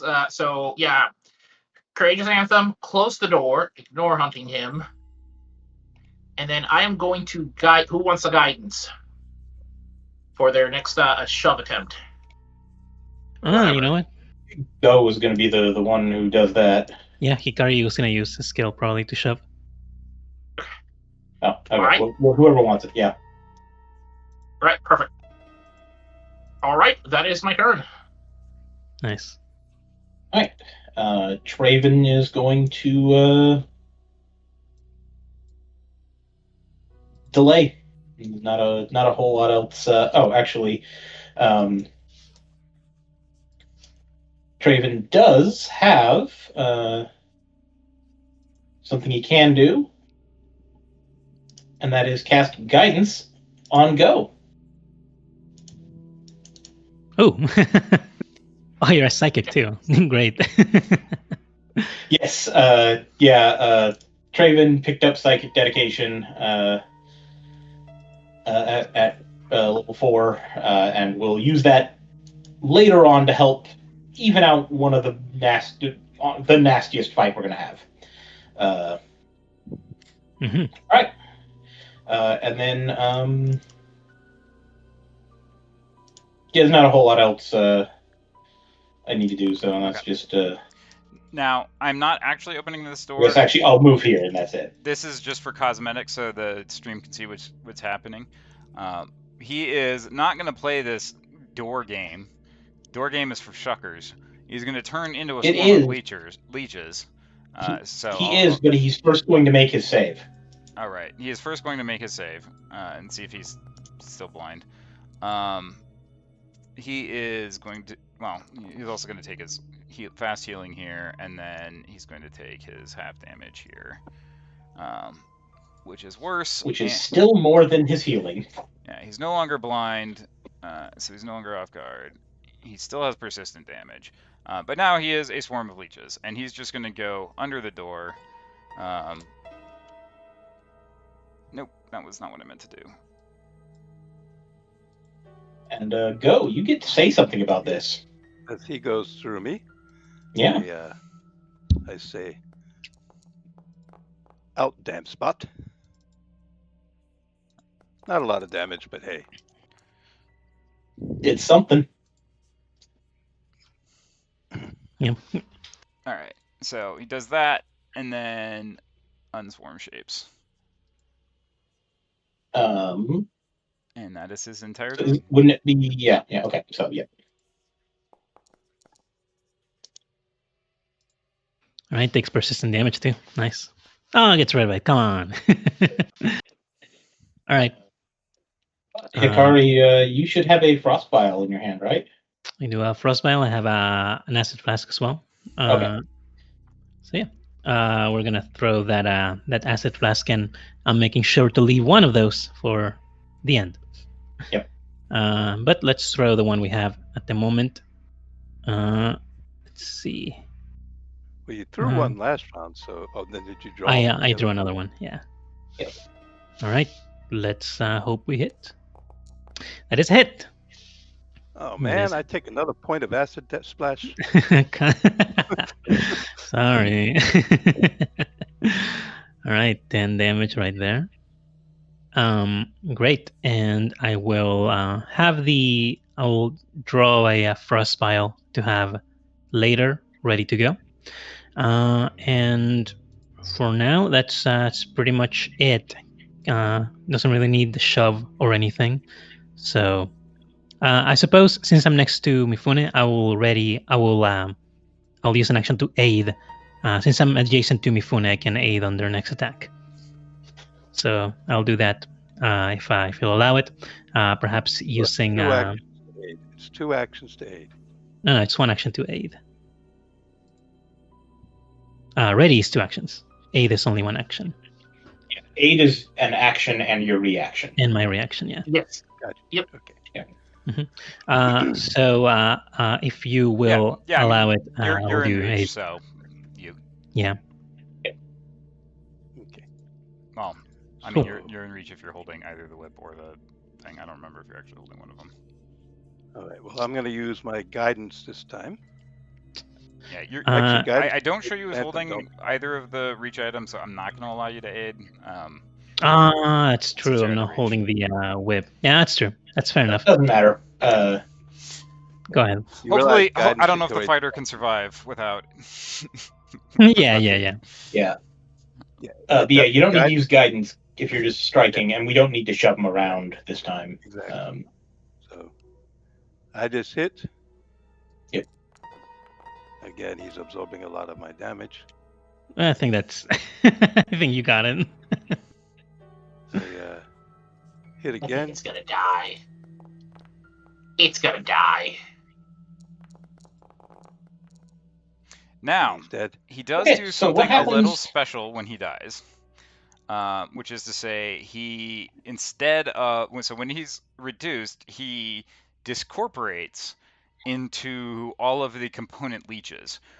So slow-moving leeches will give the heroes 2 rounds rather than 1 round to dispatch them before they escape. And so the way that this has to work is it typically requires the application of an area effect or splash weapon within 1 round of the space where the worm that walks collapsed. After any amount is dealt with, there is a flat check. Each subsequent attempt will reduce that flat check DC by 2. So if any of these succeed, none of the worms escape, and the worm that walks is destroyed permanently. So we're So back I to will meeting then the area let go attacks. of my hold on. Yeah, I'll let go of my meter hammer and I will draw a frost vial. Great. So yeah, I put the flat checks in chat, just all of the DCs I for have us. them Yeah. all in the thing as well. Oh, do you? Okay, yeah. I didn't remember whether we prepared anything for that. Yeah, it was on the list, so it got prepped. Although Okay. we didn't go all the way down to DC 7 last time. Just in case. Just in case. Yeah. All right. So that was the last draw action. that and then Ceviche. Right, so I'm gonna cast Haunting Him. Well, actually, let's So you just cast Haunting Right. Him and then make the flat check, and if you succeed the flat check, then he is dead. Yep. So he does not do flat. So your Haunting Him Right. was worthless. It just lowers the DC. So not okay, so Might want to pop those DCs back into the chat. So I we got have it, to don't worry scroll about up for it. okay, Okay. so we're gonna so yeah, Haunting Him, and then I'm gonna that's it for me then, I suppose. All right. Traven is going sorry. to cast Caustic Blast. So do another flat check. Nope. Not there yet. Oh, Getting close, though. Getting close. Yep. DC's going down. Hikari, you've got something in your hands for him. I've got something in my hands. Let's lob that frost vial over to Volluk. And that does it. The freezing. We've done it. All right. Freezy, no more Volluk. And All right. We hardly knew you. We really did hardly know. I think that went smoother than any of the test fights, even.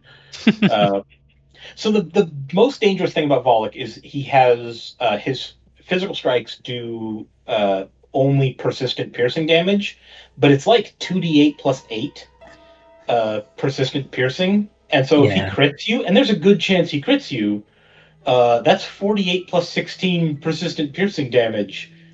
It is That's ridiculous. that is a lot of persistent damage to have on you. So you have to spend just action after action after action clearing it. But as we kind of showed that Ash Cloud is first off an amazing spell, and he can't deal with Ash Cloud very well. He has very low move speed, and there's several ways we had to lower his move speed that we didn't get to use, and. Hikari getting paralyzed that first turn meant that we couldn't waste another of his rounds just forcing him to open that other door. Yeah, the airlock would have been amazing if we could pull it off. The airlock strat is great because it's just shove him, close both doors back off, and just let him deal with the fact that he's stuck in this burning room. So anyways, the party... Yeah, it's worth calling out that went about as well as it could have for Volluk, short of permanently paralyzing Hikari right at the beginning. Yeah. I don't think he did any damage to any of us. That's how bad his setup is. If you know that he's coming and you're 100% prepared and you do this airlock strategy, arguably the only sort of other thing would be for him to retreat entirely out and not move forward and then turn it into 2 encounters at once, which is not really in the spirit of things. And there's no particular reason to believe that he would choose to retreat immediately. Yeah, and also, it's not like it would be an impossible fight to win normally. Yeah. We could take him, and I think we could take him and the Wisp that's in the next room. So very technically, we could be done here. We could just leave the Gauntlet And the reason why we wanted to come and fight Volluk before going back to town is because Volluk starts an event called the Dead Tide. The Dead Tide, where basically Gauntlight shoots a beam at the graveyard. Spoilers, by the way, we're spoiling the crap out of AP. Shoots a beam at the I graveyard. hope you're not watching a speedrun of this and thinking, I'm not going to come away with any spoilers. Yeah, shoots a beam at the graveyard, raises all the dead. So all these zombies and skeletons start marching toward town, and then teleports in aberrations for us to fight after we've finished off these hordes of undead. That is a very slow event. It's a very cool event. It's got some cool macros that go along with it, but without Volluk here, he can't perform that ritual. We are going to be playing good guys, asterisk. And so we are going to take the extra time, and we are going to save the person he has tied up in the next room. I show no encounter, but I still show the... that's a fun marker, thing with the way that it works. And the ash cloud, we wait for it to go away. We are ahead of the arbitrary split. Yeah, we are. Quite ahead. I want to call out a small thing before we continue. Looks like your page, Tikel, has reached the $1,000. Hooray! Yeah, we have a Rotato Head, was another player of mine, donated there, and also we have Kras Masov, who also donated. Thank you so much, everyone. I'm really happy. $1,000 is it's a big milestone for Extra Life stuff. It means that I'm gold. They'll send me just like a little fake plastic gold medal, which is just fun. I got a collection of the things. Yeah. From each year we've done this. But also, I think I am closing in on my lifetime $20,000 mark. I would have to double check, but I think or $10,000. Yeah, so this year pushed me over the $5,000 mark, and I should hopefully we'll reach 10,000 at some point. I think this might not include 2023, but yeah, it's really cool, having having any part of that. I'm not the one donating the money, but just having any part of helping people out. It's really nice. So I'm really happy that we could turn some of the stuff we do here into into a nice good, something real in the world, something good that helps people. All right, so thank you, Ron. So we're gonna search his desk. That looks like the obvious thing you would search in this room, right? I mean, it does. Yeah. I'd take sitting in comfy chair. All right, you do that. We'll search the desk over here. Yeah, so in his desk, we find some scrolls: a scroll of comprehend languages, a scroll of paralyze, a scroll of worms repast, a lantern of empty night, and all of that sounds like junk. And we were just going to sell all of it. We're also going to sell all the stuff that we find on the corpses up there. And so in total, that gives us 478 gold and 5 silver after we sell everything, because that lantern is worth 120 gold, whoever we sell to. And maybe more important than any of that stuff is we get a detailed blueprint of the Abomination Vaults. And Traven is going to take a look at this and realize that in that detailed blueprint, there is a library. Yeah, Go can take a bath for a bit.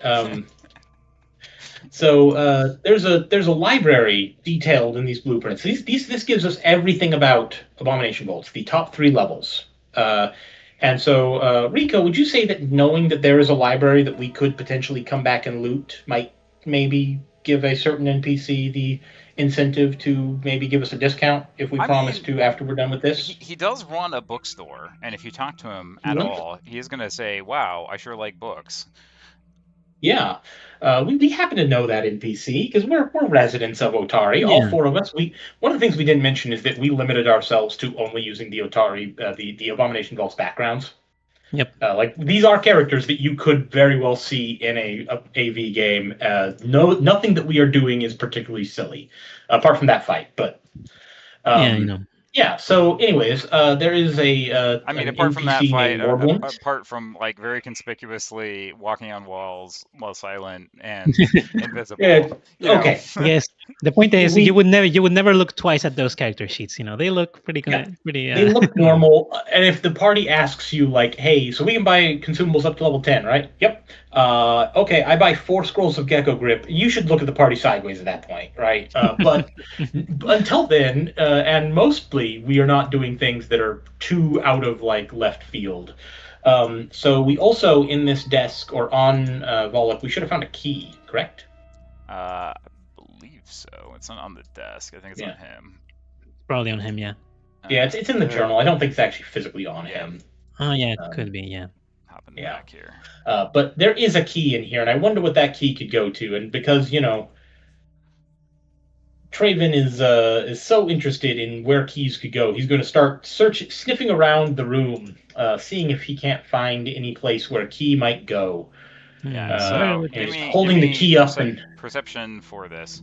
Oh yeah. So technically the key is the key is hidden. So I need 2 different perception checks. Okay. Is the first one for the key? Yeah. Although you guys did spend some time standing around, and every 10 minutes or so, a faint scream issues from the other side of this door. All right, so Ceviche finds the door. Woo! Like, I hear a scream. That's probably not great. So and he also finds the. Make it a visible door. And then Ceviche also finds the key. There's an iron key hidden in a secret slot on one of the desk's legs. So good job, Ceviche, finding all of the actual things. Way to go, Ceviche. Yep. He was just like, he wasn't even looking. He was just like basically like physically like stumbling around and just like, oh, look what I found. Yeah. you all have defeated a foe and found all this stuff and all that like barely before breakfast. On this second day. We healed up our 2 points of splash damage while we're waiting. Yeah, absolutely. All right. Yeah. We're healing up. You might scroll the window down a bit on the screen view there. Yeah. I was counting on you all to have window moving powers, and then you ruined it. By not being assistant GMs anymore. Yeah. All right. Okay, so there's a secret door right in front of you that feels like you could open it. We will open it. Get out of here. We move the Weirdly, there's still more airlocks. Yeah. Who could have seen this coming? Yeah, I don't know why. This guy likes his airlocks. It's crazy. Yeah. And I'm gonna point out, Traven isn't unemployed. He's got a background of a ruin delver, so he is just right at home here. And, I am fun employed, if you will. This is... Yeah, I'm fun employed for another week. Thank you very much. And then I have to do stuff. All right. Yeah, so we should probably pile into that airlock there and. Yeah. Come on, fighter. Just assume we're moving the furniture out of the way. So we're going into our second wisp fight over here. We don't know it's a wisp. However, will we know? Wait, this is the wisp AP? Yeah. Oh no, there's a guy. This isn't the last wisp we will fight, but it is one of the last wisps we're going to fight. There's a guy. I move up. It's the second to last wisp we'll fight.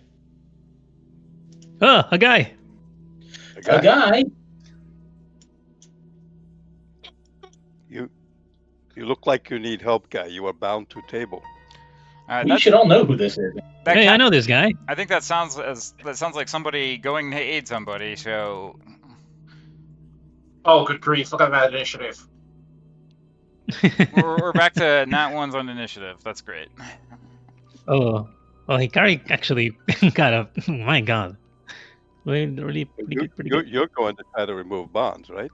So anyway, he technically, this is kind of interesting, and we'll just pretend that it's blue. So the way that this encounter is written is that this will-o-wisp has been gorging itself on Lasda's terror, and is invisible when the heroes first arrive, but it flares up in an angry blue glow as soon as the heroes attempt to aid the dwarf. So if it's glowing, that means it's visible, which means that Hikari gets to do a thing. Yeah. So yeah, Hikari can step in and start to swing at some dudes. Yeah. Let's see. Let's go ahead and move.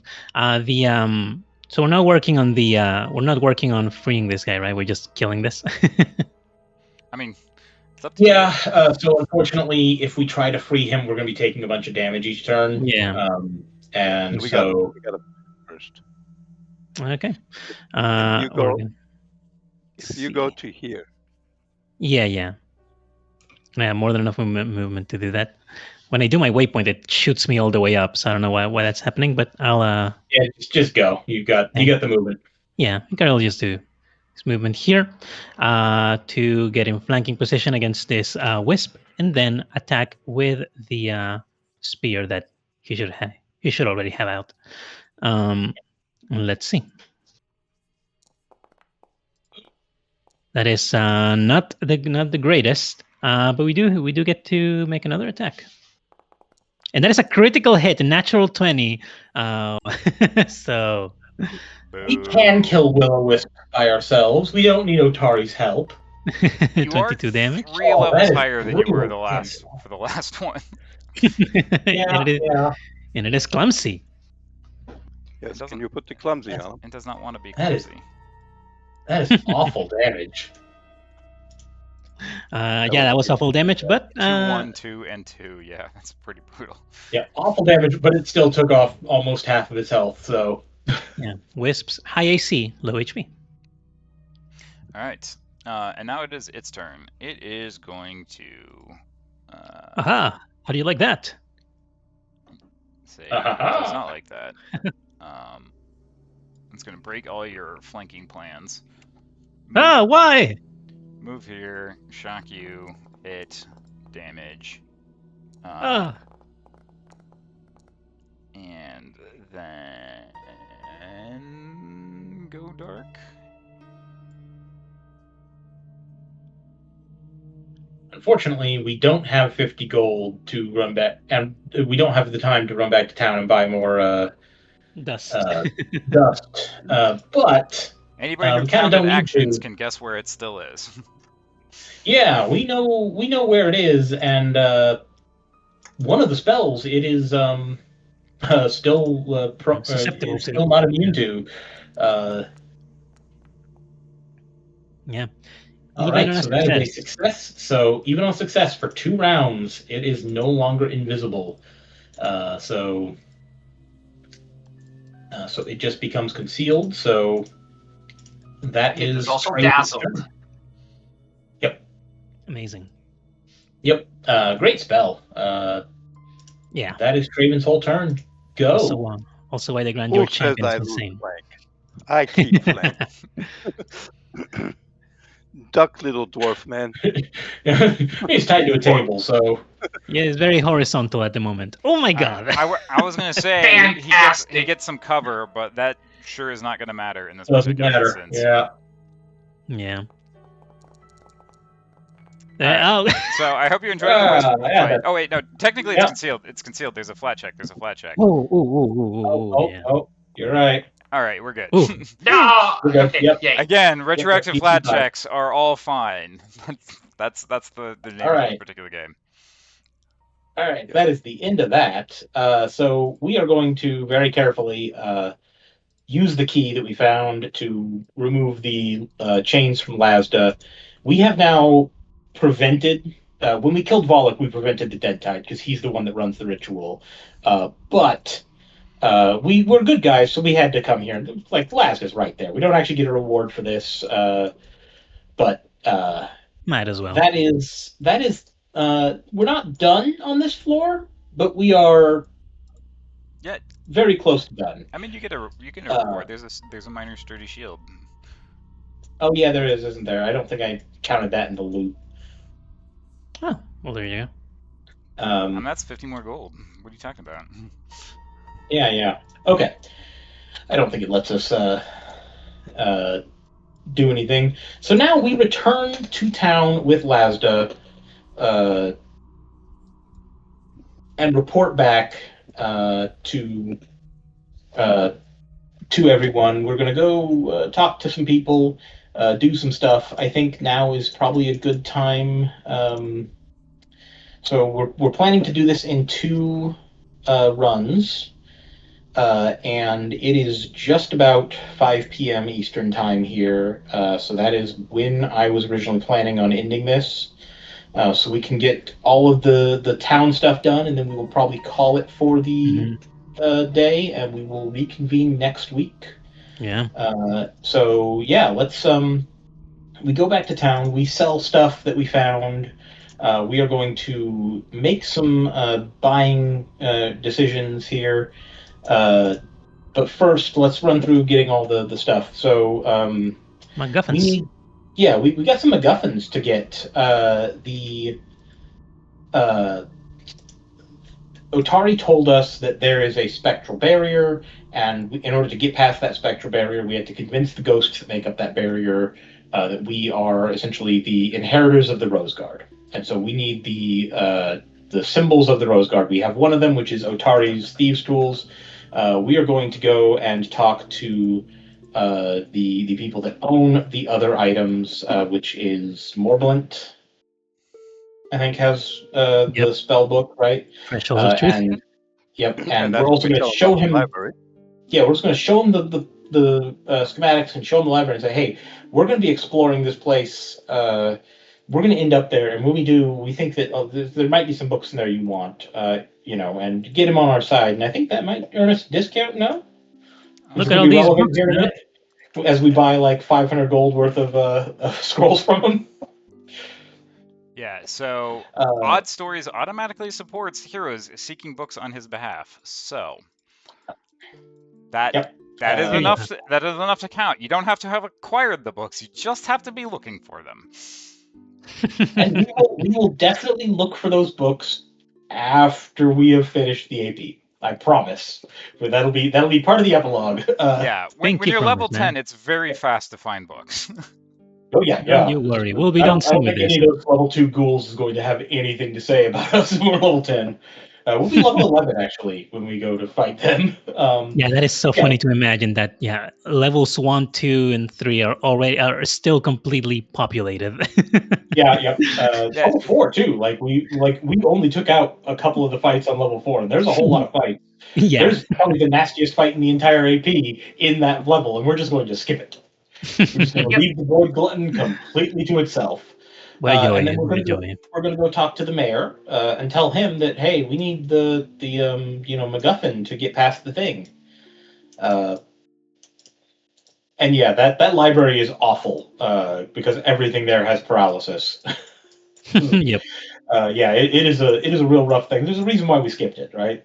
Yeah. So now, we're going to go talk to the mayor. He's got a MacGuffin for us as well. And we will put that just in the nice, neat pile of MacGuffins. And then after that, the last MacGuffin is at the Dawnflower Library. We should go talk there, and I'm sure the MacGuffin is still there, and there's definitely no problems with it, right? Yep. That sounds right. Yeah. Where the heck is the library on this? Here we go. It is down in the lower left. I was trying to double check whether it's in this part of the journal. I have to actually find the right journal. Yeah. 1 second. This is one of those things where sometimes things are in kind of odd orders.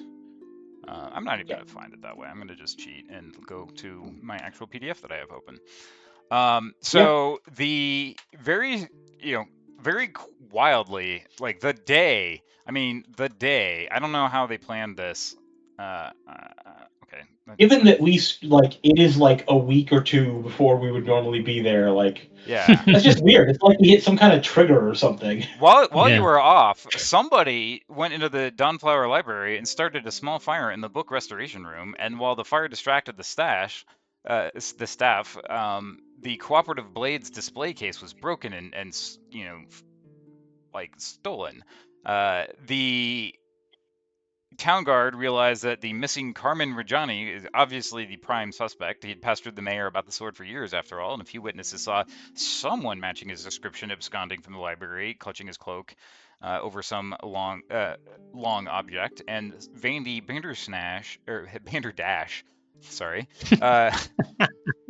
head priestess of the Dawnflower Library, meets with the heroes, can barely contain her rage, seems more angry about the theft than the fire, asks you to find Carmen to face trial, and finding him isn't too hard. He didn't cover his tracks.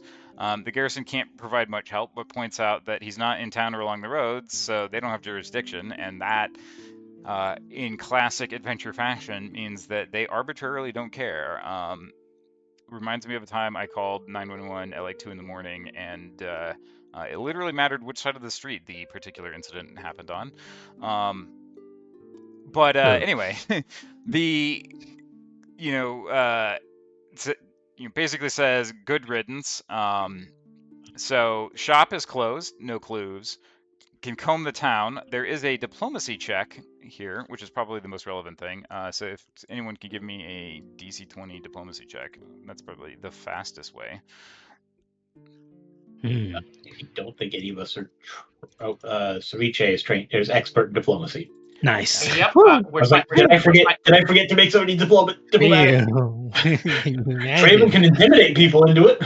This would have been a crazy end of the run. No. We you know what? I have a no. hero point. I'm gonna you use get it. your point. All right. Yeah. So, that's how you do it. All right. Yeah. There you go. What's sort of entertaining is that you can actually get the information from somebody else for a 10 gold. But so that shield that was unaccounted for could have gotten you it. So it's fine. You don't need to spend that 10 gold, and you learn about a location called Crook's Nook, which is, Smuggler's Refuge. Yeah, Smuggler's Refuge. Yeah, Crook's Nook is a place. You hear about that, and you're like, but also Crook's Nook would know, but also he probably went to Smuggler's Refuge because you actually made the check. So anyway, even if you don't succeed, you would have gotten the clue to go to Crook's Nook and been able to pay the 10 gold. Is what would have happened. Yeah. But yeah, so Carmen spent a bunch of time in the Smuggler's Refuge in his youth, as did many folks, and that is where you expect to find him, which is where we will pick up next week. Yeah, so we will pick up there. So before we drop off here, I want to say thank you to everybody who tuned in. Thank you to everybody who joined me for this. Thank you, Rico, for agreeing to do this. I can't run the stream, unfortunately, because my internet is very, very fast down. But in order to send packets upstream, I have to tie messages to chipmunks and send them to the local data server, I think. And they're not quite there yet. They're close, but they're not quite there. I tried running the test stream, and it was pretty choppy. I'll have you know, I have dropped 587 frames out of the 2.69 million that have been uploaded. Should we be turning our clock off? Should we be turning our clock off? Yeah. We should pause the clock. We will go ahead and pause our split here. We're at a good pace. Yeah, we're solid here. We're like, honestly 3 seconds away from collecting the last MacGuffin. Would you say we're on world record pace? I think we're on world record pace. Yeah. I doubt anyone has recorded beating this any faster. Yep. So we still have 3 copies of Magic Plus to give away. Oh, yes. Yes. And we should do that, shouldn't we? So let's do that. Yeah. I don't know if anybody in chat at the midpoint is still in chat now, so I'm going to start it fresh. Type magic in the chat if you want to be entered. Magic in chat if you want to enter. If you want to give it another go. Which of you? I have someone I know is watching the stream and they want to see the party token. Can we facilitate that? Yes. Yep. Give us the party token. It is, And, of course, hidden behind Sonic the Hedgehog. Yeah. So unpause the game. Come on, Sonic, move. Let us see Sonic. Give me a second. You can unpause the game because he's going to have to zoom in to see it, and he's going to zoom in and upload it. I can just do it this way. It's fine. I guess I'll actually unpause. There it is. There you go. yes. Look at that. This is beautiful. Yeah, just great. Again, thank you, Christian. This is just silly that he tokenized this thing, and he didn't do this for the speedrun. This already existed. Yeah, this already existed. I think it was probably me that made a stupid speedrun joke in dev chat. Yeah.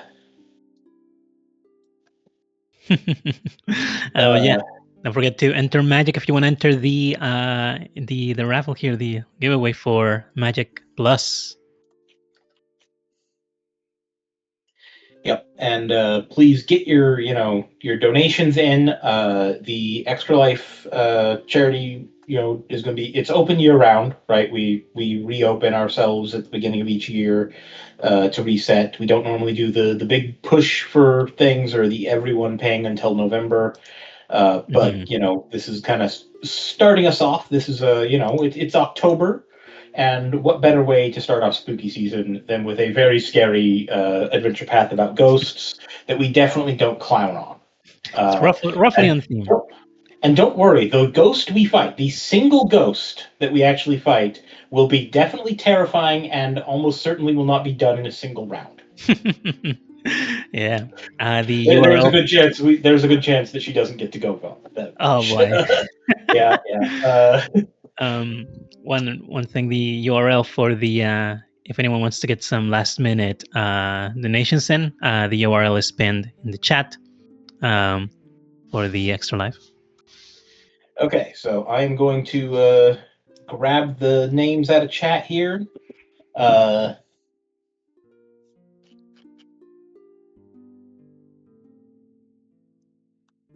And one other thing, I just want to call out that Rigo stepped in at the last second. We had somebody, Josh, was sick today and not able to make it. So Rigo basically did all of learn the tactics and learn the character for the rogue last night. In a day, yeah. So thank you so much for stepping up to do that, because it would have been awkward to just have one person controlling two characters. And you did great. I think we're really ahead of pace. Like I said, in practice it took us 8 hours, and that was without any stream. I was not able to make the practice, so I'm like just going by the notes we have from the practice. Hey, we took pretty extensive notes. I think we've been planning this thing for like a month and a half, 2 months, I think. And also want to give great credit to Tim Teeman, who, aside from quickly fixing the stream title and description, which will be great for next time.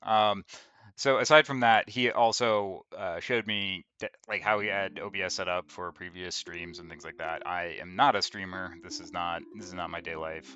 So I had to learn all of that real quick and get all of these things set up, and it would have been much harder had he not taken the time to walk me through that. So yeah. All right. Ivan is a person of many talents. Yes, and thank you. Thank you to our devs for the system. Thank you to the devs, to Shark and Sue and Lukey and Nicolaj and everybody else who's ever contributed. We've had over 250 people at this point contribute to the system, either through actual TypeScript dev work or through data entry, and the system would not be possible if it were not for a team of people. Because if it was still just like me working on data entry stuff, we would not have we wouldn't have half of the new books in. So thank you so much to Rigo and Ambrose, two of our more active data entry people, and to Mechamaya, and just the entire data entry team. Like everybody does so much work. Thank you so much. Yeah, I And do shout out nothing. Soraya. I As claim absolute nothing here. without them, I would have had maybe 10 hours to work on the upcoming releases for Monster Core 2 and no, Monster Core 2's out, right? Or no, Monster Core 2. No. It'll be out. It'll be out. I can't keep track of their release schedule. Okay, Monster Core 2. Yeah, it was the Dragon book that got delayed. Yeah, sorry. Yeah. My brain is completely fried at this point. Yeah, Monster Core 2 and Alien Core both come out on the same day, and at the same time, Draconic Codex was supposed to come out that day. It got delayed by a month, but we still have it finished anyways. So, we're almost done with that data entry a month early, and We're there's speed no running. chance. Yeah, I definitely would not have even I'd be maybe a quarter of the way through Monster Core 2 by myself at this point. So thank you so much for doing that. All right, enough of that. We've had 10 people enter their names in for Magic, so go ahead and give us a D10 and then a D9, or just give us 3 D10 and we will just re-roll Repeats. duplicates. Yeah. There's a Foundry one for re-roll duplicates, right? Yeah. I don't know, but just give it 3d10, and if there's a okay, four, we got 4, 5, and 6. So that is Rogue Entity X, Hey. Wind Pansy, and Elf Tarot.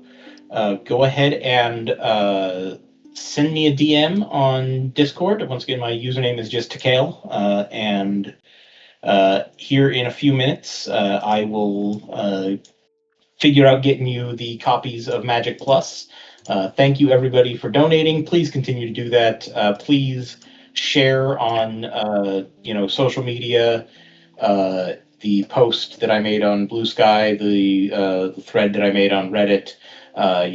Post those on. I'm not on Facebook anymore, but if people want to post this on Facebook groups they're on, this will be on YouTube, I believe. We're planning on putting this out, this video out on YouTube for people who can catch up later.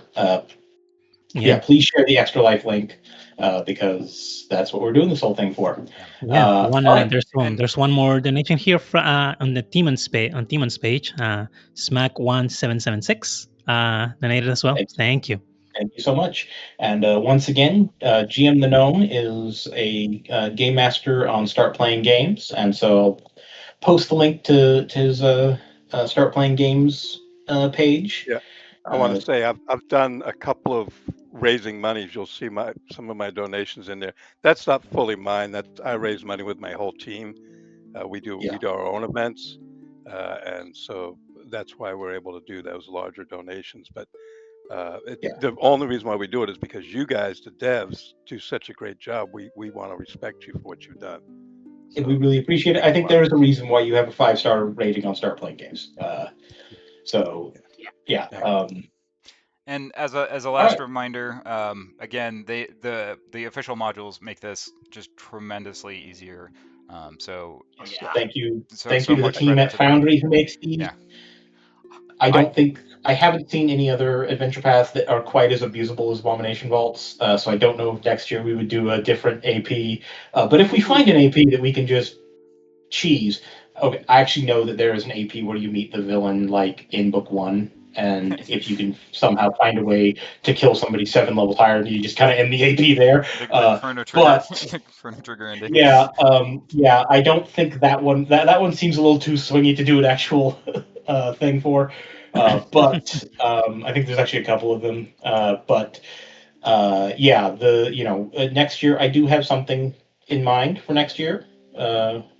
As a maybe we could do something sort of like this, but a little different. So we'll discuss that and hopefully have some better ideas, some ideas, and people will be interested in it if this does well. Thank you. I think that's all I gotta say. We'll Yeah. see everybody next week. All right. Yeah, don't And forget to tune in. remember,